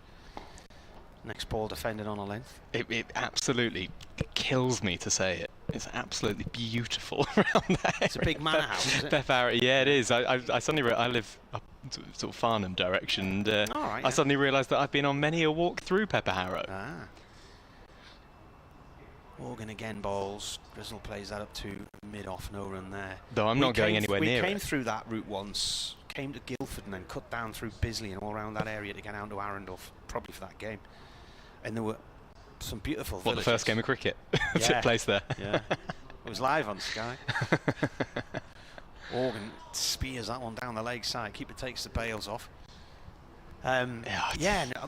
Passing polo clubs and all kinds of places. There's a lot of money down that way. It's a lovely part of the world, but we're not going to mention it anymore. I don't want any mention of Pepper Harrow. They're banned from this broadcast for the next couple of days. Other clothing stores are available. That's the end of that over. It's another dot ball. I did last year. We were in Cartmel, which is, I don't know if you know Cartmel, Southern Lakes. No. Beautiful little village with an abbey, and there's a race course which basically runs round the edge of the village on parkland, and they have the race meetings on bank holiday weekends. So this weekend will be really busy there. Gets packed, but the rest of the time, just the villagers just use the race course as common land, just to walk the dogs and go for an exercise and that kind of thing. But it's a gorgeous little village, and there's a Michelin star restaurant in there, which featured in that Steve Coogan series. Is it The Trip or The Visit? The Trip? Well, it's Partridge. Anyway, here comes Dawson to begin a new over. Bowls, and forward is Clark. No run. It's him and Rob. Oh, Rob Brydon. Yeah, they do the travel log thing, don't they? And they visit all these top restaurants and hotels. So they went there on one of the episodes, one of the early episodes of that. Dawson into Clark, who's on 48. Dawson with 1 for 51, 207 for 5 are Durham, and forward is Clark. Anyway, there's a little clothes shop in the centre of the village, and I went in and I'm flicking through a few things, and as I turned to walk out, there was a pile of socks. I thought, oh, they look posh and familiar, and when I checked the label, it was the same company. So it's still going all those years later. Dawson round the wicket to Clark again, and a little straighter and tucked onto the into the onside, and they'll come through for a single. Clark on to 49. It's getting some good air. I do think one of the great joys is you're heading on a trip somewhere, going for a walk somewhere you've never been, and you stumble across a cricket ground. A Saturday afternoon, and there is some cricket happening. Yeah, Tilford, that's near me as well. I know. Right, stop mentioning other cricket clubs. We're not going to mention these. Stop mentioning pretty cricket clubs. Dawson, edge just short of first slip. Spits out the keeper's gloves, I think. Dude, was that maybe? Did he get it through to Ben Brown? Just shoot through. The reaction would suggest there was no edge, because Ben Brown doesn't look particularly fussed, nor does Liam Dawson. Clipped his finger ends of his right glove, Ben Brown. I think that must have shot through. Dawson in once again. Slip and a short leg in place, and forward solidly is Drissel. I went to Tilford years ago because a mate of mine, Jeff, was living in Farnham. He's from up in the northeast, but he was working down in the south and living in Farnham. And I went down for a weekend, and he took us to watch a game of cricket there. And I just thought, what a beautiful location it was. I went to the pub there last night. I've just remembered. Is it the Barley Moor? Barley Moor. Forward is Clark. No run. End of the over. 1 from it. 208 for 5. Well, you come into the village green, and I mention this regularly on the commentaries, but you come over a little bridge across like a chalk stream, don't you? And then the cricket ground's the village green, and a beautiful place. And we sat one afternoon and watched this game of cricket, and then a few years later, maybe 3 or 4 years later, me and my dad were on our way down to Portsmouth to watch Durham in a one-day game on this bank holiday weekend. So we'd started off on the Saturday afternoon at Wembley watching Darlington in a playoff final against Plymouth. Start of a new over from Morgan. That's going down the leg side. He's appealing for LB, but it's not given. Clark on 49 from 78. Anyway, on our way down to Portsmouth, I said, look, we'll go and see if there's a cricket match on at this village. And I took him there, and it was a bit of a cold evening and overcast. And he said, well, what you brought me here for? It's a bit miserable. I said, this is lovely. It's like quintessential English cricket. Next ball, Clark plays that to short mid-wicket, no run. And anyway, the sun came out, the game got exciting, and whoever won, it won by hitting a 6 into the bar of the pub, and it got really, really entertaining and lovely place. And Morgan to Clark. Again, it's a dot ball. And next time I was there with some friends, we had a drive down. They lived near Camberley. Yeah. We came down through Petersfield and Hazelmere, and we stopped there, and a guy flew in and landed his helicopter on the cricket ground and came in the pub for a pint. And that is his 50. That's a nice cover drive. He's found the gap over towards the far side of the ground in the Shane Warne stand for 4 runs. So 50 for Graham Clark. Comes in 81 balls, 9 fours. Yeah, played well. Played positively as well, actually. And him and Robinson putting on 124 in that last partnership. Have looked to take the attack to Hampshire. I mean, Hampshire haven't bowled, I think that by their own admission, they won't have said that they bowled particularly brilliantly this afternoon, but Graham Clark has been better for it. Next ball played up towards long on for 1. So he now has 54, Durham 213 for 5. So Clark, that's now the 21st time he's reached 50 in first class cricket.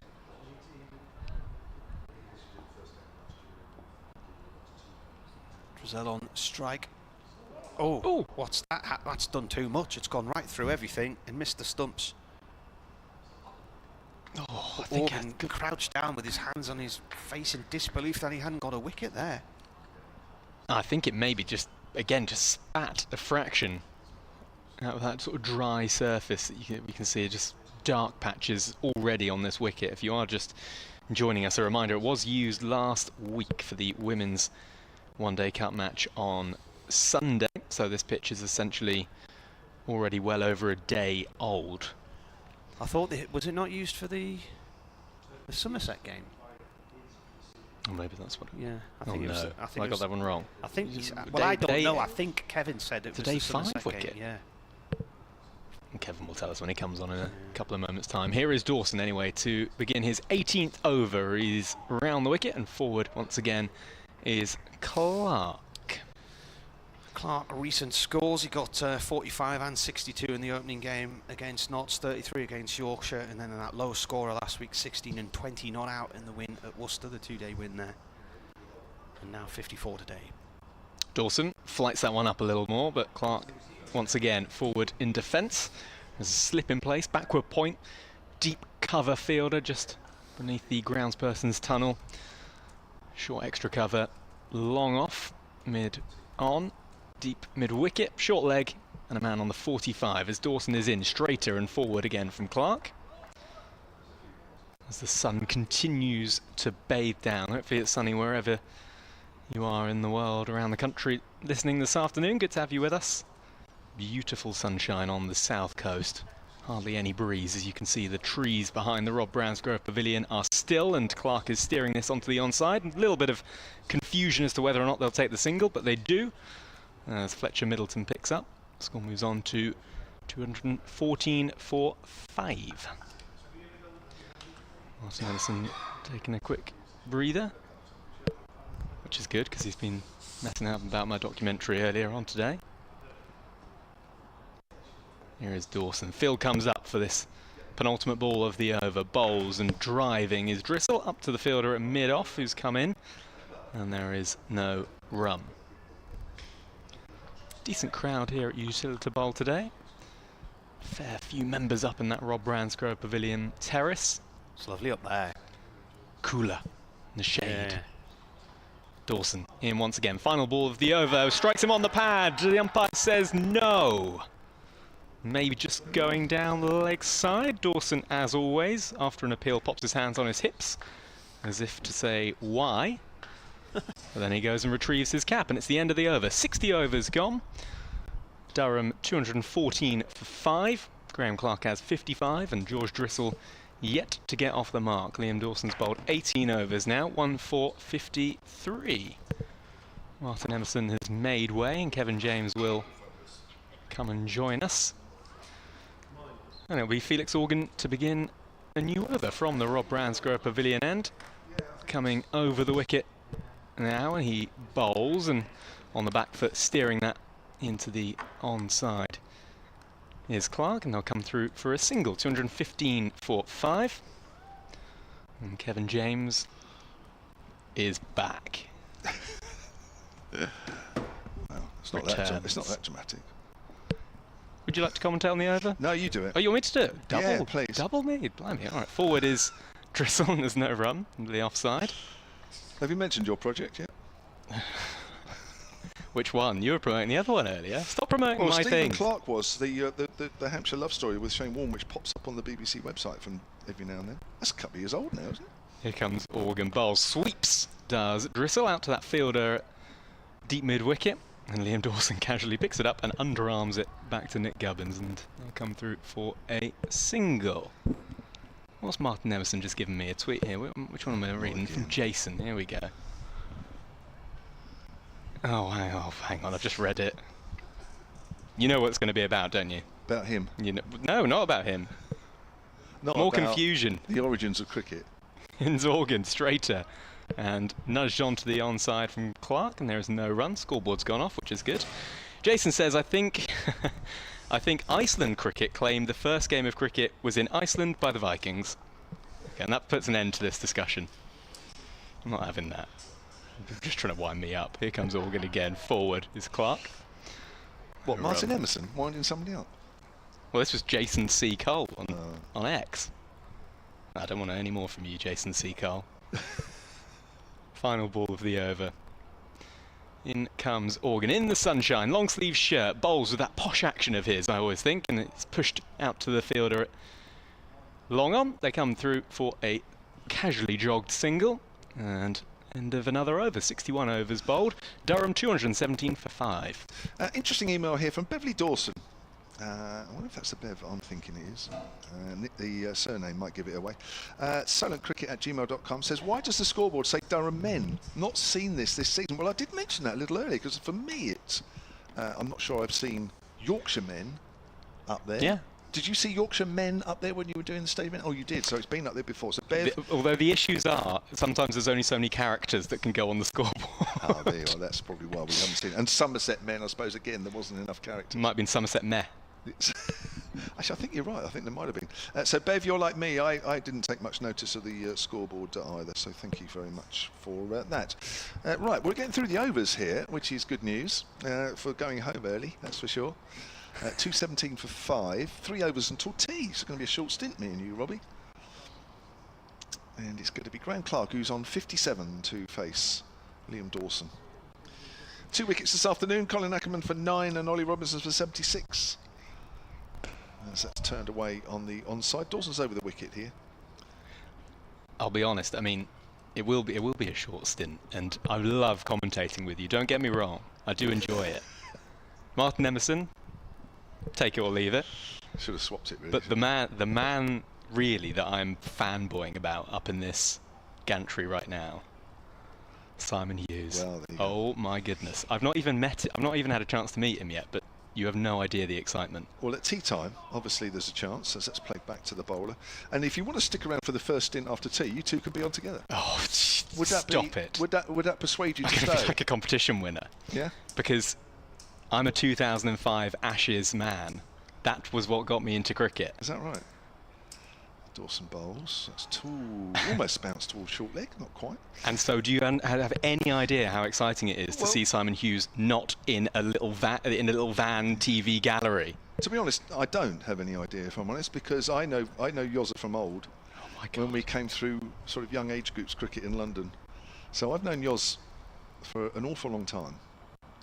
He's going to be away on the onside. So I don't know what all the fuss is about, if I'm honest. Oh my God. He's going to be so uncomfortable when I'm on commentary with him. He's nodding his head. But I can understand. I'm a TV nerd and a cricket nerd. Obviously, seeing Simon Hughes of 2005 Ashes fame on TV is going to be an absolutely outstanding thing for me. Well, I'll put you on both. I'll put you on first after tea. How's that? There's a sweep shot. Out on the leg side, back of the square. There are 2 men out there. One of those is the man picking the ball up now. That's Brad Wheel. 218 for 5. And George Driscoll will face the next delivery. So we're all eagerly waiting for that one. Simon Hughes isn't, bless him. Sorry, Simon. Kevin's throwing you under the bus there. Dawson switches to round the wicket. 218 for 5 is the score as That's driven up to mid-off. They'll take a quick single because mid-off, Sonny Baker is well back. 220 for 5 at the end of that over.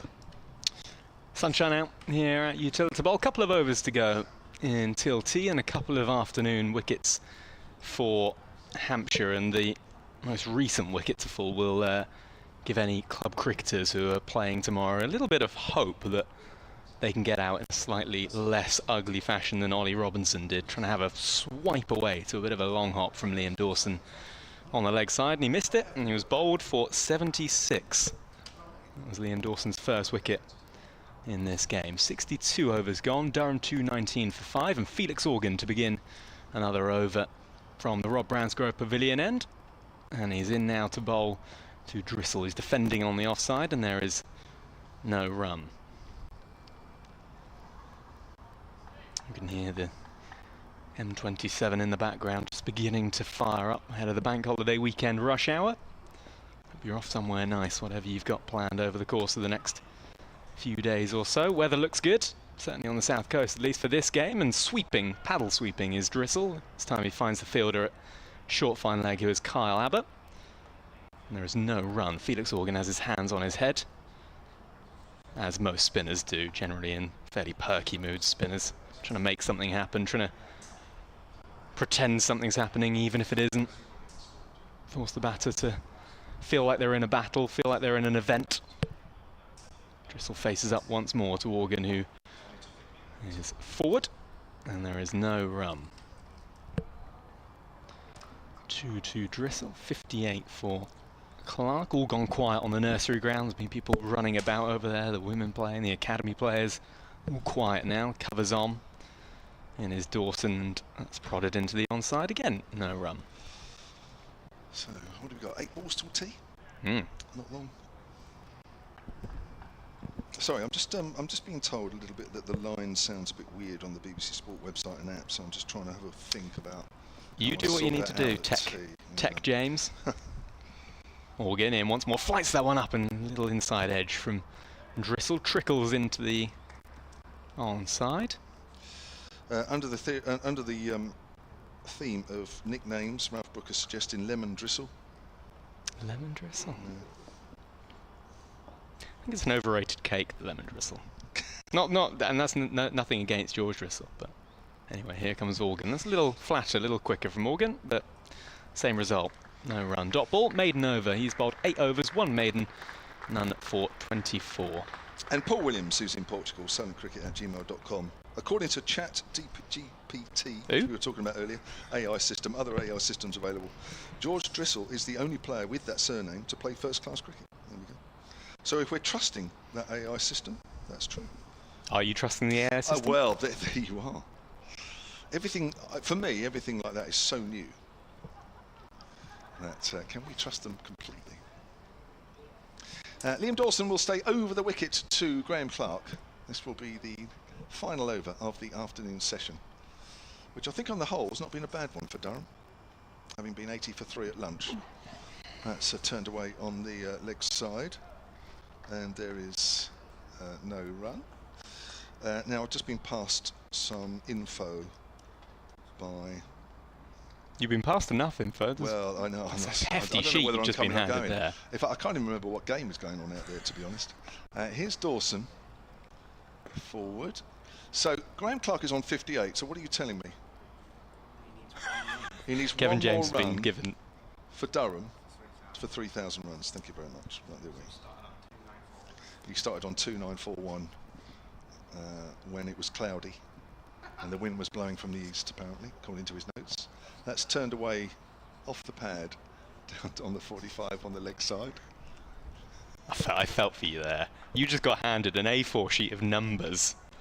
With an awful lot of figures on it. There were a lot of figures on that. All in very small writing. To try and find the one that was relevant. Yeah, so there we are. So one Brain run teaser for 3,000 runs. Here's Liam Dawson, bowls, and that's turned away, and there we are. Now, how many in the crowd are going to realise that?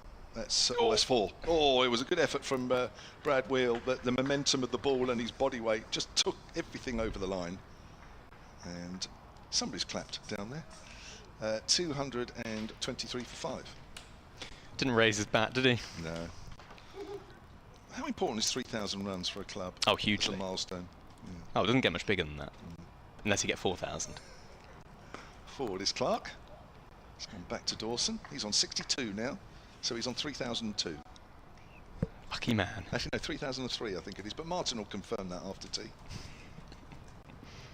It's no 4,000, is it, Kev? No. No 5,000. No. Not quite. So last ball before tea then. Field changes for Graham Clark. Predominantly offside field now. I think just felt as though there was a bit of a sway out there from fielders moving from right to left as we look. Here comes Dawson again. Forward is Clark. Dawson just plays a little bit of football, and the players make their way off to the far end of the ground. 223 for 5 then, with 62 to Graham Clark. George Drissel is 2 not out. A wicket for Liam Dawson this afternoon. That was Ollie Robertson bowled, trying to hit it through the leg side for 76, and earlier Colin Ackerman caught behind off Brad Wheel for 9. Yeah, and a frustrating afternoon for Hampshire. I think they've been pretty happy with that morning session, and it felt like they just let the grip slip a little bit for that sort of middle hour of the afternoon session. Maybe bowling wasn't as good as they might have liked to be. Would you agree with that? No, I think Durham definitely had the momentum there, didn't they, for the majority of that session. Right, 223 for 5. We'll take a break of around 20 minutes, and we'll be back for the evening session.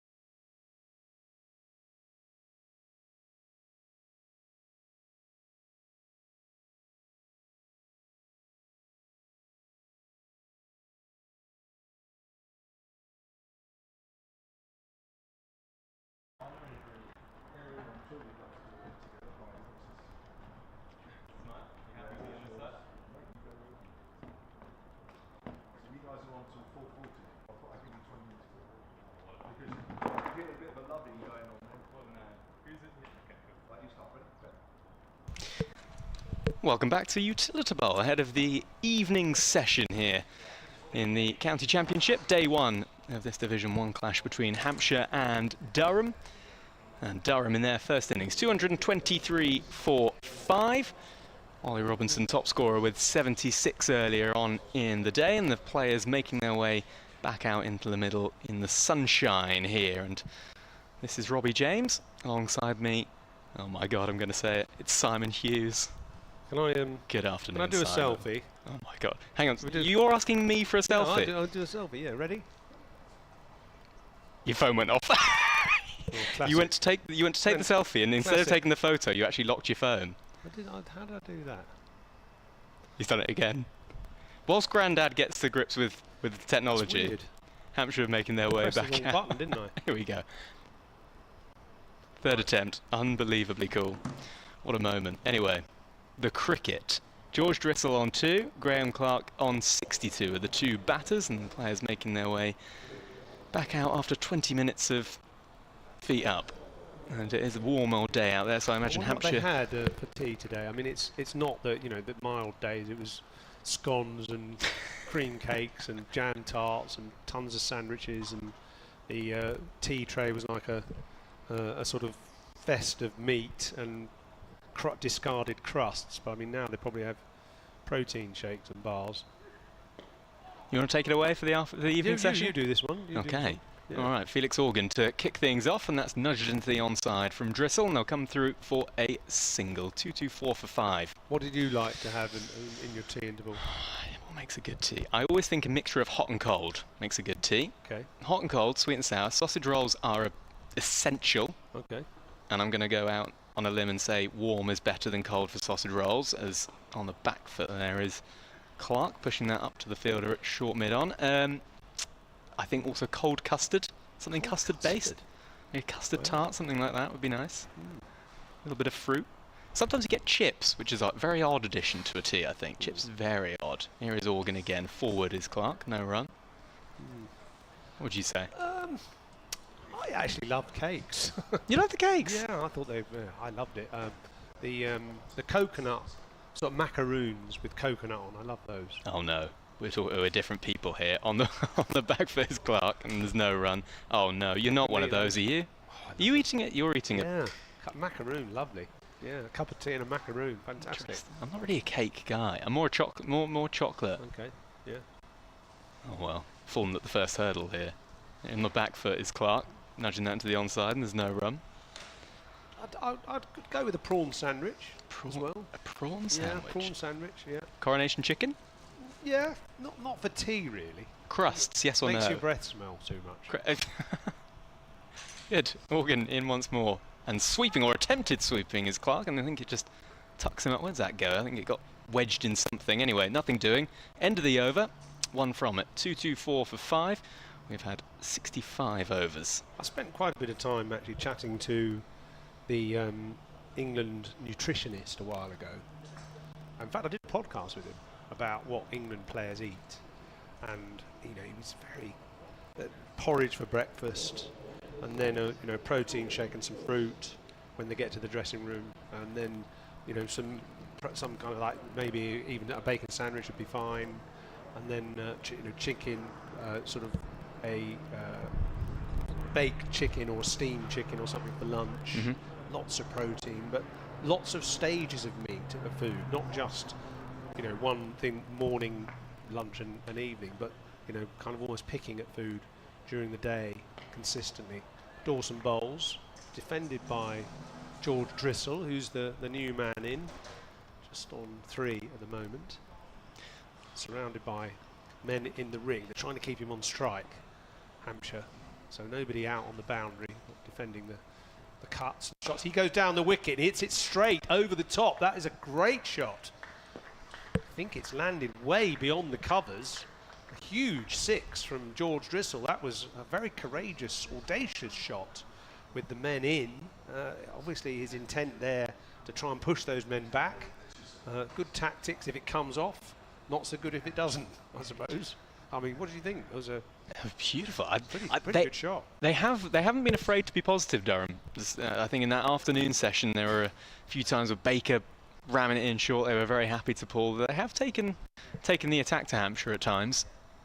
And Liam Dawson, that's going to be interesting to see what the response will be. Well, he's kept the man in, so the long on is still at mid-on, as this time Dawson bowls and Bristol defends. So will he be tempted again? Will Dawson toss it up again?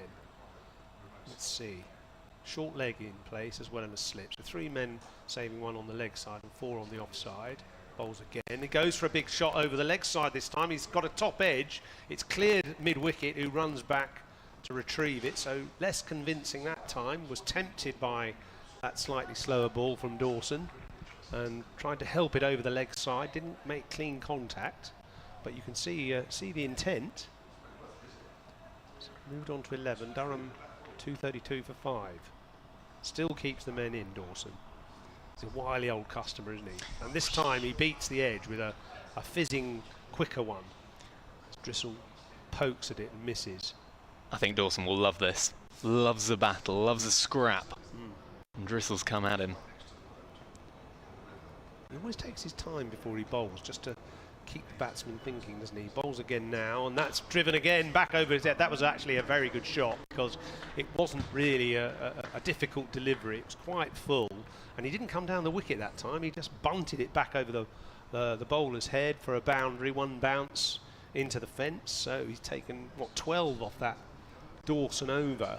Very impressive performance so far by George Drissel.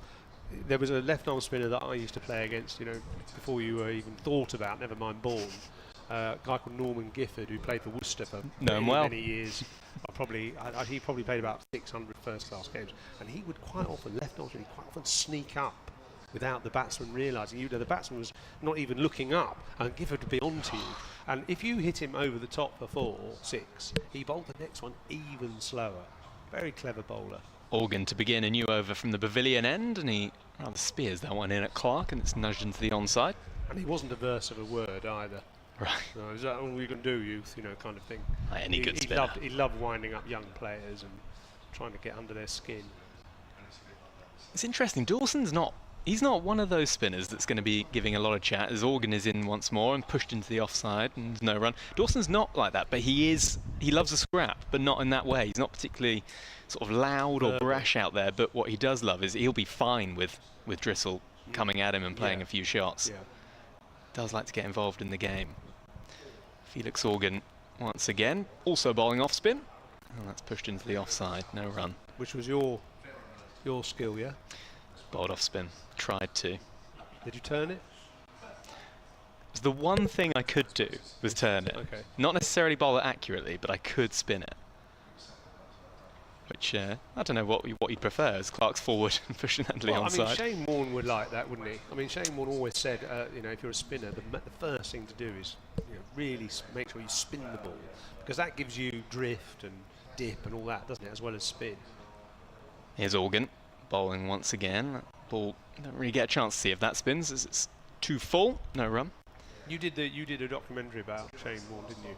I did. I know we've mentioned it before. I just found him fascinating. I was always fascinated by Warne, and I met him quite early in his career. Sorry, that was me, wasn't it? Organ, we were talking about Warne. End of the over, pushed up to mid-on, and there's no run. I found him fascinating, and I got to know his coach as well, Terry Jenner, known as the spin doctor. And I spent time, you know, when Warne first came on the scene and I just retired from playing, I followed him around, not like a stalker, but just like a journalist. And I spent time with him talking about his art and followed him on overseas series like Australia, West Indies and stuff. And actually even bowled in the nets with him as well, listening to how he would try and work a batsman out and how Jenner would work with him as well. It was absolutely brilliant. I really miss him, even on commentary. Never mind the fact that he retired. This is Dawson, and forced into the offside. A quick single from Drissel that time, well judged with the man slightly pushed back. So already he's had an effect, Drissel, because the long-on fielder was halfway to the boundary, and the mid-off fielder was a bit deeper. So he was able to punch that for a quick single. So that was good batting. He's got Graham Clark back on strike, who's on 62. So Dawson again bowled, pulled over the top of mid-wicket for 4. Clark spotted the slightly short of a length ball there, punished it. Good shot. Yeah, as a team here, Durham are having a good time against Dawson. He had Drissel in the previous over with a couple of boundaries, and here, like you said, that is a coach's dream, isn't it? You play the shots, put the field back, take the single, and then Dawson there just maybe anticipating that Graham Clark was going to come down the pitch. He just put one in short, fired one in, and he leant on the back foot, pulled it away. Good batting from Durham as a speaking like a partnership. former spinner there. Am I? Or even a current spinner. Maybe you still play, do you? Oh, I would love to still play. Not too much, unfortunately. Over the wicket from Dawson. Bowls again. Clark sweeps. And he's got that in between the two fielders at deep square leg for another boundary. So this is really good batting by Durham. This is a pitch which is offering potentially a bit of help to Dawson, but they're not allowing him to settle at all. They're picking him off, both short and full. So another boundary to Clark, takes him to 70 now. 245 for 5. I thought 275 was a good score on here, but Durham are going to easily get past that. Dawson again bowls over the wicket, defended into the leg side, thought about a single, but decides against it. No, we should carry on talking about Shane Warne because, you know, his whole passion for the game was amazing, and actually the way he used technology was quite interesting and sort of almost semi-unknown as well. Dawson bowls again, he's turned into the leg side for an easy single by Clark to move the score on to 246 for 5. So I mean, he would come up to me when, I know you said you really got into cricket for the 2005 Ashes. I mean, Warne would come up to me during that series and say, well, what did Hawkeye show? What was Hawkeye showing about that ball I bowled at Droskothic, which was given not out? You know, I reckon that was hitting. And of course, Hawkeye was only available to the TV viewers, not to the players or to the match referee or anything, or the umpires, as Dawson bowls, and it's defended by Crystal, end of the over. 246 for 5 Durham. So, you know, Warne would want to try and pick the brains of the technology through me. What did that ball do that bowled to Droskothic that hit on the pad, on the front foot? I reckon it was going on to hit. What did Hawkeye say? Yeah, Hawkeye said it was going on to hit, given not out, because the umpires didn't have the technology. I think, oh yeah.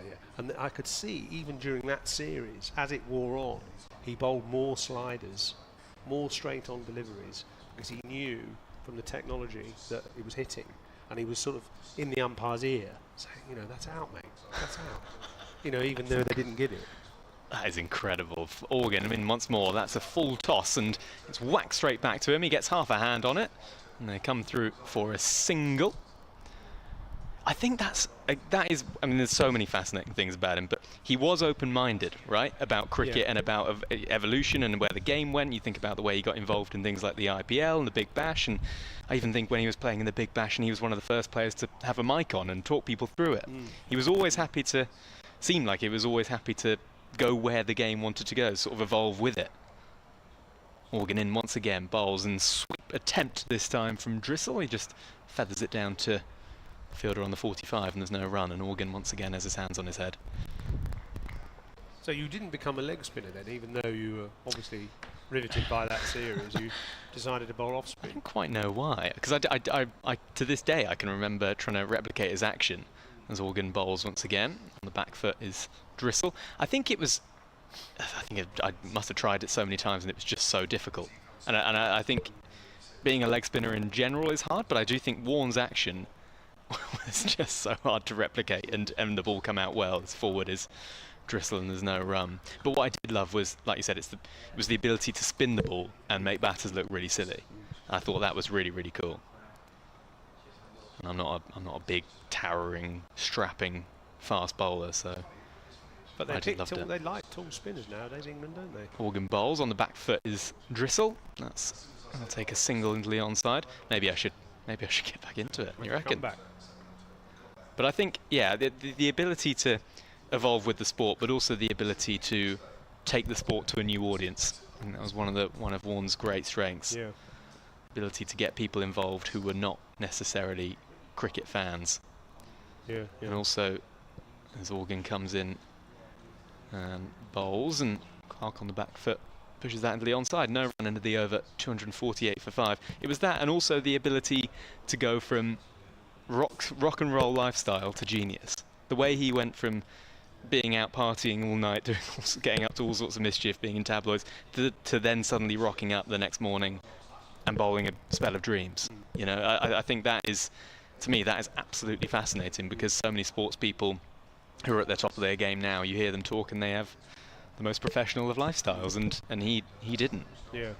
Well, I mean, in that sense, he was very similar to Ian Botham, because Ian Botham, you know, loved a night out, but he could perform in the morning when everyone else was wrecked. Dawson bowls, and that's another attempted shot. This time he didn't really get hold of that. That was actually Drissel who tried to loft that one, but the long on is out now. So that just went 2 bounces down to long on for a single. I'm not quite sure what he was trying to do there, because if he'd really connected with that, it would have been probably a simple catch to long on. Anyway, he got away with it. He's got a single. So Clark is now on strike. 249 for 5, Durham. The shadow's just lengthening a bit here at the Utilita Bowl. It's still a gorgeous day though, cloudless, as Clark turns that into the leg side for an easy single. Runs coming quite consistently and fluently for Durham here. 250 now is the score in the 70th over.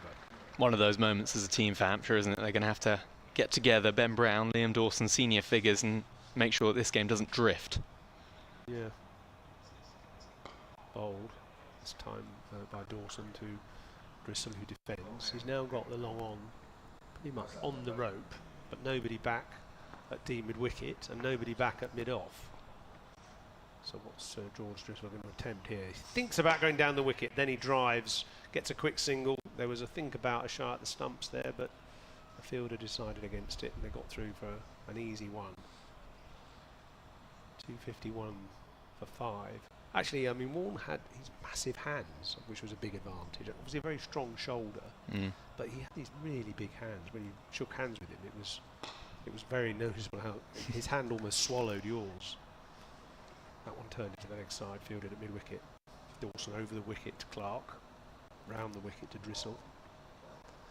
Only 2 men on the offside to Dawson when he bowls to Clark, and a slip. The slip still there, but the short leg has now been moved out. So a big gap on the extra cover region, but most of the fielders on the leg side as Dawson bowls over the wicket. Clark just pushes into that fielder who was at short leg, end of the over. Yeah, go on. This might be absolute nonsense that I've made up, but I think I've heard that obviously naturally he had big hands, but also when he was younger he had an accident where he broke both his legs, didn't he? Yeah. And I think he did mention before that he had to do a lot of crawling on his hands, which toughened them up. He moved around on a tray.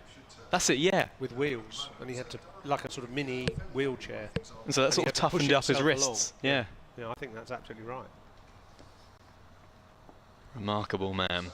And I would have loved to hear what he's made of English cricket and the Bazball era over the last.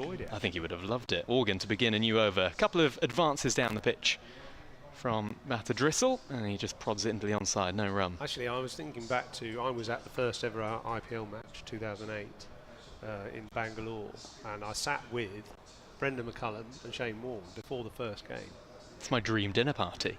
Organ in, bowls, nudged onto the onside, out to that fielder at deep backward square leg, and they'll come through for a single. 252 for 5. They didn't have the best diet, either of them.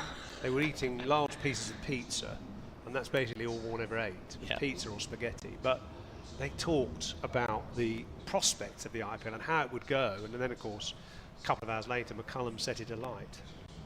Clark faces up to Organ, drives that one hard to Liam Dawson, but there's no run. In a way, they were the 2 men, plus Dhoni, who made the IPL, because McCullum got 158 not out on that first day, and Warne then won the tournament as captain of Rothesay Royals. So those 2 men were so instrumental in the success of the IPL initially. Clark forward, pushing that into the onside, no run. And you know, they just totally wanted to play aggressive, you know, imaginative cricket, both of them. And that's the thing, isn't it? It's being prepared to take those risks. Potentially look silly on the back foot is Clark, and there's no run. Potentially look silly, even though Warne didn't look silly on many occasions, but do that. Be prepared to be no bigger than the sport. Can you believe he'd retired by then? He'd retired from international cricket, and yet he led Rothesay was to a win in the first ever IPL. It was amazing. And he took key wickets as well. Clark forward and there's no run. End of the over. There's a video of him, I think, getting Sangakkara out in one game, and Sangakkara was still playing really well. And he tossed it up, and Sangakkara got slightly caught, sort of flat-footed, drove it back, and Warren grabbed it one-handed, caught and bowled, threw it away, and it was just, brilliant. And he got a lot of wickets. I mean, sorry, we don't want to talk about Warren all day, but he got a lot of wickets, which didn't look that good a ball, caught mid-wicket. But he would say, well, I got that wicket because the drift I got caused the batter to overbalance slightly and hit the ball through mid-wicket in the air to be caught. So it was the drift and sort of dip that he got on his leg break which caused the batsman to miss-hit the ball, and he was caught in the infield, and that was a wicket he sort of earned, really. Dawson not getting that much drift or dip at the moment, is forced up too long on for an easy single. Different type of bowler, Liam No, Dawson, isn't he? Of course he is, yeah. Oh, I think he's a really admirable cricketer. I love watching him, actually. I think he's an excellent cricketer. Dawson? Yeah, Yeah. yeah, excellent. I'd have him in my side. Bowls, turned into the leg side to short fine leg, who misfields, but there is no run. You want people that are committed, up for the scrap, and they're generally going to they're going to be the people who get you out of those holes. And Liam Dawson, for a long time now, has been one of those players for Hampshire. Yeah. He bowls again, tossed up, swept, out to deep square leg. The man's in the right position there. I think that's Organ who fields. So they go through for a single, but this is already building into quite an impressive 6-wicket stand. Clark on 74, Drissel on 21. And Dawson now going over the wicket to both batsmen. So a predominantly leg side field, and Drissel defends. Bat well in front of pad. Of course, I mean, how many wickets would Warren have got if the DRS had been in? I mean, he says, I'd have got 200 more Test wickets if he'd had DRS. It's changed the way that batters play and umpires umpire. Dawson bowls again, and an attempted sweep hits him on the pad, but although there was a strangled appeal, there was no chance of an LBW from over the wicket. Almost a shot a ball here by these Durham batsmen, who have now gone on to 254 for 5. Dawson over the wicket, bowls a little paddle sweep, and it just misses the stumps behind him. I don't know if he got any bat on that. The umpire doesn't signal, so presumably just got a little bit of bat that stopped that from cannoning into the leg stump. End of the over. 255 for 5. And I'm handing to Martin. Lovely to be with you. That's been pretty cool for me, Simon Hughes. Let me tell you, that's been pretty cool. Being on with cool for me. Being on with the man in the little truck in 2005 as 8-year-old Robbie watched on. Good stuff. Lovely to have Simon Hughes with us this afternoon, and Kevin James and Martin Emerson, by the way, who are coming in. It's lovely to have them with us as well, but mainly Simon Hughes, as everyone feels like they've all calmed down a little bit in the ground this afternoon. There's been a lot of wandering around Utilita Bowl today. As if you're a regular here, if you've been to Utilita Bowl before, you'll know that you've got those lovely open berms on either side that you can have a stroll around, see what's going on. What do you call them? Berms. Berms. Berms. You know what a berm is? I believe so. Eh? If not, I've been describing them wrong for about Berms. 5 years. Berms are turns in mountain West biking. berm, east berm? Downhill mountain biking, when you hit the bends. Hang on. On the course, they're Hang berms. on. So what you're saying is that not only is my documentary incorrect factually, I've also been naming these I've never standing heard areas. I've never heard the phrase berms in terms of paved areas for people to walk around. I only knew it from mountain biking. Don't spring this on me now. I'm gonna search engine it. Berm's meaning. Anyway, in the meantime, Baker to begin a new over, running towards us to bowl to Drissel. And he's over the wicket now, and Drissel is forward. There's no run. Katie has been on Blue Sky, at Marty Cricket on Blue Sky. She said, I'm going to have to leave you early tonight as it's the inaugural training session for under 5s at my local cricket club. Oh. Wish us luck controlling 36 4 and 5-year-olds. That will be chaos. Good luck with that, Katie. And the sun's out as well. Yeah. Is the sun out? Yeah. Yeah. Sun's out everywhere in the country, isn't it? I mean, my daughter signed up for a couple of years for the All-Stars cricket, and my 2 older daughters played sort of under 15s and the 13s at our local club, but All-Stars on a Friday tea time. End of the week. Drissel on strike to Baker. This one's straighter, and he gets a diddle dabble on that one down towards fine leg, and it'll go too fine for the fine leg fielder, and it's 4 more to the total, which I'll tell you in 2 seconds. About 100 kids. Right, how many parents and their friends? All those beer tables. Oh my goodness. Massive beer garden. 53-run partnership. 259 for 5. Drissel with 26. Graham Clark with 74. Hampshire have a little bit of work to do to get themselves back into this game. It's been a very good afternoon session for Durham, and they've had a good start to the evening session as well. Hampshire may be just about edging the morning with 3 wickets after Durham won the toss earlier on and decided to have a bat, and forward is Drissel pushing that into the offside, and there's no run. 53 partnership and 101 balls that came in. Back to blue sky. Jane says decent recovery. Neil Parker says, I've just watched the final cut on YouTube during the tea interval. It's definitely worth a watch and a fitting tribute to Harry Bates, the groundsman. Thank you very much. So that was on Blue Sky, on email from Davey Fenwick. Thank you, Dave. Lovely, David. Thank you very much indeed. Now, Drissel tried to whack this one into the offside and gets an inside edge into his pad. No run. Davey Fenwick on email said, did I hear Yossa saying earlier today he thought 235, 250 would be a good score on this pitch? Well, he was actually mentioning that a few minutes ago, wasn't he, on air? We're at Durham now, 259. He said, looking forward to watching the final cut later. He said, Harry Bates looks like John Thaw in Goodnight, Mr. Tom, which was a fantastic film based in a little country village in the Second World War. It's a brilliant film. John Thaw, who was in The Sweeney and Inspector Morse. I'm going to look that up in a second. On the back foot this time is Drissel. Late cutting that, but only finds the fielder at point. I think from memory, Goodnight Mr. Tom might have been a Channel 4 film, but I could be wrong, it might have been BBC, but it's quite a few years ago now.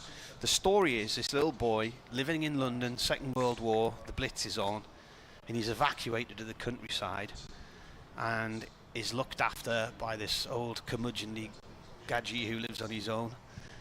And as you can imagine, there's a lot of friction between this little boy who's come from the big city suddenly in this quiet country village.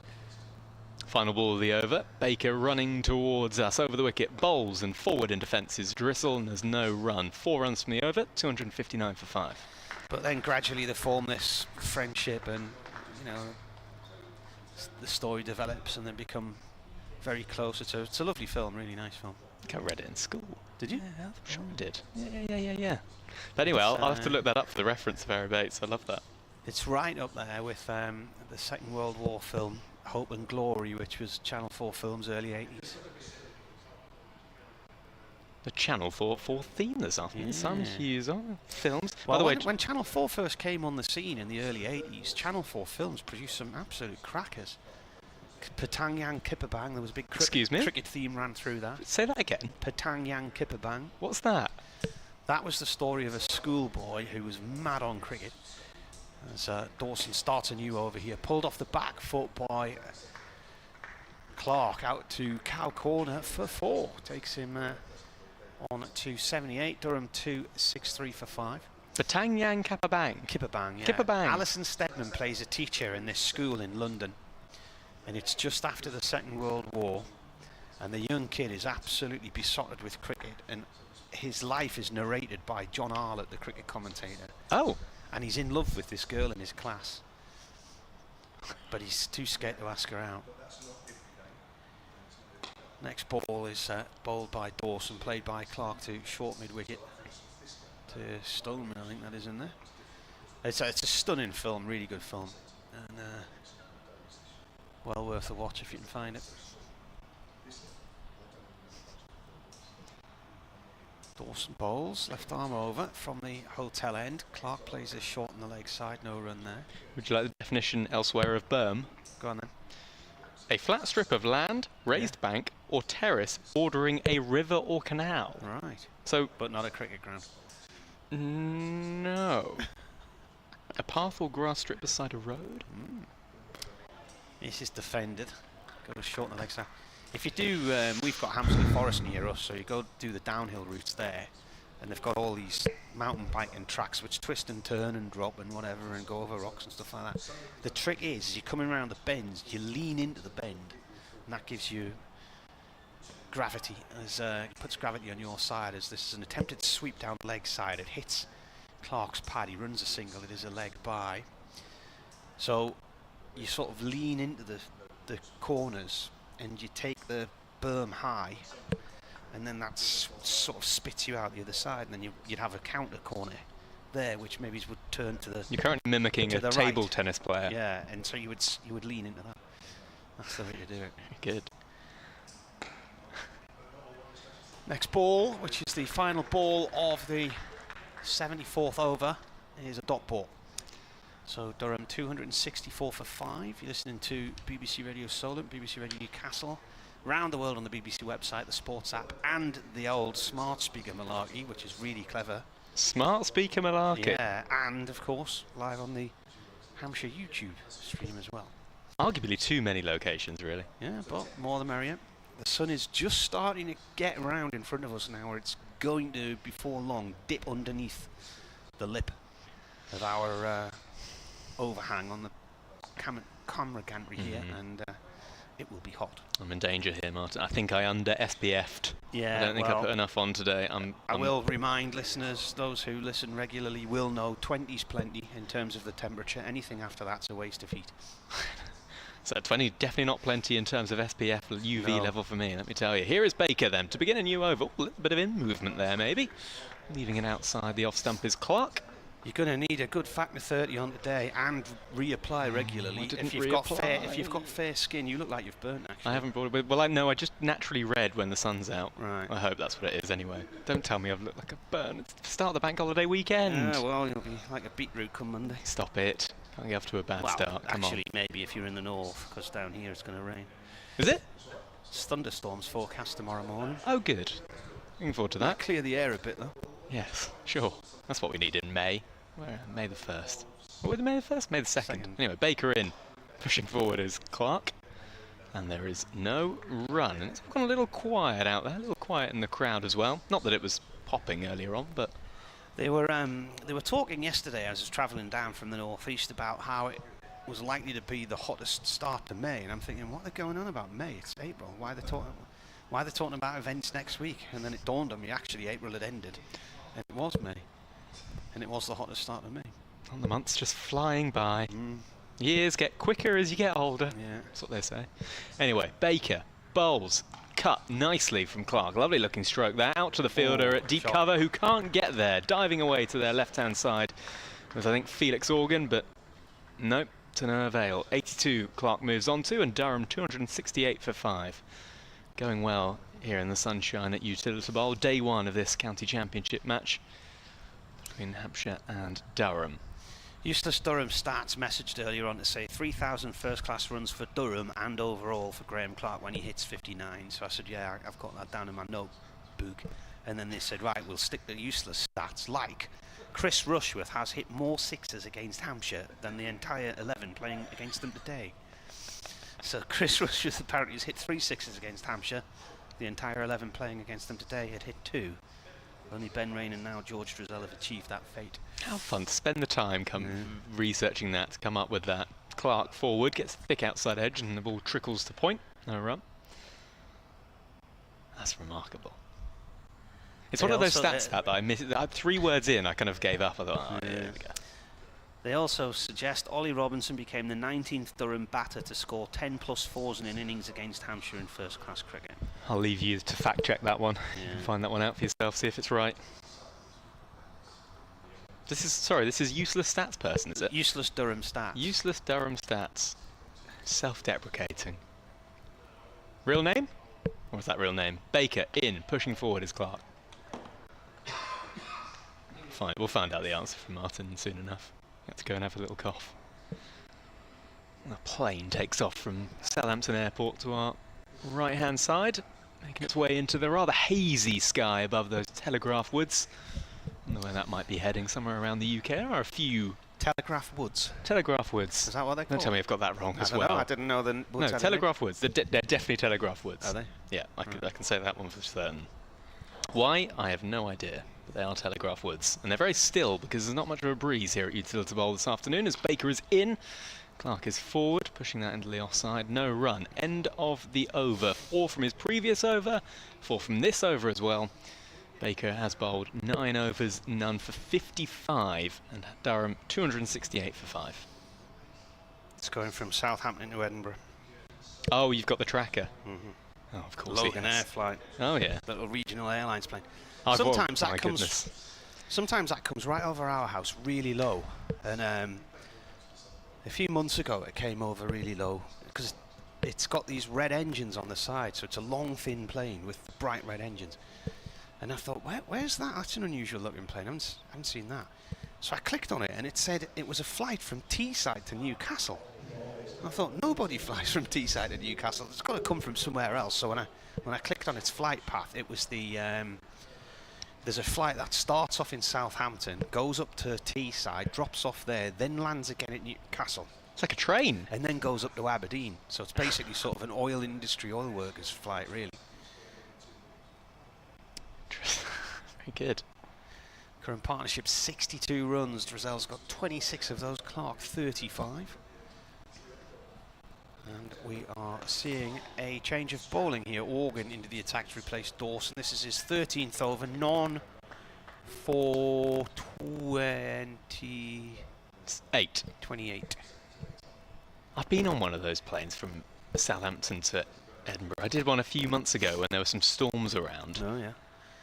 Organ in again, bowls. This is defended by Drizel off stump. Dot ball. 2 dot balls so far in the over. A tiny little plane. Yeah. You had 2-seaters either side. I remember getting onto it and the pilot came over the radio, as they do, and welcoming us on board. Captain Tim Rogers got X in the flight deck with me and all that nonsense. And then the final thing he said... I don't think it's nonsense to actually have a pilot and a co-pilot in the plane. I think they're important. This is a slog sweep, and it's just over the grasp of Fine Leg, who was quite close in there. Was that Gubbins, was it? I think it's Fuller, maybe. Oh, he's down on as a there 12th man, about is he? Right? Anyway, it came on, and yeah, I'd argue against the pilot thing being important. But anyway, came on the radio, and then the last thing he said, just before he hung up the tannoy, he said, "Little breezy in Edinburgh. It's just on the edge of what this plane's capable of, but we'll let you know more when we get closer." And that was where he ended the message. Yeah. Bye. Not really what you wanted to hear. 272 for 5. This is defended by Drizel off Organ. Yeah, we flew out of Edinburgh once. It's a fantastic flight path, that, because you take off and you go up over the estuary, the fourth bridges, the 4th road bridges, the rail bridge. Yeah. Tremendous views. In comes Organ once again, and here goes Drissel. Slog sweep up in the air. 2 fielders going for it. It'll land in between them, will it? Yes. Toby Albert and Nick Gubbins running after it. It was hanging in that hazy sky above Utilita Bowl, and neither of them could get there. And Hampshire have hands on hips all round. Fuller, Gubbins, Dawson, all with hands on hips. There's a chance. Well, doesn't go begging. It was just a bit of bad luck. Didn't fall in the gap. So Drissel survives. They came through for a single as well. Durham 273 for 5 as Organ bowls, and this time thick outside edge down towards the 3rd man region as the fielder gives chase. And Sonny Baker will pull it in a couple of metres from the rope. And they will come back for 2. Durham move on to 275 for 5. End of the over. Going to have a double change in the commentary box. Simon Hughes is going to come in for me, alongside Kevin James. Thank you, Robbie. No relation. Just to point that out. You want to see people have been asking. I think Robbie would be most disappointed if it was the situation. I wouldn't mind. Simon Hughes is back with us for his final half hour of the day, and he's just said the good news for all of us is he'd love to come back tomorrow. So we've got a bit more of Simon Hughes tomorrow as well, which is great news. Amelia Clark is back with us tomorrow. Those of you that have been a regular listener to Hampshire commentaries, she's back with us as well. So 275 for 5. We have 20 overs left in the day's play. Sonny Baker, this is the first time you've seen him, Simon Hughes. Of course, yourself being a fast bowler in the past of repute.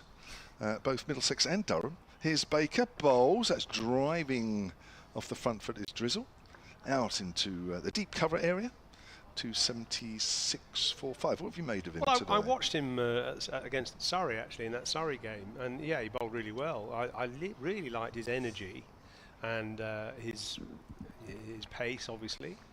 I thought he bowled some really good balls round the wicket to right-handers in that second innings, and yorked a couple of the Surrey players. Looked really good.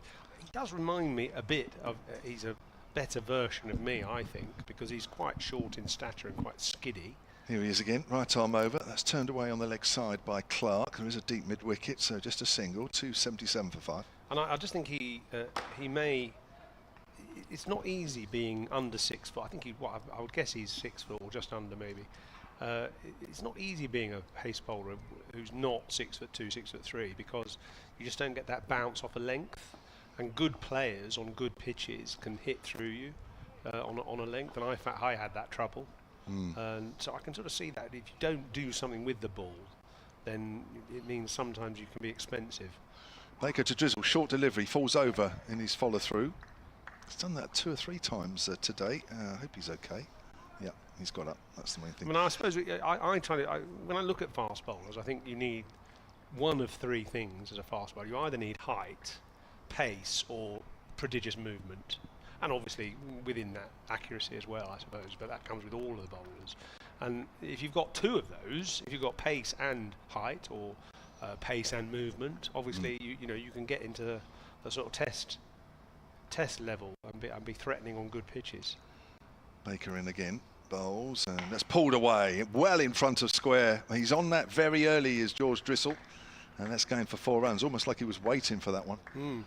Moves on to 36, 281 for 5. I suppose what I'd say is that for somebody of his height, the good length area is smaller to stop a batsman from being attacking, because if you're just slightly short, they can pick it up early, as he did there.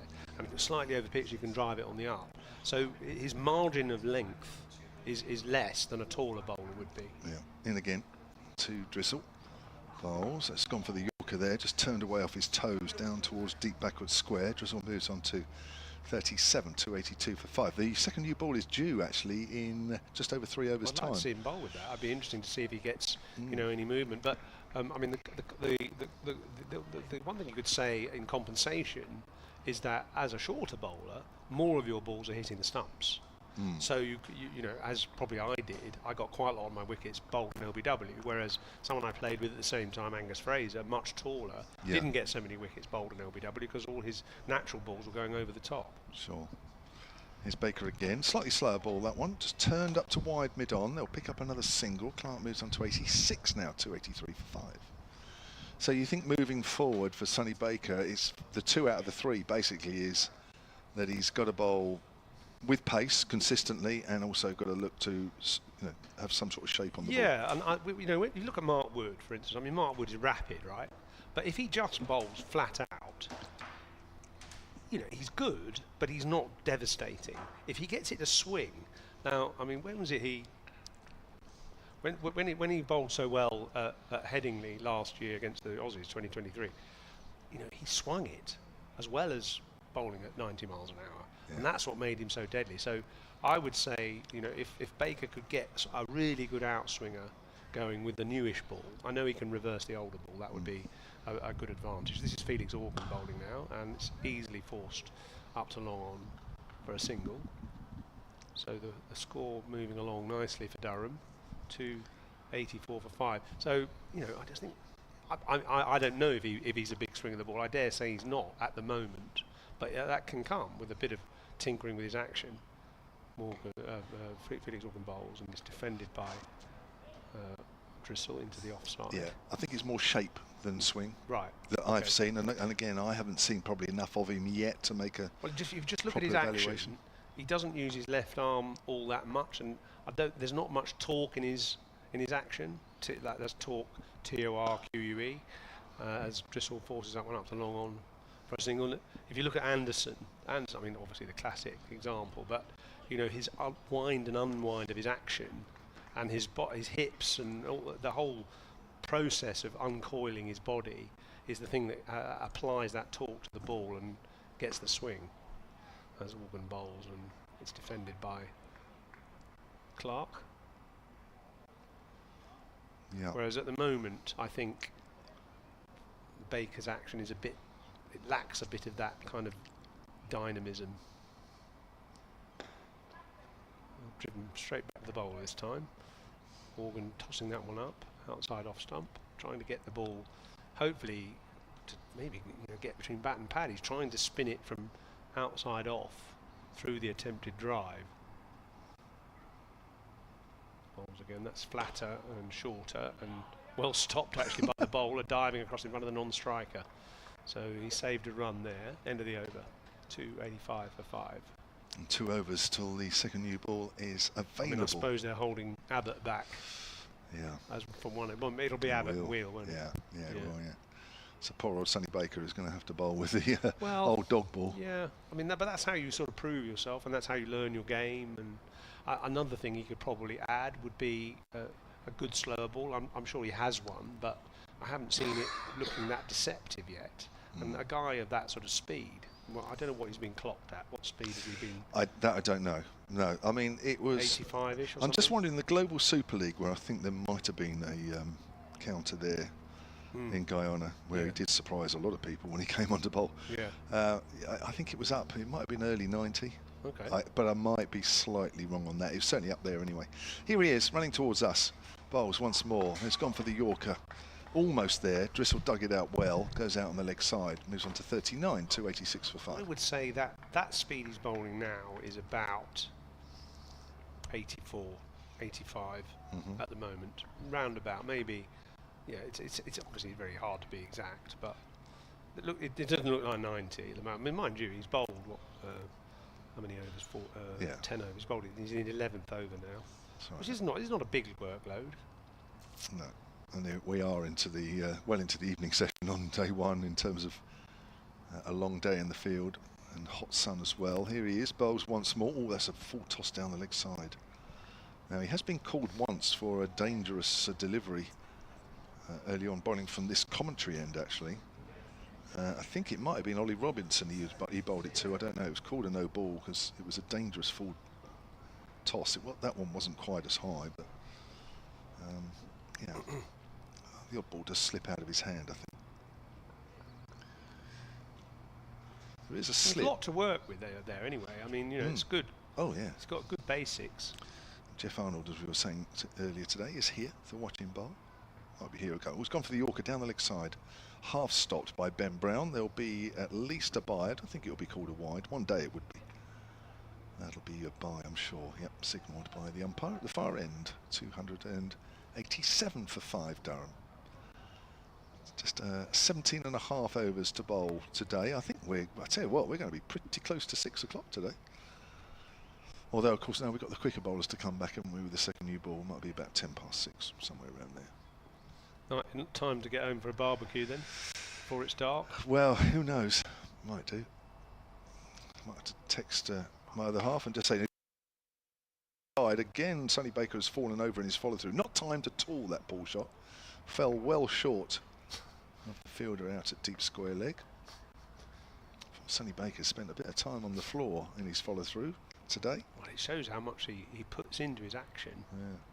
He's sort of hobbling slightly back to his mark. Yeah, a little bit of a worry. Bashed his knee in that ball, but he looks all right. Yeah, that's good news. Well, this might be his final over. Almost 11 overs completed, none for 65, Sonny Baker. Still got the hop at the top of his mark, that's good to see. And he comes in and bowls once more. And it's a length ball driven nicely up to mid-off by Graham Clark. Good player, Clark, isn't he? Yes, he is. Lovely straight. Early on he hit a lovely straight drive from Carl Abbott down the ground, and he's got a lovely kind of bat arc. It's a very, very simple, compact player.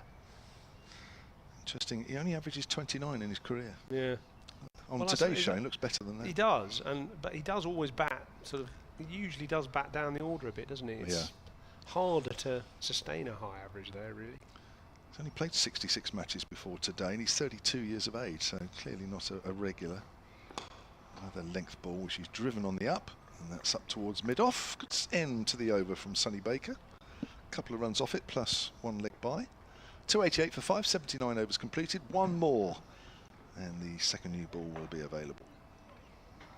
Well, the spinners haven't had anything out of this track today. Nothing for Liam Dawson, nothing for Felix There's Organ. a little bit there, isn't there? There's a little bit, but it's slow. Yeah. You need that bit of extra bounce. I thought in the morning session, I thought there was something in the pitch for the bowlers. I think we might find the new ball when they take the new ball that it does a bit actually. But obviously Durham have got got away really from 84 for 4, 288 for 5. You know, they've added 200 runs for only 1 wicket lost. I think, is that right? Were they 84 for 4? They were 80. Well, they were 82 for 3 before Colin Ackerman was out. 82 for 4 they were there. Yeah. And so they added 143 for 2 in 36 overs in the afternoon session. Yeah.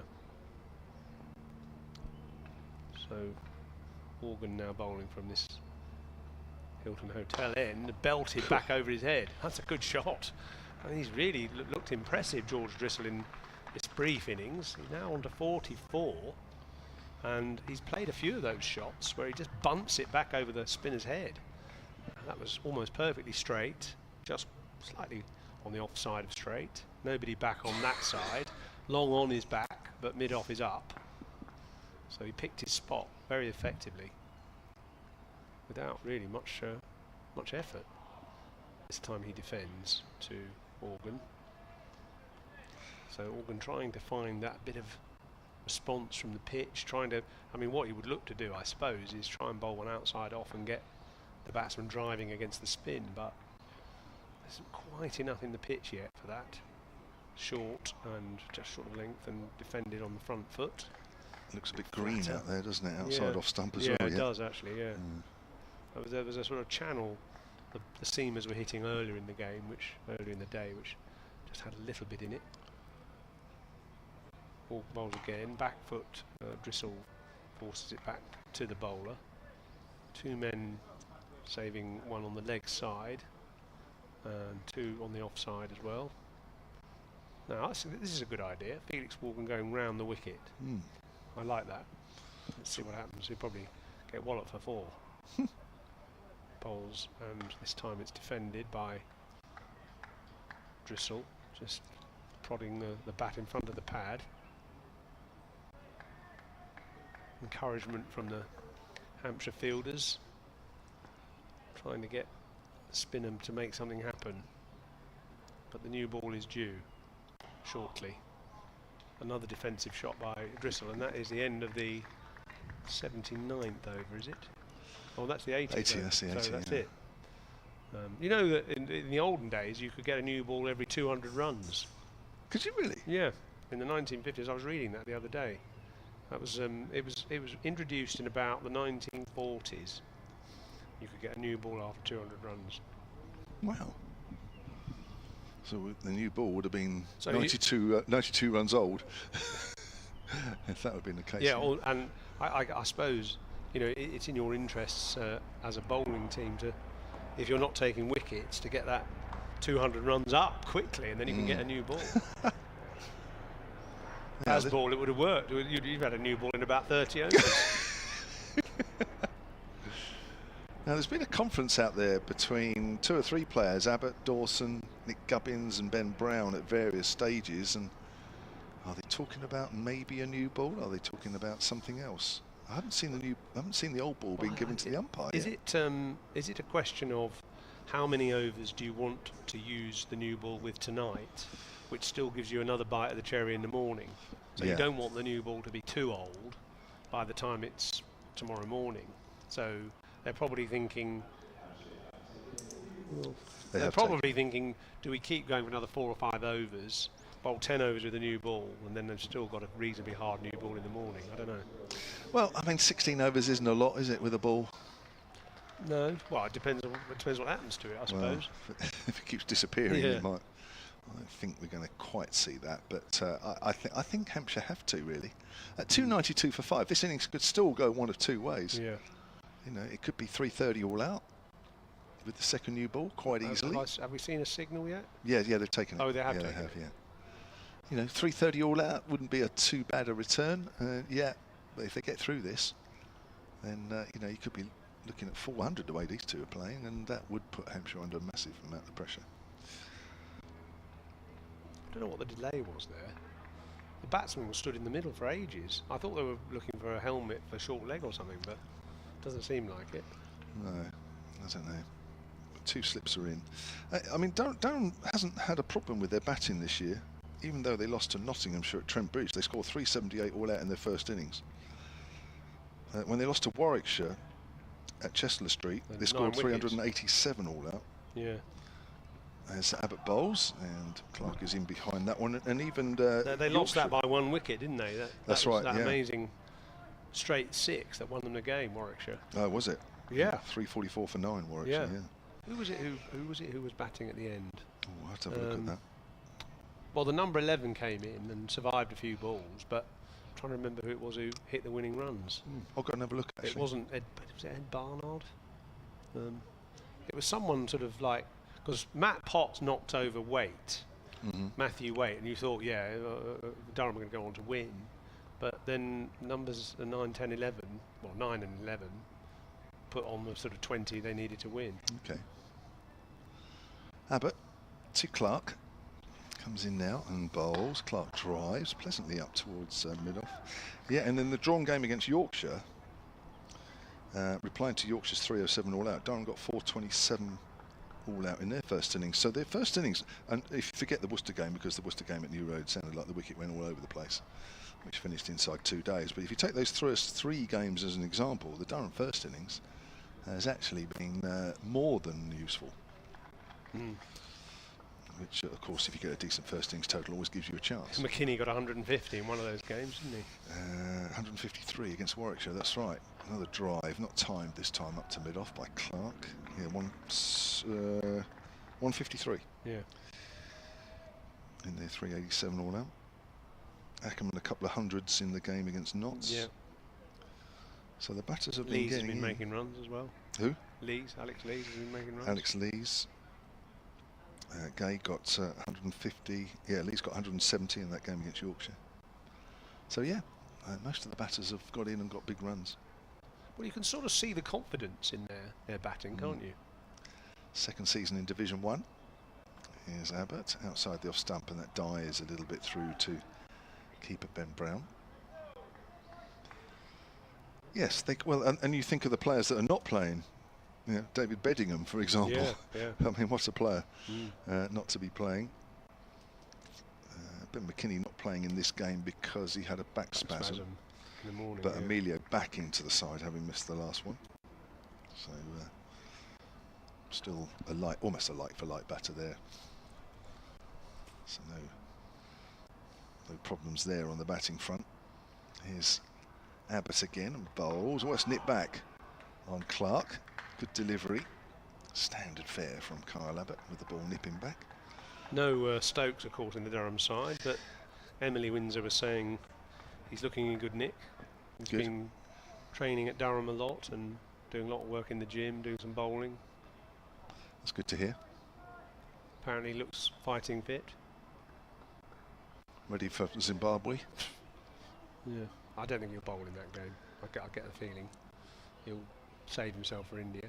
So there's literally 1 test against Zimbabwe and 5 against India. That's the test summer. Yeah. Here's Abbott, or the men's test summer, of course. That's pushed out towards extra cover, and there's no run. I'm just going to bring in Martin Emerson then. You're going to do till 5:30 yours, aren't you? And then you're going to nip back to London. Yep. And then back with us. So tomorrow, yeah, looking forward to it. Okay. So I'll say bye for now, and I'll be back at 5:30. A maiden over from Carl Abbott. He's been the pick of the bowlers today for Hampshire. 16 overs, 5 maidens, 345. Excellent figures, and he's at the batsman as usual. Brad Wheels supported him decently, but the other bowlers haven't been quite on it today. Dawson has dropped a bit shorter than I've seen him in the past, and the Durham batting has been very good, very positive generally. Particularly that stand between Ollie Robinson and Graham Clark, I was really fluent. So Brad Wheels come back from the Hilton Hotel Inn now. And Drissel is on strike on 44. George Drissel, who's had spells with Gloucestershire and Somerset before joining Durham a couple of years ago. Not a regular in the first team. He's starting to get a bit more of a look in. Yeah. Certainly this season. Yeah. Had a good pre-season. Got those scores in Zimbabwe. Said, yeah, get some scores in Zimbabwe. Yeah, looks a good player. Very enterprising, and got some good shots in his locker. He defends that one from Brad Wheel. So he's on 44 from 72. This partnership is now worth 86 from 154 balls. Graham Clark on 87. George Clark is the designer who's just bought a property in Sunderland, and he's going to turn it into a bookshop. Is he? Yeah. It's good local knowledge. Yeah. He's bought a shop and he's going to turn it into a bookshop. He's bought a property in Sunderland, he's going to turn it into a bookshop. Nice to hear. Yeah. That's Down gone the down leg the side. And where's it gone? I can't see where it's gone. Keeper's Gone to got the it, keeper, yeah. So That's you've quite seen his enterprising. programme, George Clark's Amazing Spaces? No, I haven't actually. No, No. it's on Channel 4. He's a Actually, I have seen designer. it. No, I have seen it. You're right. Sorry. And he's from the Sunderland Yes, area. he is, isn't he? Of course. And he's going to make it into a bookshop. Well, I'm glad to hear it. Yeah. We need more bookshops, really. Well, my wife was interviewing him a few weeks ago because she went up to do a story with him, and he was saying it's something he's always wanted to do. It's just a pet project. I wonder if he's a writer as well. Wheel bowls outside off stump. That had good carry through to Brown outside the off stump, but left alone by the batter. Yeah, there's a new bookshop near me in Hammersmith, actually. Sort of independent. I love independent bookshops, and this one's called Everybody Reads. Yeah. And it's run by these two lovely ladies who just are passionate about books, and they make a different display of a different book each week, sort of a feature on a different book, and they just talk so kind of enthusiastically about reading. It's great. If you are an author, Yeah. I'm kind of a bit of a lapsed one, and it's good to see. And this time Drissel defends. I've got your book from major to minor. Have you? That was the first one. Yeah. That even predates. What year did that come out? 93. 93. Well, it was the first year of Durham. Yeah. It was about Durham's first year. Yeah. From minor to major, and that preceded a lot of hard yakka, actually. Michael Parkinson wrote a nice review of it, which gave me the confidence to do more, I suppose. Yeah, from I was a minor to member major. of one of these cricket book clubs back in the day, Right. early 90s. Right. You can, as wheel bowls and defended by Bristol, you can get that book for about 40p in charity shops. Yes. There was also one I got, which was a Graham Gooch sort of diary. Was it called A Captain's Tale or something? It was about probably. a tour to Pakistan or something like that. Oh yeah. And You probably never read it. I don't even think he knew Who'd when I spoke to him about it Might years have been ago. the Pat Murphy one. Yeah, I don't think you could remember who'd written it. It was selling for about £1 on eBay at the time. Wheel bowls down the leg side, flicked away by Drissel. That's down to fine leg for an easy single. You've got to sort of strike while the iron's hot with a book launch, haven't you? You've got to cash in where you can early doors. Yeah. I mean, making money out of books is pretty tough, unless you're, J.K. Rowling or something. I mean, it is a labour of love. It's a lovely thing to do, actually. I'd recommend everyone has a go, because everybody's got a story. Yeah. And my mother had the best advice for any would-be writer. She was a bit of a writer, and she just said, when you suffer from writer's block or you can't think what to write, she said, don't get it right, get it written. Get it down on the page, and then you can Change edit it later. Yeah. Abbott in the afternoon sunshine here in West End, racing in from the pavilion end here to bowl to Drizzell, who defends that one, goes short on the offside. I've got about 2/3 of a book in my computer. Have you? So basically life as a Durham commentator over 20 odd years, but I think if I was to ever publish it, I would intersperse it with some of the more interesting stories from a journalistic life, some of the interesting court cases I covered, and quirky tales and strange happenings and whatnot. I think that could work. Well, you should finish it. You said you got it 3/4 done or something. Yeah. Abbott comes in and bowls. This has gone off towards the covers, no run there. Stuart Rayner, who used to work for the Journal as a sports reporter, he's written a couple of books. He did one about the War of the White Roses. He got shortlisted for the Cricket Writers Book of the Year for that one, and then he did another one about Durham's demise after winning the title and a couple of one-day cups, being relegated by the ECB. I think a lot of the time it's a labour of love, and there's just a small core audience in county cricket who are likely to buy copies. Yeah. 293 for 5. Drizzell plays up to mid-off, no run there. Had an email from Matthew Mullins, who's in a lovely corner of the world. He says, "Evening Marty and co from a very sunny Shaftesbury in Dorset. Finally managing to catch up with the game after being stuck in work with no aircon." It's terrible, isn't it? How did we cope years ago? Finally a day off tomorrow. Problems. Yeah. Finally a day off tomorrow, so I might travel down to a local game. For me, fantastic commentary from both sides. Quick shout out to Mike, a Yorkshire fan I know, who said they would go unbeaten this season. They're obviously having a bad day then, are they? As Abbott comes in with a bouncer. I haven't looked at any of the scores today. Well, Yorkshire were 80 for 3 at lunch. Right. My mate Chris was messaging. He was listening to us on a bus on the North York Moors, lamenting Yorkshire. No, actually, they were 80 for 5, sorry, at lunch. They were all out for 205. Warwickshire 61 for 4 in response. Essex 205 for 9 at Taunton against Somerset. Leicestershire are playing in Leicester at Grace Road against Northampton, 278 for 7. Kent all out for 129 at Lords. Middlesex 80 for 3 in response. In comes Abbott again now, bowling to Drizzell. Drizzell plays that down onto the floor and off his front foot and goes off towards point, no run. Simon Mann and I do this podcast together, and we both picked our 5 players to follow for the season. Just a sort of 5 random players. Well, not random, but people we were interested to see how they did, and his 5 included Ben McKinney, actually, and also Sonny Baker. And one of mine was Rayan Ahmed, and I was excited. He got 100 in the second game. Since then, he's in single figures. He got a duck today. They put him up the order to open Leicester and bat at number 3. Not quite enterprising, but he hasn't entirely delivered yet. Worth a shout. The finger stays down. There must have been an inside edge onto the pad there. Abbott walks away with his hands clamped on the back of his head in disbelief. Umpire says no. It's a maiden from him, though. Other games, Lancashire 288 for 3 in Manchester against Gloucestershire. And Glamorgan are playing Derbyshire in Cardiff, where Glamorgan are 287 for 5. So, Farhan Ahmad was playing for Notts against Durham he took wickets, a few weeks ago. Yeah, he looked good, actually. Got good energy in his bowling action. Looked very good.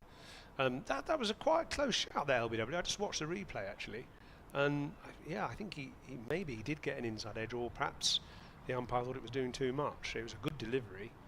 It may have been height that just saved the batter. Brad Wheel bowls another over, another LBW appeal. That's going down, definitely. It's made the batter Clark. He's limping now. Yeah, he's hobbling. Yeah. Sort of got him on the knee, I think. I think that's what you call a heavy ball. Yeah, we're just having a look at the replay here. It definitely jagged back. There's something here for the new ball. Yeah, it just sort of may have got him just inside the pad, just on that flap above the knee, and rammed into his kneecap. Well, that's painful. Anyway, I think he's all right. He's just taking a moment and just collecting his thoughts again, flexing his knee. He's on 87, so he will be thinking, well, I must just bat through to the close. I can get a big one, get 150 if I survive this new ball spell. Brad Wheel bowls again, and that's a good ball on middle stump, defended by Clark, who's still feeling the effect of that blow to his knee. Need a bag of ice on that later. See, I was asking Ian Holland, who used to play here, if the ice bars are still in use in county cricket, and he said, yeah, they swear by them at Leicester. Don't know if Hampshire do. I don't think I'd fancy an ice bath coming off after 20 overs. I want a pint of bitter. in comes Wheel and Bowles, and the batsman defends. Would it not be lager on a hot day like this Well, to yeah, really I think it quench was that shandy, thirst? Then I'll tell you move what, on to I the think bitter. lager shandy. Yeah. And that would go down in about 2 gulps. Yeah. After a day in the field like this.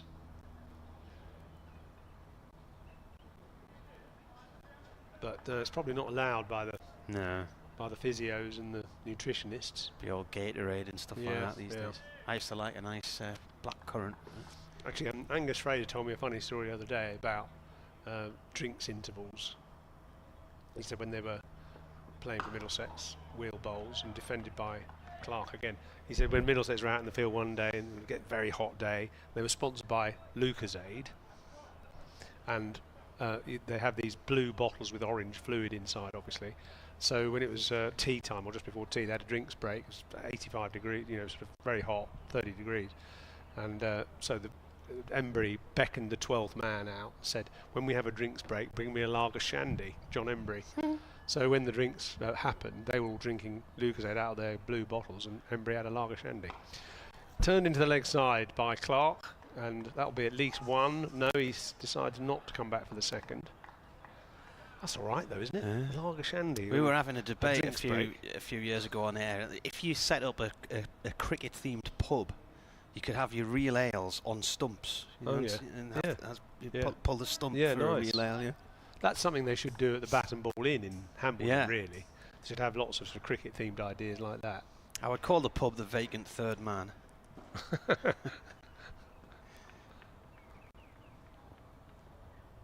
294 for 5.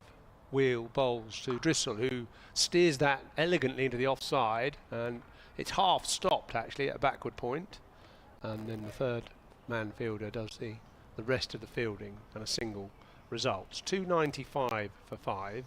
It's 5:30 in the evening, so probably about another half an hour's play left tonight, and I'm going to vacate to let Kev and Martin finish the day.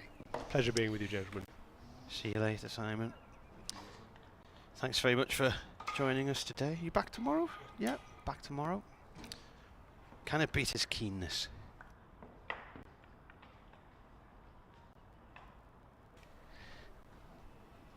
The sun is beating down now here. And trying to... I've turned the chairs round so I can put the laptop on the chair, protected by the chair from the sun. It's quite a technical thing to do, but I think it's going to be a bit cooler than this tomorrow. There they are, they're under the scorecard. Abbott bowling from the pavilion end to Drissel, and that's an inside edge onto the back thigh, and that's stinging. It's a big bee just flown past us as well. He's giving it a furious rub then, he's gone for a walk. That'll have a nice bruise on it as well. Cheers, Jozza. Yep. Looking forward to having him back tomorrow. He's got the nip back again, but this second new ball is Carl Abbott. Hampshire fan Ralph Brooker messaged earlier on Blue Sky at Marty Cricket. He said, I'm a Hampshire fan here. Nice mountain biking knowledge earlier, he said. And Wandering West, he says, I'll buy a book if you write it. Writing is so mellow. I love writing, he says. Cricket diaries, poems, songs, and Christmas stories. In comes Abbott. This has gone off to defensively to short extra cover to Mark Stoneman. Christmas on a day like this seems so far away, but I bet some pub somewhere is advertising Christmas packages already. Do you reckon? Yeah. Sorry, I was just reading something as you said that, so I didn't quite pick up everything. Christmas, Apologies. it comes around every year. It does. Not as warm as this. No. Although we've had this extension built on our house, so you can now sit on the roof on the back. It's the terrace. Christmas Day, I was out on the roof in a t-shirt. It was just so warm. It was ridiculous. Frizzell guides us down towards third man for one run, Organ Fields. Didn't get that biting wind off the North Sea then. There was no wind that day. It was so unbelievably, unseasonably warm for Christmas. It was ridiculous. I could have been out paddleboarding, not a problem. Really? Yeah, the river was flat, calm, high pressure in charge. Drizzell on 47, Clark on 88. And this partnership now worth 90 runs. And partnership before it was 124 for the 5th wicket. In comes Abbott, he bowls Oh, that spits up at Clark, and he fends it away one-handed into that offside area to Stolman. I'm just wondering about partnership records.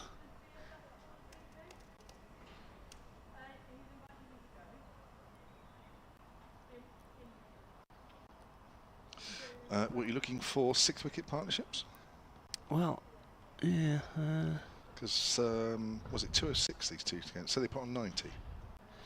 Yeah, I'm just sometimes, you know, 124 doesn't sound much for the 5th wicket, but could be a record. As Abbott bowls, this is turned wide of mid-on. This is going to be runs here for Clark. He's going to get 3, I think.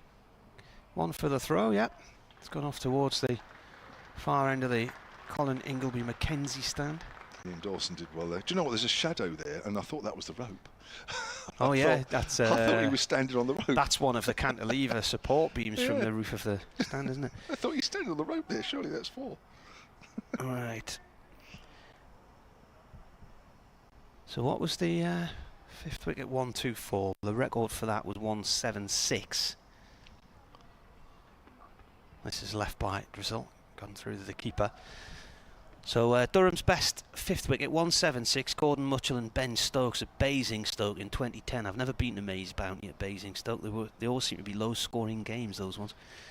Weather affected. The 6th wicket stand, Dale Benkenstein and Ben Harmison in Chester Street in 2007 when they put on 156. So these two have still got a long way to go to that.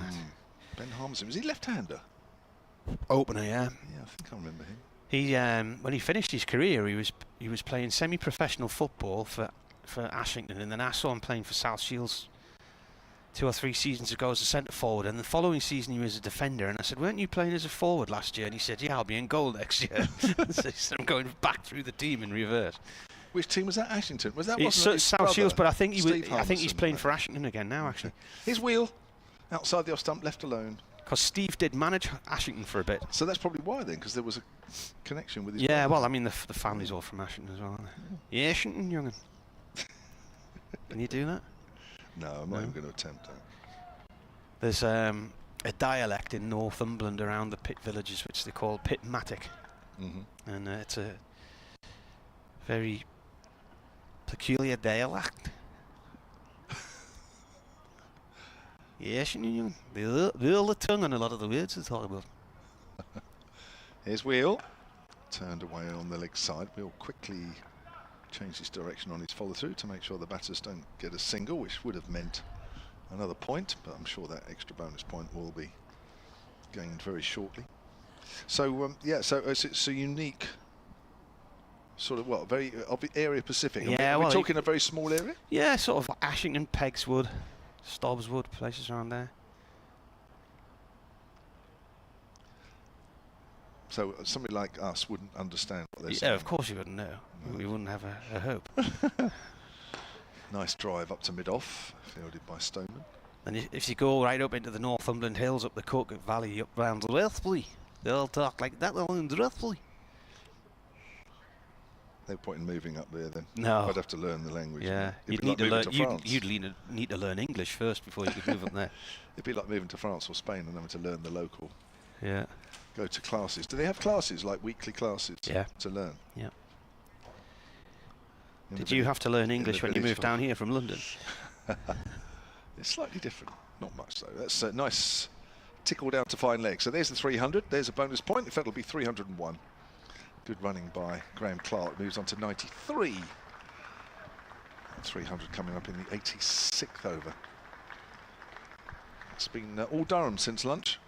Has to be said. Colin Ackerman out for 9. That was 10 minutes after lunch. And then Ollie Robinson bowled by Dawson, trying to pull a little too powerfully away on the leg side. I think he took his eye off the ball just right at the end. He went for 76. Durham scoring 143 in 36 overs between lunch and tea. Hampshire have not taken a wicket since tea. Left alone outside the off stump. Bit of shape on that one. Clark on 93, looking for his 5th century in first-class cricket, all for Durham. And he passed the 3,000 run mark today as well.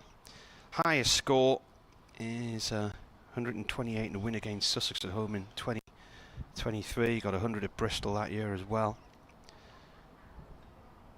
Got Got 119 in the final game against Leicestershire in 2023. I was saying earlier, for a 32-year-old, he's only played 66 games before today, first class. Let's turn away on the next side. What has been the situation? He was basically, under previous coaches, branded a white ball player, and he'd got to the point where he thought his red ball days were gone, and he was looking for another job. I think he was going to try and take up a position in coaching or something like that. And then Ryan Campbell came in, wanted to play an attacking style of cricket, felt Graham fitted into the picture, and brought him back into the team. So 2 years ago he got that century at Bristol. I remember interviewing him at the end of the day's play, and he was very emotional because he didn't think he'd be at the club anymore.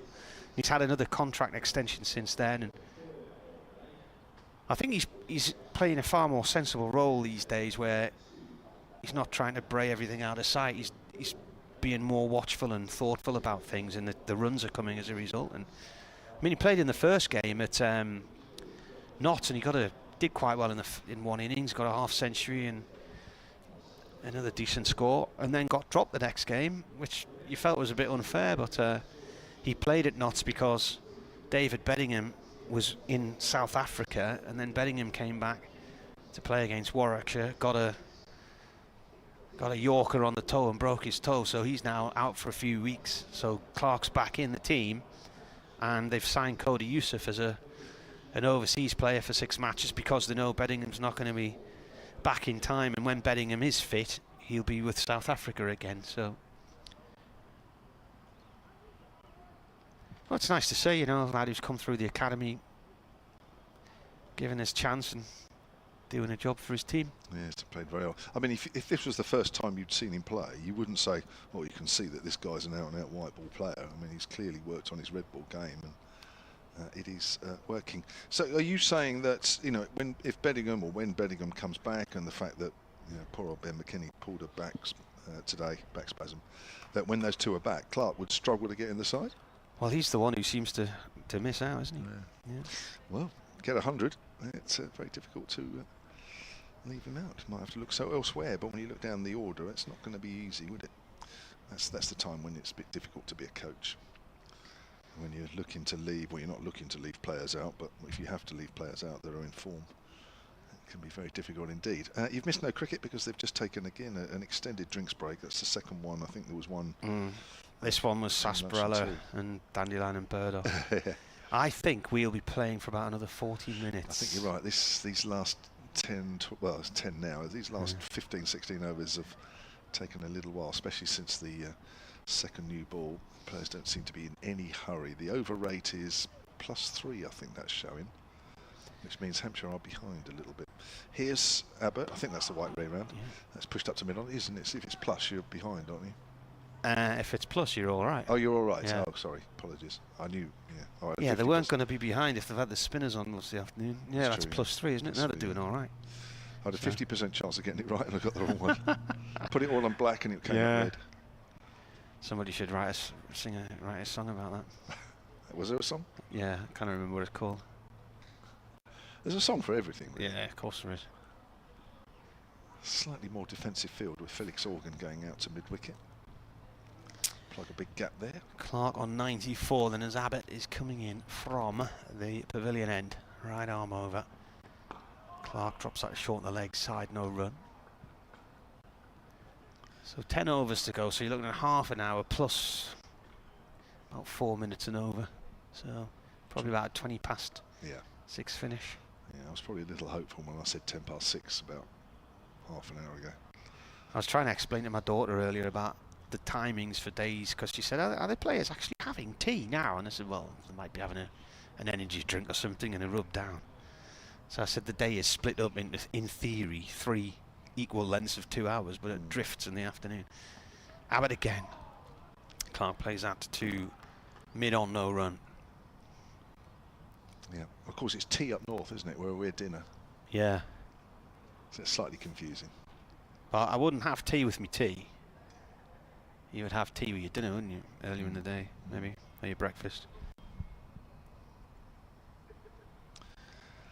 So this second new ball is, what, 6 and a bit overs old, and Durham have scored 8 with it. No, 10. Sorry, 10. Abbott to Clark. Clark forward, leans into this one, pushes it to Stillman in the covers, no run there. It's a bit hot, isn't it, at the minute, Kevin? Yeah, the sun hasn't shone fully in the gantry yet. It's interesting, actually. Even in 2 weeks, the sun is much higher in the sky. Yeah. Since we were last here, by now, for the Somerset game, we would have had a good half an hour of sun, if not more, and would be absolutely roasting alive. You do look like you're burning a bit, mate. Did you put any stuff on it? Yeah, I got some cream on, 302 for 5. Halfway through the over. Well, that skids in sharply and doesn't get up off a length. And Clark has to try and keep that away using the toe of the bat, which he's now staring at to make sure it's still there. If you want to get in touch, it's weircricket@bbc.co.uk. Or you can message me on Blue Sky @MartyCricket on Blue Sky.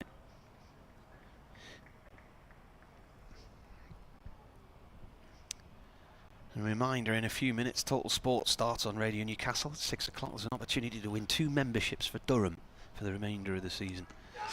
Inside edge, onto the pad. You could hear click, click there, and that is painful again for Graham Clark. He limps away, and he looks to be in a great deal of distress, and I'm wondering if that ball has just hit him where that previous delivery did a couple of overs ago, which sent him reeling. Where was the impact point there? It must have been just below the knee again, but it looked so the ball kept reasonably low. I think he needs to look at his set of pads actually for the next game. I'm not sure there's quite enough padding in those. I had a scenario a few weeks ago in the opening match of the season where Joe Clark was the wicketkeeper for Notts and didn't have any pads on at all. Really? Didn't even have any shin pads on. Wow, that's. And I think in the entire game he only got one in the shin. Now this is interesting. 7 overs with the second new ball, and we got a spinner on straight away, which would suggest that Liam Dawson's hoping for the ball to get a little bit more bounce for him. Opening day of the game last year, when Hampshire won the toss and decided to bat, Durham only took a wicket in the morning session and a wicket in the afternoon session. I think at the end of the day, Hampshire ended up being I think 6 down they were at the end of day 1. This has been a similar day, really. It has, hasn't it? Right, Liam Dawson then from our commentary end, bowling to George Drissel. Drives, 1 bounce to mid-wicket. I think he was going a little bit more over the top there. Didn't quite get it out of the middle of the bat. By the end of day 2 in that game, 649 runs had been scored and only 13 wickets had fallen. And Durham was still batting in their first innings on the final morning. Ooh. That's hit off the back foot down to deep mid-on, where Toby Albert is fielding below us. 303 for 5. Right, yeah, so not a lot of progress in that game, and I suppose only 5 wickets in the day so far. All the progress that has been made has been Durham's. Slower ball, cut away outside the off stump, half stopped at extra cover. That would have hurt a little bit. Felix Organ, who's still down on his haunches, just nursing a hit on his hand somewhere. Still down. He's okay. It's not actually, it's Nick Gubbins. Apologies. Just looking at his wrist or a finger or something. That has hurt a bit. Not taking a bit of a nail. That often happens. Here comes Dawson. Forward. Here's Drissel. 48 not out for George Drissel, the 26-year-old. Davy Fenwick says breakfast, dinner, tea, supper. Yeah. 4 meals? Yeah. Wow. Well, if you want supper. Dawson, forward again. From Drissel. 4 meals a day. Wow. I don't really have.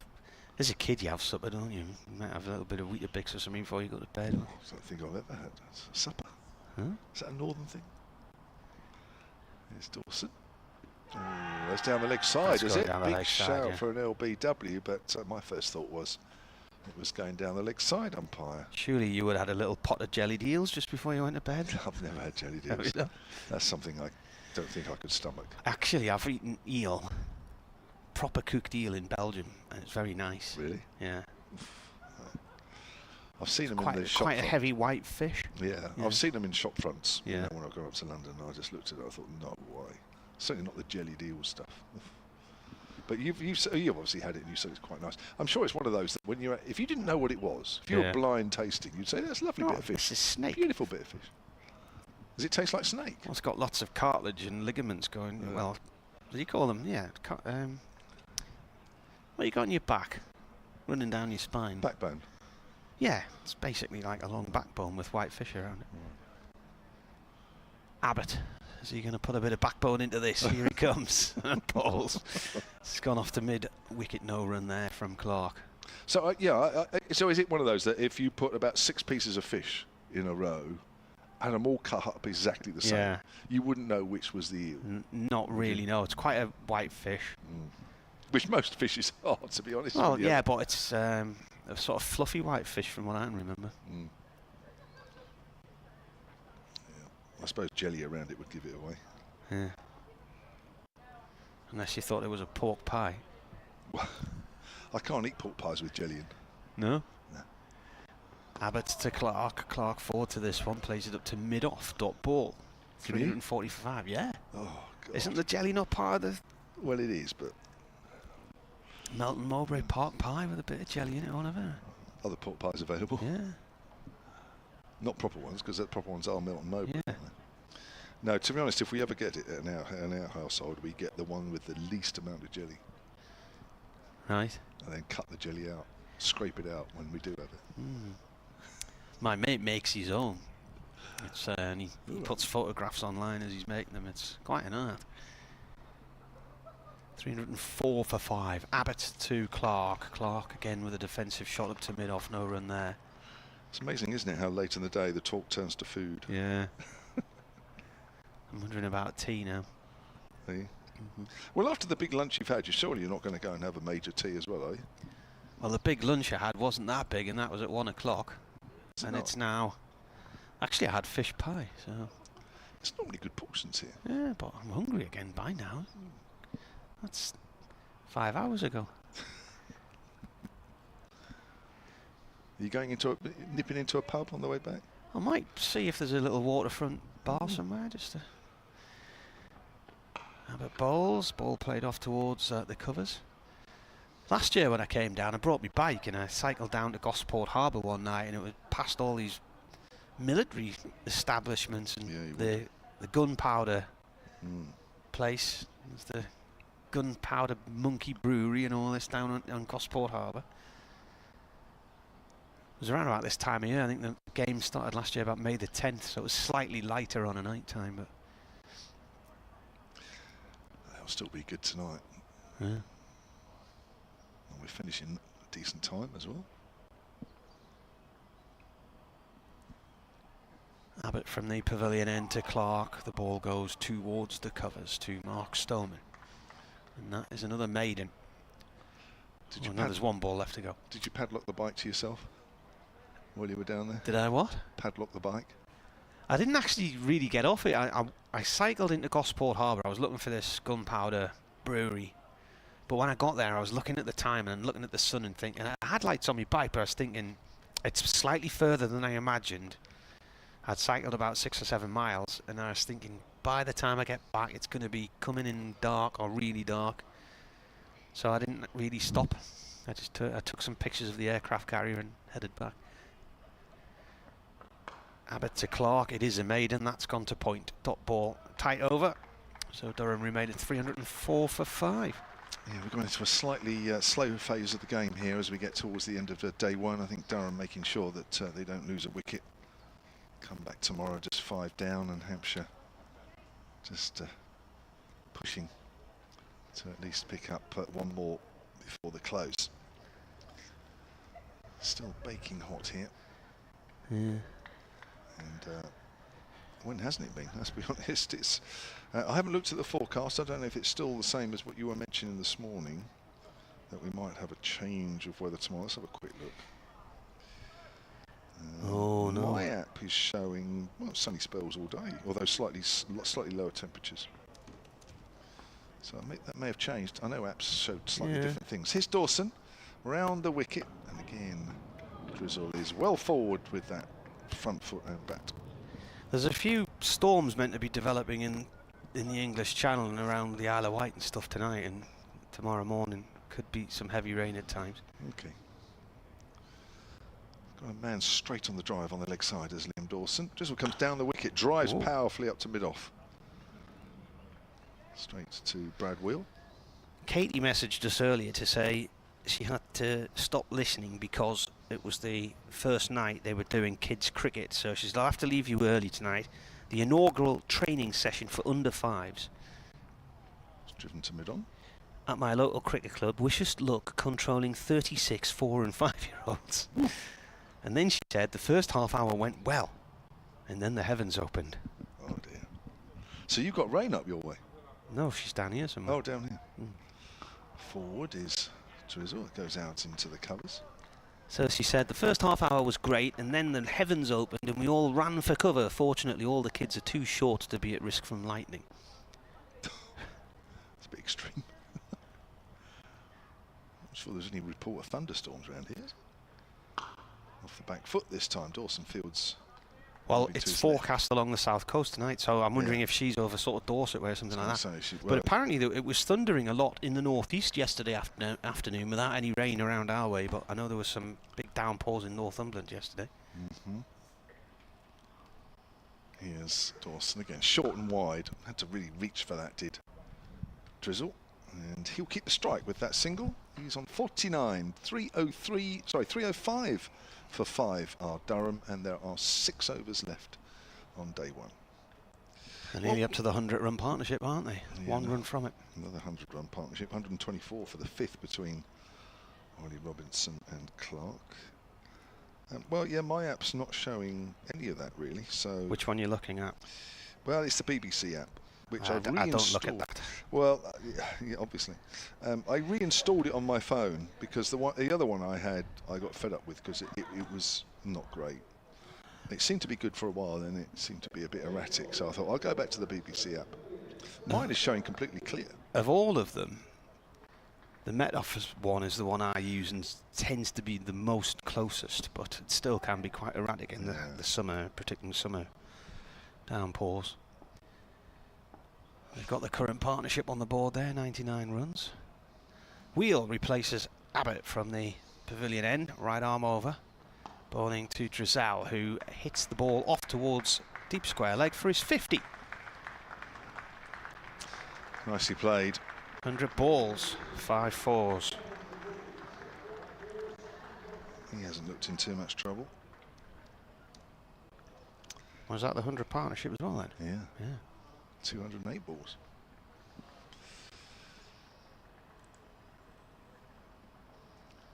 It's been a useful partnership, this.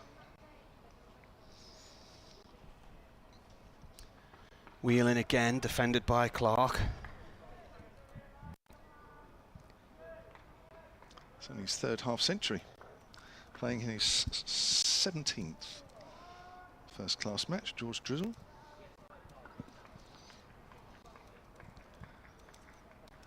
Averages less than 20 with the bat. So a useful performance. Wheel turns. In past the umpire. And bowls, and Clark plays the ball down into the ground and back to the bowler.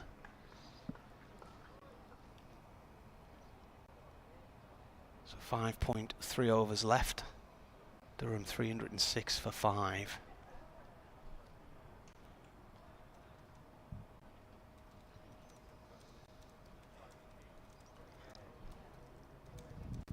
So 2 good partnerships here in this afternoon period for Durham, and the evening period. 124 for the 5th wicket. Robinson eventually bowled by Liam Dawson for 76, and then Clark has added another 100 with Drizzle. Clark turns this off his legs down towards long leg for 1. Is that a leg bye going to be signalled? Yes, so he doesn't get the single. Yeah, the last wicket falling at 3:30 this afternoon. There's only been 2 wickets since lunch. both in the afternoon session. So it's been hard going for the Hampshire bowlers today. They'd have been reasonably happy at 80 for 3 for lunch, but it's certainly been hard going since then. Wheel comes in, bowls. Oh, I don't think that came off the bat. I think that's come off the shoulder or the helmet there. I think Drizel lost sight of it. It's gone down the leg side to the keeper. There was a shout of couch it, and then I think there was nobody really fully hearted behind that, were there? Not sure he played that particularly well. Maybe Don't think it was he just saw a it, do you? surprise. Well, it's just a surprise ball, perhaps, but got himself into a little bit of a poor position.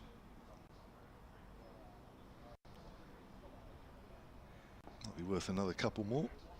Last ball of the over, 307 for 5. And Drizel up on his toes, plays that off towards the covers end of the over. So he's saying that's his third half century. So it's his first in the county championship, I think, because his highest score had been 33 as a night watchman at Taunton last year. So the 2 half centuries he's got were 81 and 82 against Zimbabwe A in the tour in March. So this is his first 50 in championship cricket. Well done to him. That will make him feel a lot better. Always good when you reach your first milestones in the county championship.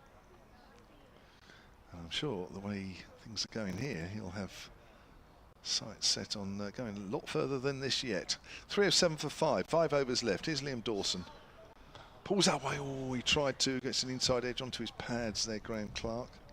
Aiming for that deep mid-wicket area. Have to be careful with that. That's what Ollie Robinson was trying to do and got bowled. Trying to hit it too hard. I'm sure he took his eye off the ball at the end there, Ollie Robinson. It was such a short delivery.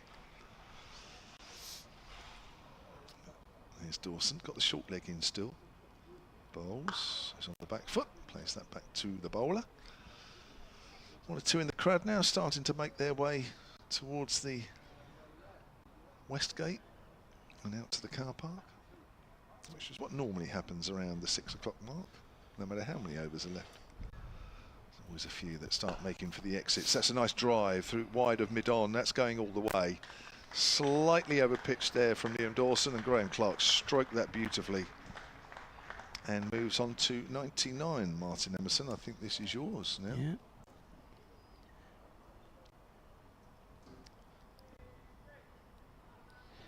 Graham Clark, let's see what he's hit so far then. 99, and he's hit 15 fours from 186 balls. Looking to make this his 5th century in first-class cricket. Dawson comes in left arm round. Clark pulls this wide of mid-on. He's got there. He's going to run too. The ball might actually run all the way down to the boundary for 4, and indeed it does. He punches the air. He's going to be a bit battered and bruised tonight. He's taken a couple in the legs, raises his bat towards the Durham pavilion. Another double fist pump. Shake of the head. He's rocking with excitement there. So he's got to 103 and 188 balls and 16 fours. Quite an uncomplicated player, isn't he, really? Not a lot of fuss about him. It's a sort of innings where I can't remember too many shots, but he's got 100. Here's Dawson. Forward is Clark. Just unfussy, really, at the crease, isn't there? There's not too much to sort of that stands out. Just quite effective, and as I say, some of the best hundreds are scored without actually remembering too many shots. Just over 4 overs left in the day. There'll be 4 overs after this as Clark is forward. That's gone out into the covers, fielded by Stoneman. 2 boundaries off that over from Liam Dawson. Takes his figures to 28 overs, 2 maidens, 1 for 102. So yeah, 28 overs he's completed. I know you've said on 1 or 2 occasions today how many overs he bowled against Durham in this fixture last year. Yeah. He's going to get pretty close again. He's going to have nightmares. Looking at this, that's Clark's first century. I mentioned earlier on he'd got 119 against Leicestershire in the final game of the 2023 season when Durham went up. He actually got 3 centuries that year when he was brought back into the team by Ryan Campbell, the Durham coach, who was the new Durham coach then, as wheel bowls to Dressel. This is defended.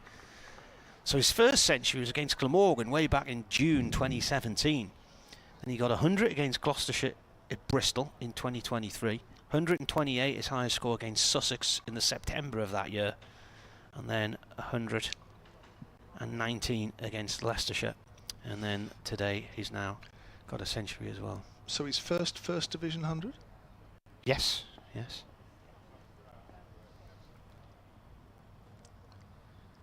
Bowler comes in, and Dressel plays this short on the leg side, no run there.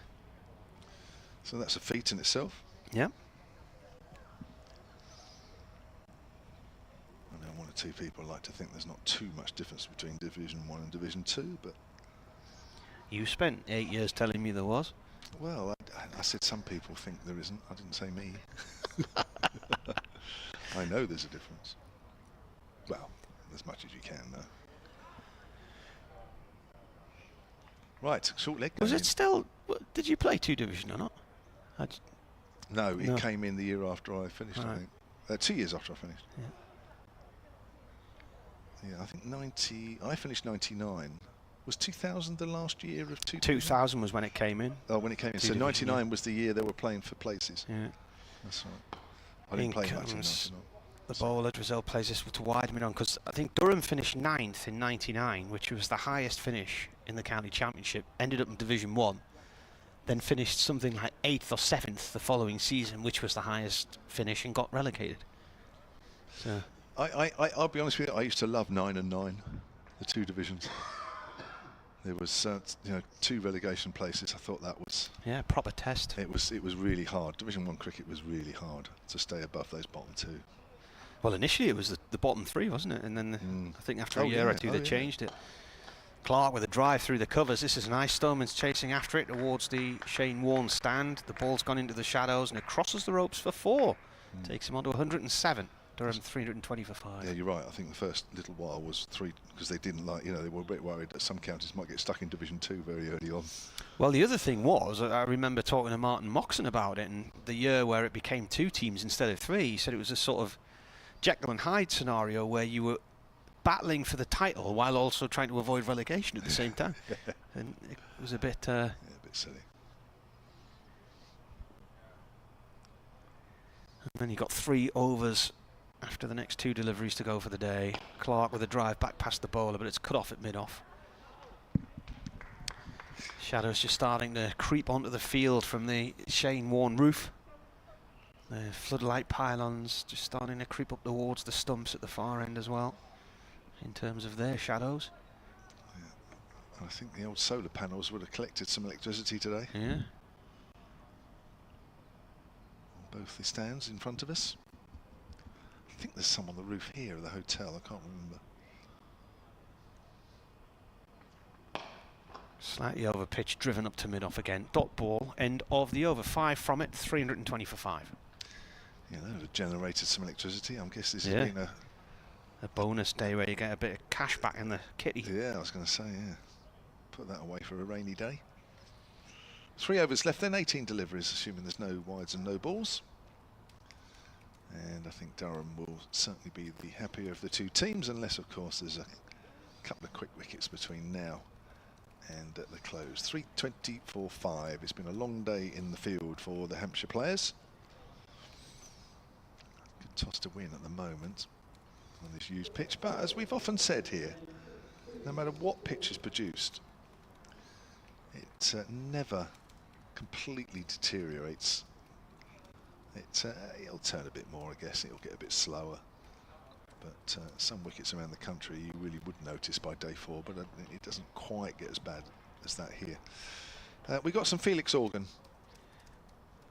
who's taken over from Liam Dawson. Organ's bowled 15 overs today, none for 41. A bit like Liam Dawson, really hasn't really found too much out of this used pitch yet. On the leg side, whipped away on the leg side for 4 behind square. The man behind square, Kyle Abbott, is on the 45, well wide of him.